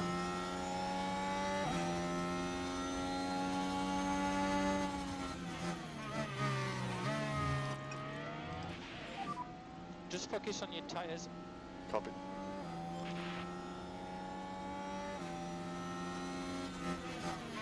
I might even need to let him past here. Because he's still on 68% and I'm on 54. I'm probably going to need to let him get past here and use his tire pace to carry me ahead now. Gasly's already pitting. He must be on a 2-stop. Yep, De Vries is going to need to get through here, I think. I'm not too worried right now. I don't have the stuff to hold with him, so I need to wait. What did Gasly go on to? Gasly's back on softs? Yeah, Gasly's going for a 2-stop. Gasly is definitely going for a 2-stop, so that suddenly means he's in our race. Oh, wow. 2 cars? I can't anymore. Yeah, I'm with you there, Logan. I literally can't anymore. Oh, well, this is what we wanted. We wanted to hold with the DRS pace of the medium tires. Because if we can stick with, if De Vries can stick with us, it stands to reason that we can stick with De Vries. It's all good. Hey, yo, if you need to run, it is no worries. I appreciate you being in the audience, but if you've got, stuff you got to focus on, do not worry. I appreciate you being a member of the community, though, and I appreciate you stopping by. I always do. All right. So,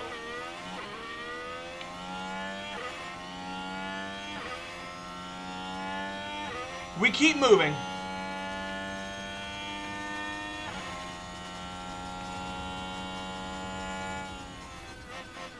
So we really were bottlenecking Lando a little bit on that medium tire. Keep pushing, keep pushing. Where did he go? When did he was at 1.7 behind us. No worries. Look at that. Look at the pace he just gained on Albon. That's Close the gap if you can. I don't love this design about the game. I don't love the sudden burst of like speed to close a gap on somebody in one sector. I don't find that fun. I find that to be a bit of a perversion of racecraft. It's not how races actually go. And now we're falling down the field again, apparently, despite the fact that we have DRS. I think the soft is falling off a little bit. I think that's the problem.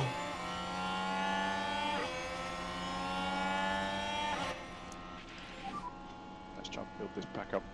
Yeah. Oh, I don't like this pass, Alex.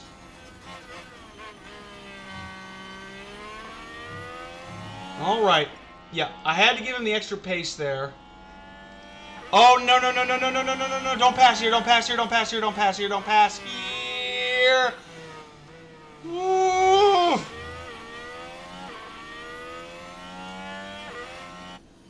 I've lost 3 positions. What is wrong with his tire? What is the lap pace like? I've lost so much time here. What happened? Like, I've had DRS. He just cliffed on his times.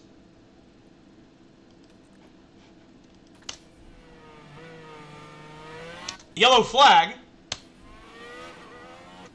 Somebody spun. Who span?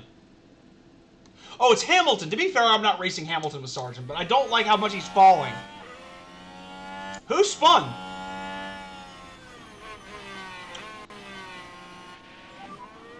Yeah, it's just not possible. Why don't I have DRS? Why do I not have DRS with Albon? Oh, man. Drop back. Yes. Alright, let's hold. The soft tire is clearly going off, so we need to hold. If I try to race anyone, I just have no shot. Keep pushing. Oh, I think it was a Piastri spin. This is a disaster right now. I'm going to need to pit now, I think. What happens if I do that? Can I pit with him right now? Because I'm literally... like, Logan just is plummeting.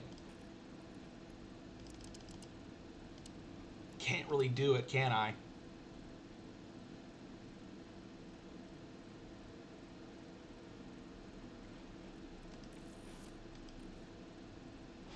I'm going to keep trying to push with Logan, but I'm really running into trouble here. At this point, I need to kill his tire. At this point, his tire has to die. It's the only way.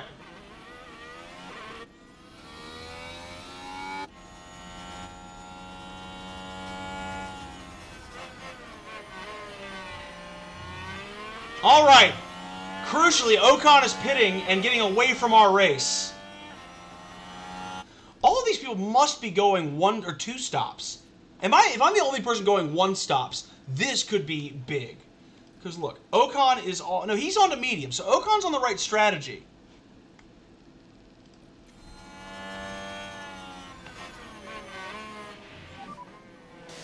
Russell's had a bad pit stop issue. So it's George Russell who pits. And he is 2-stopping, because he's going on soft. Oh, but they have trouble releasing the car. Oh, no! You hate to see it.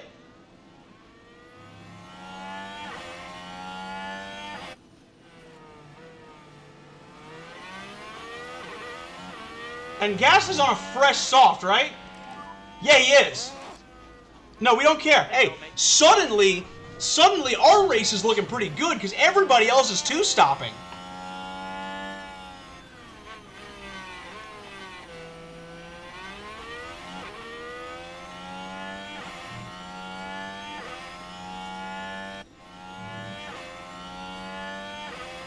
I'm suddenly feeling a little bit sunnier about where we are.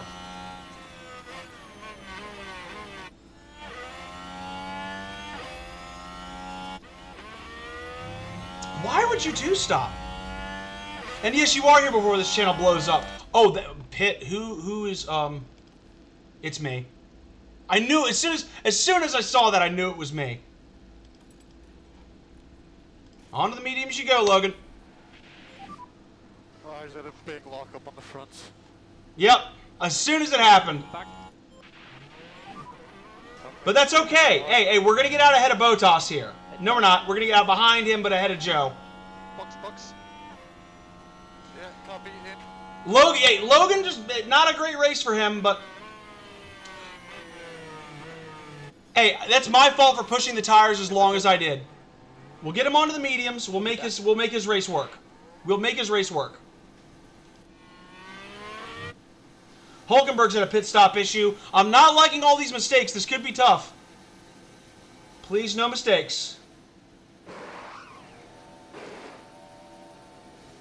Very good pit stop.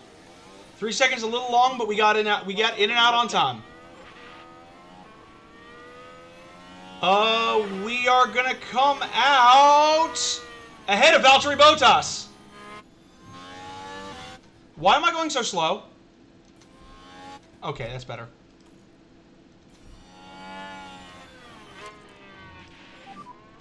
We're on tire management.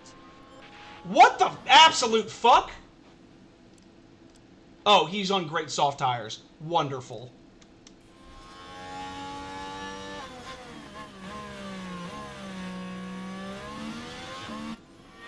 Logan, pathetic.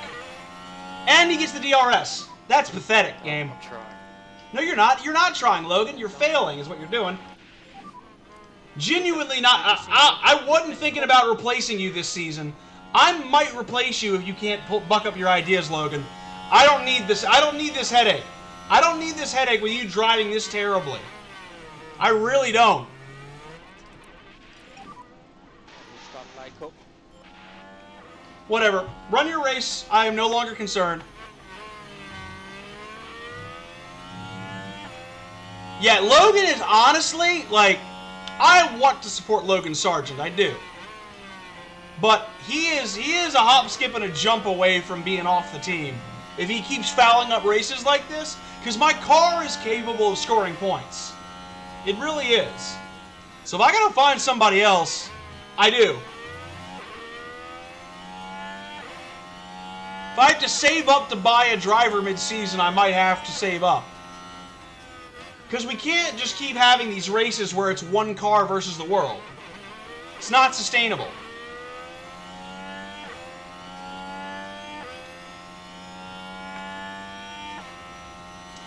I can't use my reserve driver in the race. And Luke Dupont is worse. I mean, honestly, if I were to sign anybody, it would probably be... I would probably go for Guan Yu Zhou. He's a good driver, and he's cheap. Okay. If I had to sign anybody mid-season, Zhou would join the team. I think Albon and Zhou would be a heck of a driver pairing, too. And yeah, I wasn't thinking about it before, but I am thinking about it now. Focus and push. Not impressed by this performance today from Logan. Oh, well, actually, no. That performance by Logan I'm impressed by. Logan Reed Media, thank you very much for the raid. You catch me bad-mouthing a fellow Logan, Logan Sargent, but would never bad-mouth a raider. Thank you so much for stopping by. We appreciate you here. That was incredible. Like, literally some of the best timing I've had in the stream yet. That was impressive. Gasly's not our race. We're not concerned there. Logan, are your tires going to heat up, please? Yeah, this guy Logan that I've never met. Let's just badmouth him right as he raids. Hey, no. We want to make proud bald eagle noises if we can. Oh no! You're joking! Right as I went by the pits. Well, we're gonna try and pit off of it anyway. Who crashed? Who crashed? I need to know. Alonso crashed from the, like, he was in, like, P2 and he crashed. Yeah, there he is behind Verstappen. Oh, heartbreak for Aston Martin. Yeah.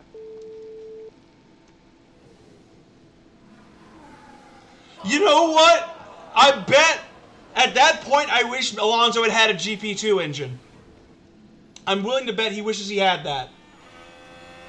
But now we gotta pray that this holds out to our pit stop, because Magnussen got in after us and we just missed the pit lane.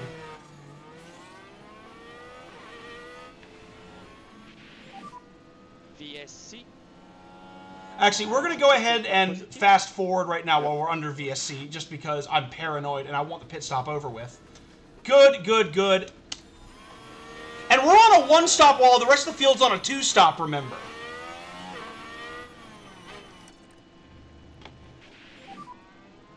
Very happy to push.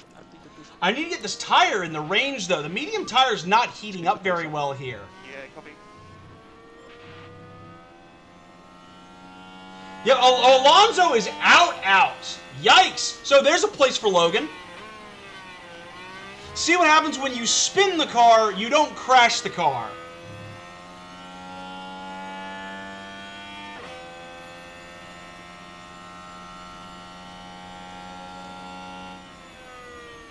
Incidentally, I should be harvesting as well now that I think about it.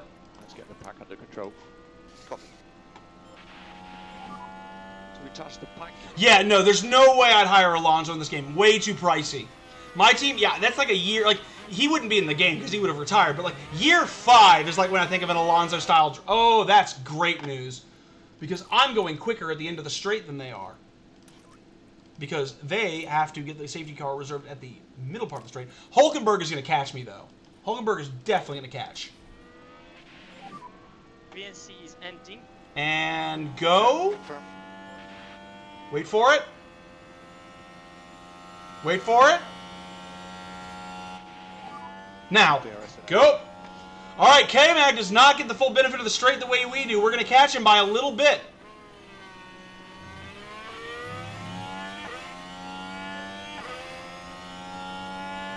And remember, we're one-stopping where it looks like a lot of the field is two-stopping, so this could be very fortuitous for us, but the tires got to get back in the range.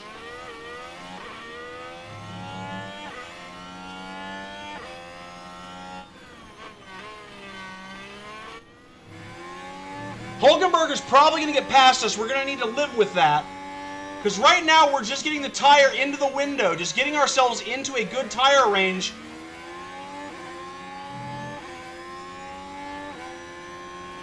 Yeah, look at that. Yeah, no, Magnussen just has all the pace in the world, or Sir Hulkenberg does. He's just going to absolutely shaft us here, no matter how much we push this car. Yep, he is just faster on that soft tire, but that's okay. They're two-stopping. That's not our race. Defend these conditions. We'll defend later, Alex. Don't even worry. Let's keep pushing. Sargent is in the tire window. You need to preserve. Manage his tires. Alex is almost in the tire window.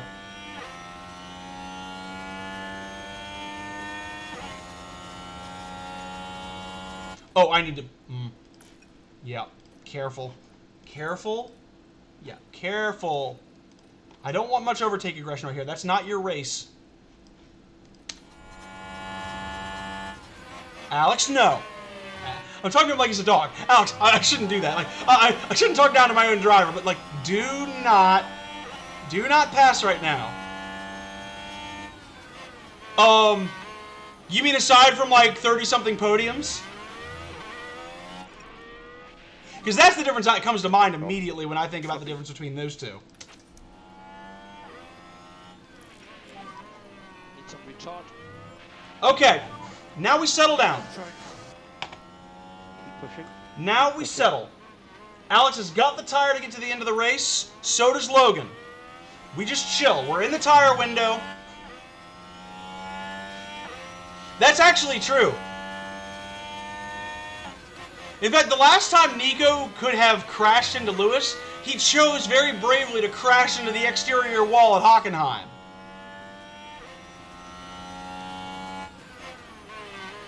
So now what we want is just, we're gonna not worry about going full bore. We're not gonna worry too much about overtakes.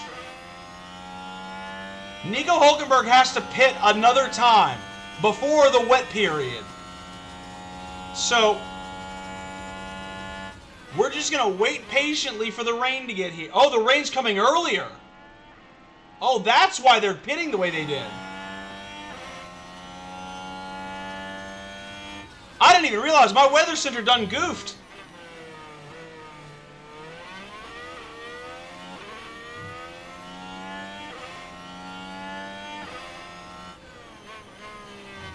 So they may or may not have to come in before the rain gets here. We'll see. We're in better positions, though. We're in a better position to actually push ahead in this race a little bit if we need to. It could be tantalizingly complete. Yeah, well, Weather Center is terrible. So, like, there's a reason that we didn't get the right weather report here. What? What?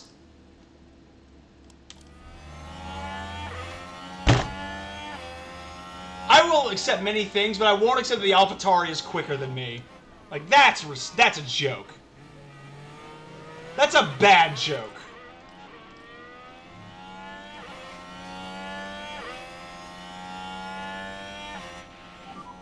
Oh, man. Goes in now. This is now starting to turn into a bit of a tragedy for us.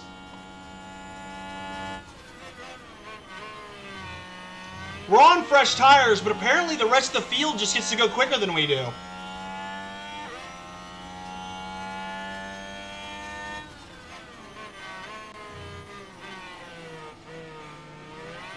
No matter how much I push, like I was on maximum push there, and still Yuki just, nope. Easy overtake. Yep, I don't have to accept that. Not from an AlphaTauri. Especially one on much worse tires. Like, get behind me, son.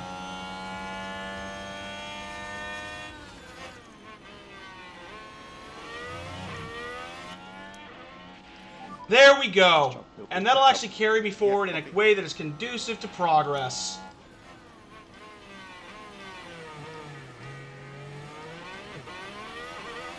Oh, that's not good. I gotta harvest.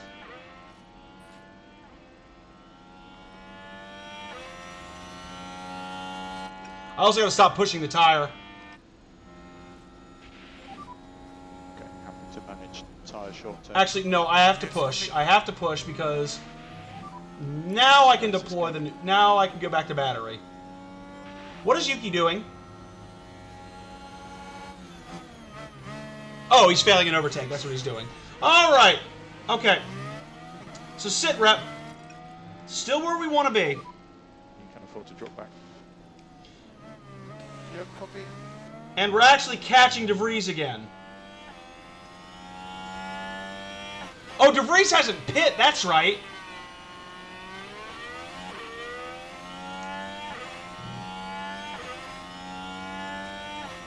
He's got the DRS. We're not going to force us to finesse this. We're just going to wait till we can get past. DeVries is really trying to ride this out to the rain period, whereas almost everybody else got off of their tires. Yeah, no, not yet, Alex. Not yet. Now you can be aggressive. As soon as I try to race anyone, I just have no chance. Alex, stop complaining. You're not going to pass in the hairpin. Let's close the gap now. All right.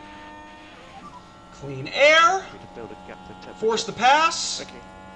Bye-bye, Mr. DeVries. He can't even hold my braking points anymore. So that is good news. All right, we've pushed about as much as we can push in this race. We wait for the announcement on the rain, and then we just destroy the tires. That's all we're doing. Increase lifting code. Yes, copy. Leave core increase, please. DeVries will sit behind on those mediums and steadily lose pace to us. Because he does not have good tires right now. We're going to be vigilant on that because the last thing I want is a cheeky pass, but...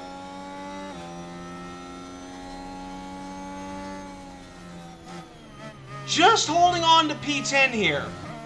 Just holding on to our points-paying positions. It might be a tough weekend, but if we can hold on here for points, it's worth it. Just about halfway through the race, too. A little bit more than halfway, actually.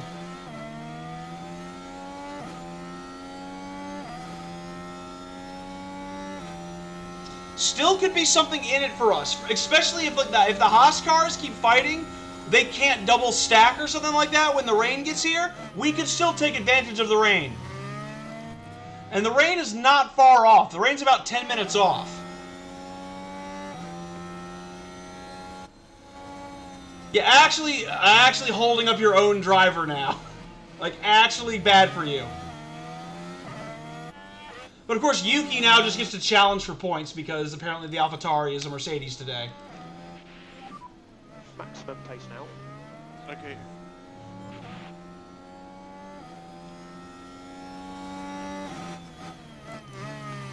Yeah, you're on terrible tires and you're still able to push up to me, Yuki. Explain. We're just gonna keep pushing until we get away from him, honestly. Okay, Alex, we can start reducing lift and coast. Yeah, copy. I just want to break the DRS. Well, the game just meanwhile just desperately wants him to have it. Like, he gained on the main straight, and I'm faster. I am the fifth fastest car on the grid, and the Avatari is staying with me.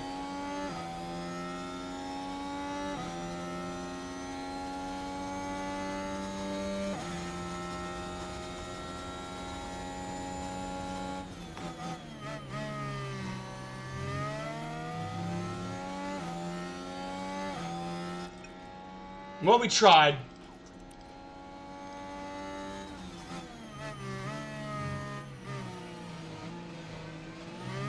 Yuki Tsunoda's a god today. Need to increase lift and coast. Copy.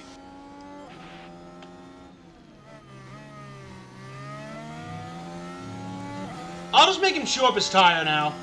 He's below 75. I'm gonna just make him eat his tires.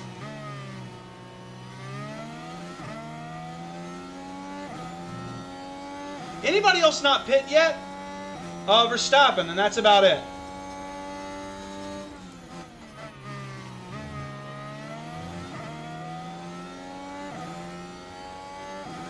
Yeah, I don't see that happening, Yuki. Call me crazy. Happy to push. Okay.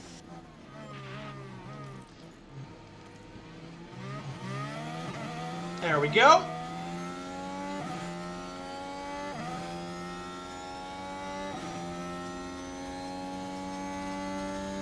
Just doing what we can to stay ahead here before the rain period. These are the tense moments of this Grand Prix.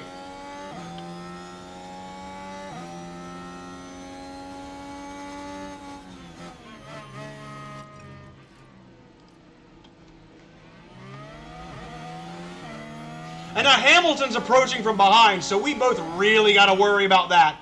We've definitely got to worry.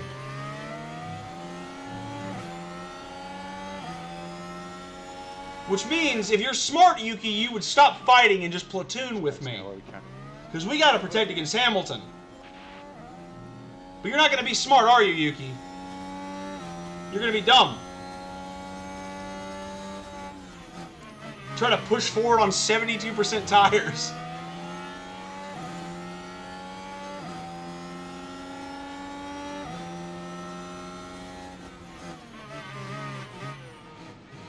All right. Once again into the breach. I'm now actively watching the weather report here. We're so very close to rain.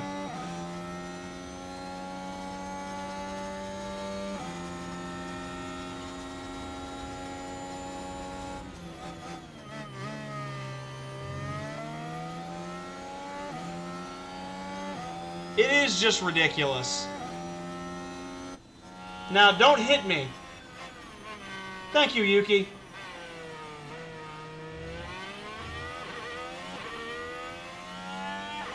We still have just a little bit more pace than he does. He's trying to hang tough, but...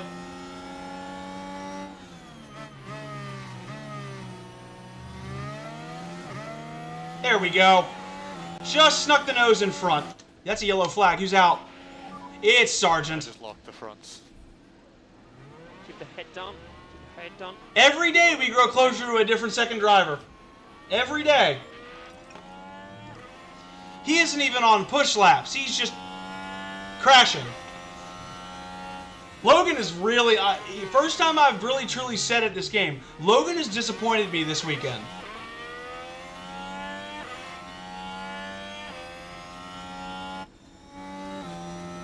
The performance itself has been rough all around, but like Logan in particular has been pretty poor. I do hate that.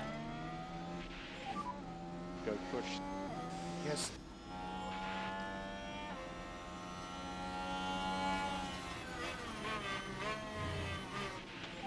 Oh man. Okay, keep pushing, keep pushing. We are just having a tough time this week. We had the brilliant high of Monaco on Wednesday, but since then it's just been a massive struggle.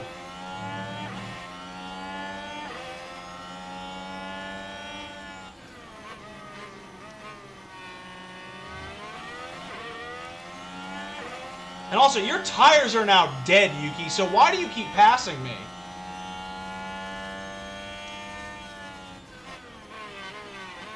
I keep waiting. Every time we make those passes, I keep waiting for, like, the telltale sound of a crash.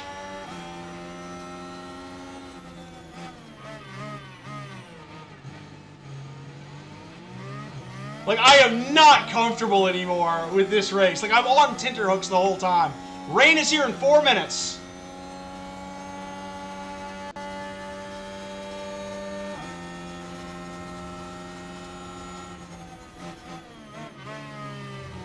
Yuki uses good judgment there. Yuki is really, looks like he's going to hit me. He really seems like he wants to get into a wreck. To the point where I'm backing off. Okay, back off. I am backing off. I'll let him carry me forward with his soft tire pace for a little bit. I do not want any part of that anymore. He's really racing me dangerously. Yeah, copy.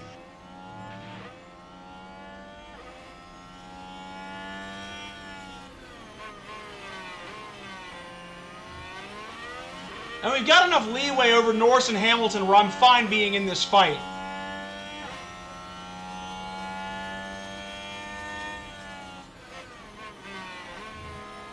Plus, his tire has now degraded. It's about 2 minutes, 30 seconds till the rain.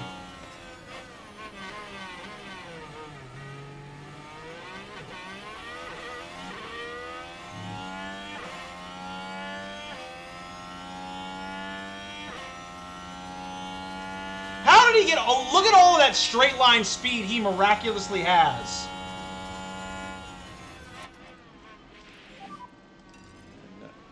We think you can reduce lift and coast.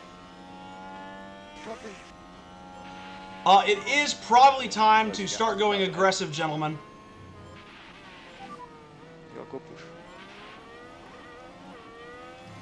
To get to the rain period, I think we can add a little push into the tire. Increase lift and coast. Another 2 laps, it's gonna be there. Yeah, they must just, like, AlphaTauri must be truly set up horribly in the corners to just be a blaster, to just blast off on the straights. That's the only thing I can think of for why they're sticking with me like this, because that car is not good.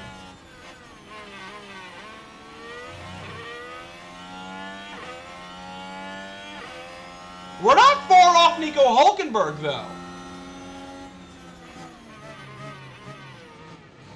Alright, this is going to be tough. So, I think, on balance, we will come around at the right time for the pits. I think Logan is going to have some grief. Well, Logan's already been lapped, actually, so why am I not pushing with him? Like to reduce light cut. Okay. About 50 seconds to the rain. We're going to need to pit probably right as it starts. It's going. Rain's on. I think the rain's coming down. Copy. Looking like 1, maybe 2 laps.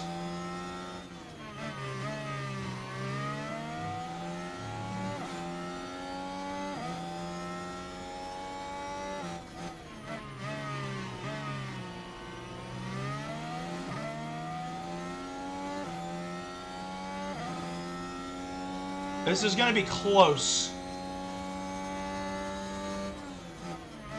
Yeah, the rain has officially started. Oh yeah, you can't see it because it's on my screen, but we've got 0.4 millimeters of rain on the circuit right now. It's going to be just too early to bring Albon in.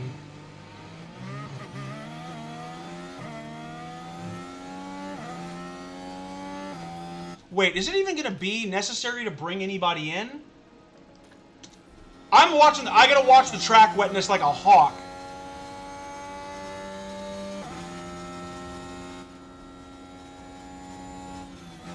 Everybody's coming in for softs now except for me. I'm going around for 1 more lap. That's not great. The race leaders went around too. Crap. Crap. Well, let's just go around for 1 more real quickly here. Rain coming. Copy. We think you can reduce lift and coast. Let's just get to the pit stop. I just want to see the pit stops, please. I don't... Stop unfreezing me. Just go to the pits. Thank you. And that's a P5 for Alex Albon. What? He didn't come in? He didn't come in? Probably just box. No, I just put you in. I literally just pit stopped you.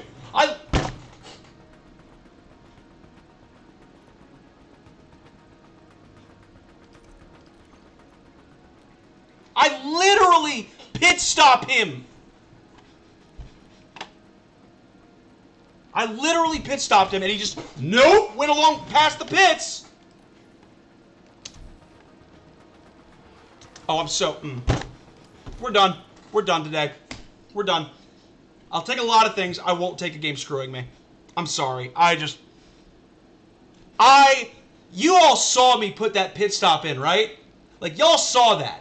Y'all saw me put the pit stop in, confirm it. Like,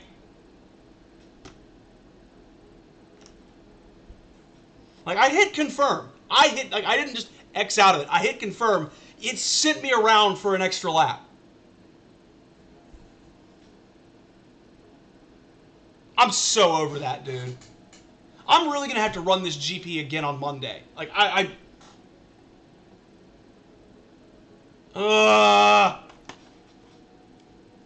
God, that's so annoying. That's like the worst glitch I can ever, like, I'm so mad. I'm so mad. Because watch, we're about to come out in... He didn't pit again. Did you see that?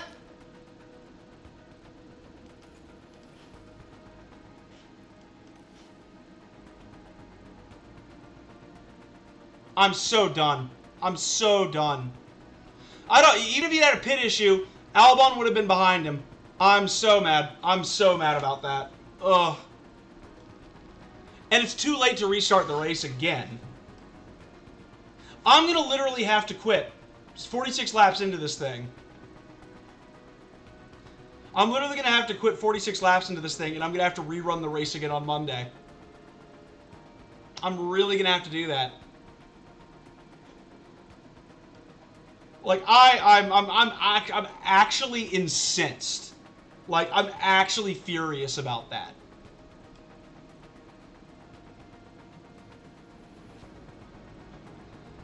I wish there was like there's no rewinds like in F1, is there? God. That's just the most bitter pill. I've been having a great time today, but that's just like the most bitter pill to swallow, man. Ugh. Yeah, we got to come back another day. I'm not gonna tolerate getting screwed over by the computer. Like, I don't think I should have to. Like, that really just that leaves such a sour taste in my mouth, man. Like, confirm the stupid pit stop. Like, I'm just gonna run it for 16 laps just so you can see where he'll finish because I got screwed. All the way down in P16, 15. Yeah, like I'm not running this race. I'm not running this race anymore. Like I will continue the career obviously, but like that is just that's just not fair. That genuinely is just not fair. I was already putting him in late one lap because I wanted to try and stretch out the soft tire, and then for him to just speed on by, like, I hate that. I hate that. I hate that. I hate that. I genuinely hate that. Ugh.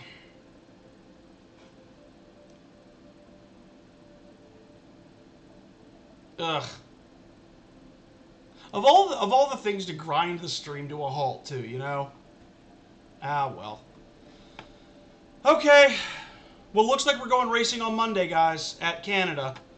Because the game clearly decided that it does not want me to have a fair race today here. I either crash into somebody, or sorry, I either get crashed into, or I get screwed on the pit stop strategy by the game literally deciding that I confirm enter tires for my pit stop and don't get the pit stop.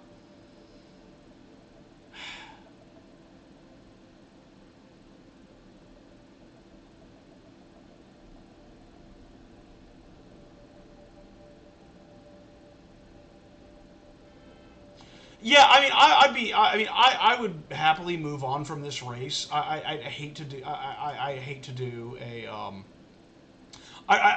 it's tough because I hate to run. So I did one. I don't know if I have time to run this again before Monday. That's part of the problem. Like I wanted to get this done today because it's like I'm running fine. Like I did nothing wrong in that race. I did nothing wrong. I absolutely nothing wrong there, and I feel like I got shafted. And I don't want to like deny y'all the career mode excitement. Like this is like the reason I feel bad is because like these last two Grand Prix that I've had to run, the frustration is that like it's incidents that are like outside of my control that have made it a less fun experience for people to watch and for me to play. Like I put Albon in the pits at the right time on the intermediate tire, and I don't get my pit stop. I, am minding my own business with, no push on the tires, and Alex randomly locks up behind the Alpine. I get speared by Esteban Ocon yesterday in Spain at the end of the main straight, despite being in good race position. It's really like, it feels like artificial difficulty being thrown at me rather than like an actual like, oh, I made this mistake as a race manager. I need to get better at that. Like Spain, when we ran it today, I understand why I didn't do well in that race, and I make peace with that. Like I don't need to have a great race finish. What I do need to have happen is I need the software I'm using to actually hold up and to make the experience enjoyable and not to forget my pit stop. I'm very frustrated by that because I want this to be entertaining. Win, lose, or draw. I want this to be entertaining, and what is not entertaining is a computer program eating my input. I feel very badly about that.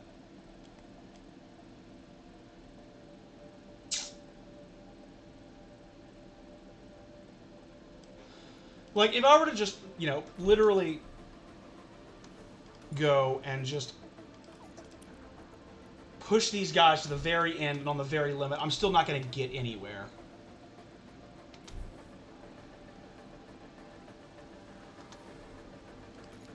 Like, I'm literally just like pushing for everything I've got. Like, just watch. Like, it will be a poor race fin. I don't care if the tires are overheating. Don't interrupt me while I'm trying to show these. Like this is not like I'm not going to get anywhere. I'm not going to get anywhere close to the points. I'm not going to hold my position. I'm not going to. It's all like this is why it's a problem. Is like all of the fun for me is robbed by that one fuck up. Like that one eaten input ruins the entire race experience for me. I was even fine with the fact that Logan was having a terrible day and that I was talking about, oh hey, we might need to replace him. He's disappointing me here, but I can get over that because he's running the race that I told him to run. Albon just cavalier missing the pits is not cool. Low fuel, so be mindful of that. We don't care. Yeah, I just... Because it's 10 o'clock now, and this is when, I got on stream at 5 today, because I figured that I was going to have both races done in 5 hours, and I absolutely would have if this hadn't happened.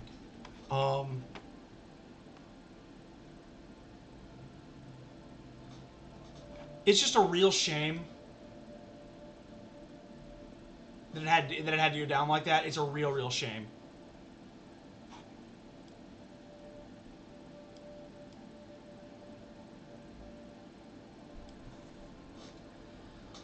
Oh.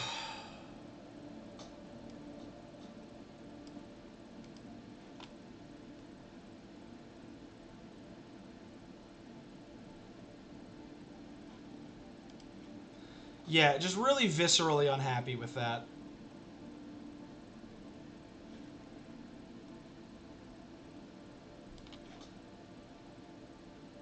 I was having a really good fun time here today too, and that just absolutely just derailed. I shouldn't care that much, but that just really that incensed me at a level that I did not expect anger to well up in me like that.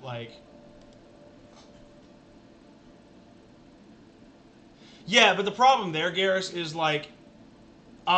this has put me in a very foul mood, and if I'm not over it tomorrow and I'm expected to like be feeling good, I'm not gonna be great. I'm not gonna be great company for that. And I got work tomorrow to do on, like, you know, I got, you know, presentation work to do tomorrow. I've got, you know, server work to do, and just I'm very, very like I'm, you know, go from a good time to immediately being like, just not fun.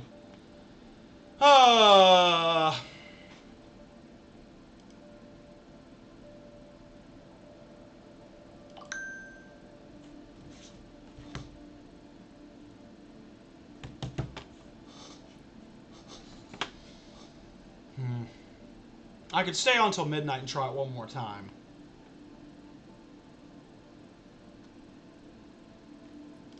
Yeah, why not? Literally, why not?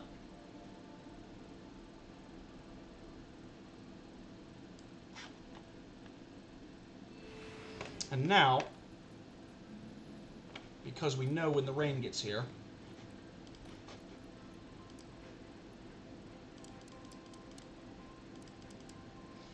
we're going to actually cheese the crap out of the game. So I believe I was on lap 40 or 50 something.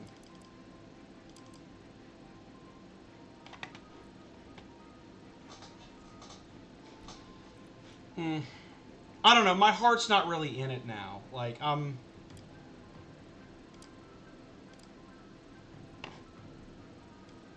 ugh. Got very, very... I got very... Well, not uncharacteristically upset, but I got very upset.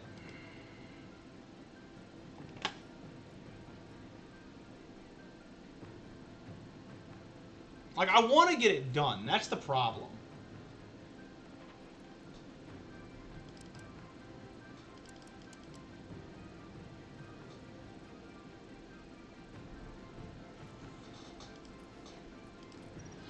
That's the thing, though, is I was having a very good stream, I thought. I was having a wonderful time, and just, like, now I feel like... It's like the ending of that is not a fair representation of how the stream went. Like, that, really, it's not. And that's what makes me unhappy. Is, like, we're having a really good time, and then I just absolutely, like... So, basically, totally, the game ate my input. I was supposed to pit onto intermediate tires at Albon. I put him in for the pit stop, and he just went on by the pits and ruined my race. No, I wasn't even fighting for the points anymore by the time I pit. Just really not very happy with that at all. So I'm gonna give it one more try. You know, the problem is too is y'all are gonna end up watching like 100 laps of friggin' Canada, which I don't want to do. But like, I also don't want like. I'm also too stubborn to, like, let this lie. I don't, like... I don't appreciate the way I got screwed. I'm not happy about that, but... I also don't know if I've got the stamina to do it right now, and I don't know if my audience has got the stamina to do it right now. And it's like, I'm...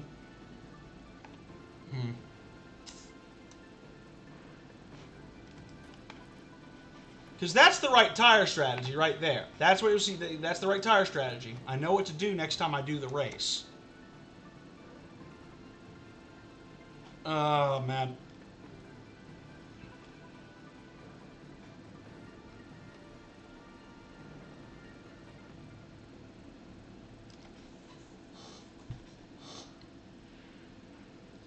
Like my only contention is like if I save it for Monday, I'll just probably I can't guarantee I won't be angrier and more over this race then. Like that's the problem. Is like I sat down to do this. I prepped myself for this, and I don't like not following through. That's the problem. I want to be.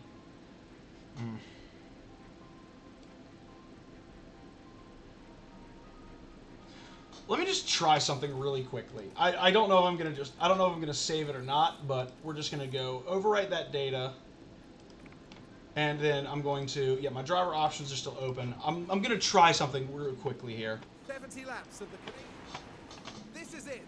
We're moments away now at the Canadian Grand Prix, and it's lights out and away we go. And pause. And ERS assist, and 16 times, and go for it, guys.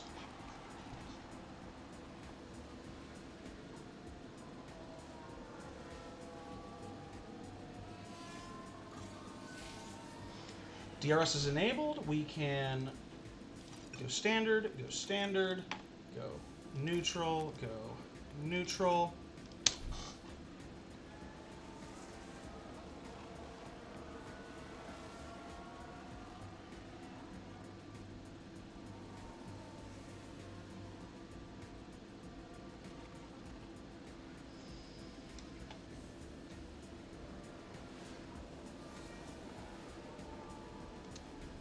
Okay.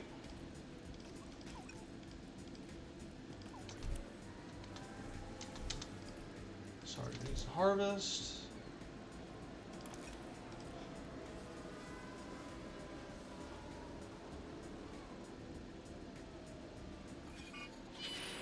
Red flag. That's another red flag.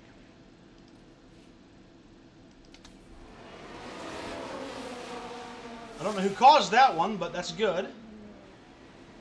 Oh, wow! So it's a Red Bull. It's the leader. It's Verstappen and Alonso are out. Okay, I'm back in. This little race sim I'm doing here is actually carrying me over here. I'm actually pretty happy about this. And clearly they're Oh no! So they're down and out. Next, gonna put them on the mediums. Because the mediums, I think, can make it to the rain period.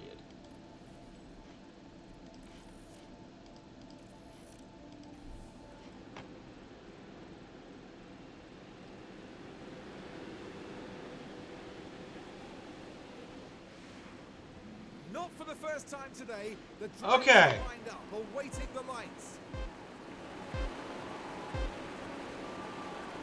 It's lights out. All right, so first things And away first, we go. push, push, deploy, deploy. We're in P8 and P12 with our boys. Let's see what this gets Oh, them. I go into turn 1. Yep, copy. Alex is up to P6. Yeah, these will last us till the rain.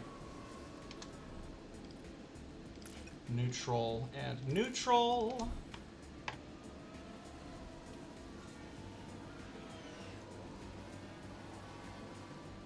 And now we wait.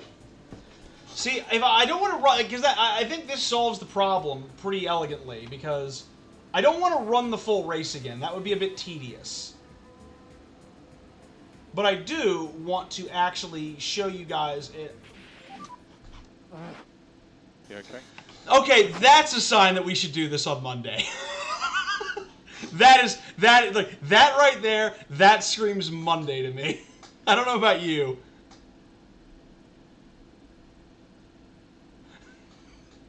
Yeah, the game. You know what, Garrus, you were right. The game just doesn't want me to finish this today.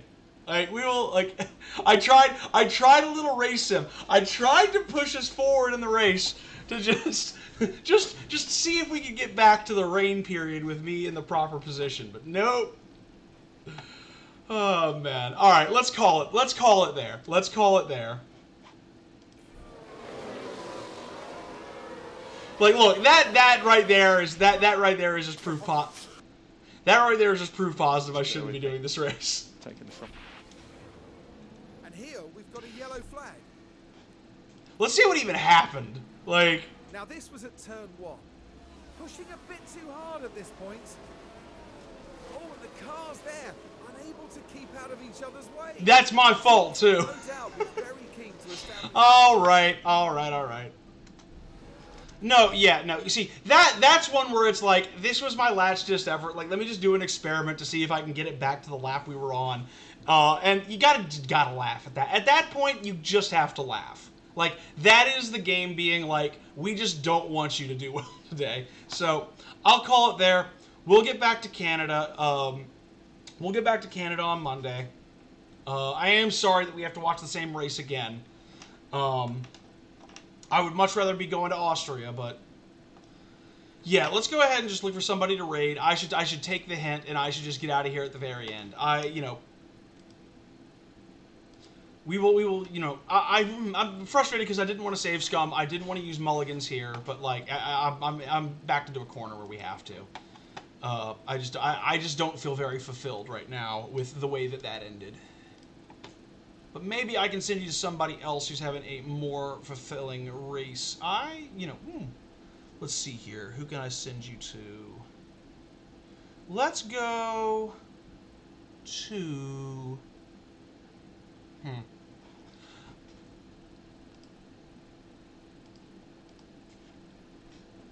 Let me think. Who do I want to raid? I think I'll just raid this dude,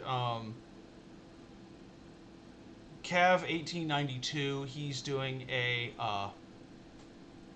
looks like he's doing an F1 Manager stream. No, actually, I don't really have, I don't really know anybody that's raiding tonight, so I am just going to go ahead and call it here. I'll be back on Monday. Yeah, again, definitely not happy with the way stream ended, but we had a great, genuinely a great, like, 4 hours and 45 minutes before that. So I will take the victory of having a really fun stream for the most part, and we will get back to this on Monday. I appreciate y'all showing up. I appreciate the support in the series. It's very humbling. It's very nice. I wish we could have better results today, at very least in terms of the outcomes for Canada. But we will, we'll go with the punches on Monday. We'll be in a better place to be okay with it, because we're not going to let the game eat inputs for us. That we will avoid. But for now, I am going to sign off, guys. Thank you so much for being here. Better outcomes at the end of Monday's stream. Better outcomes at the end of Monday's stream. But I'll see you guys later. Take care, everybody.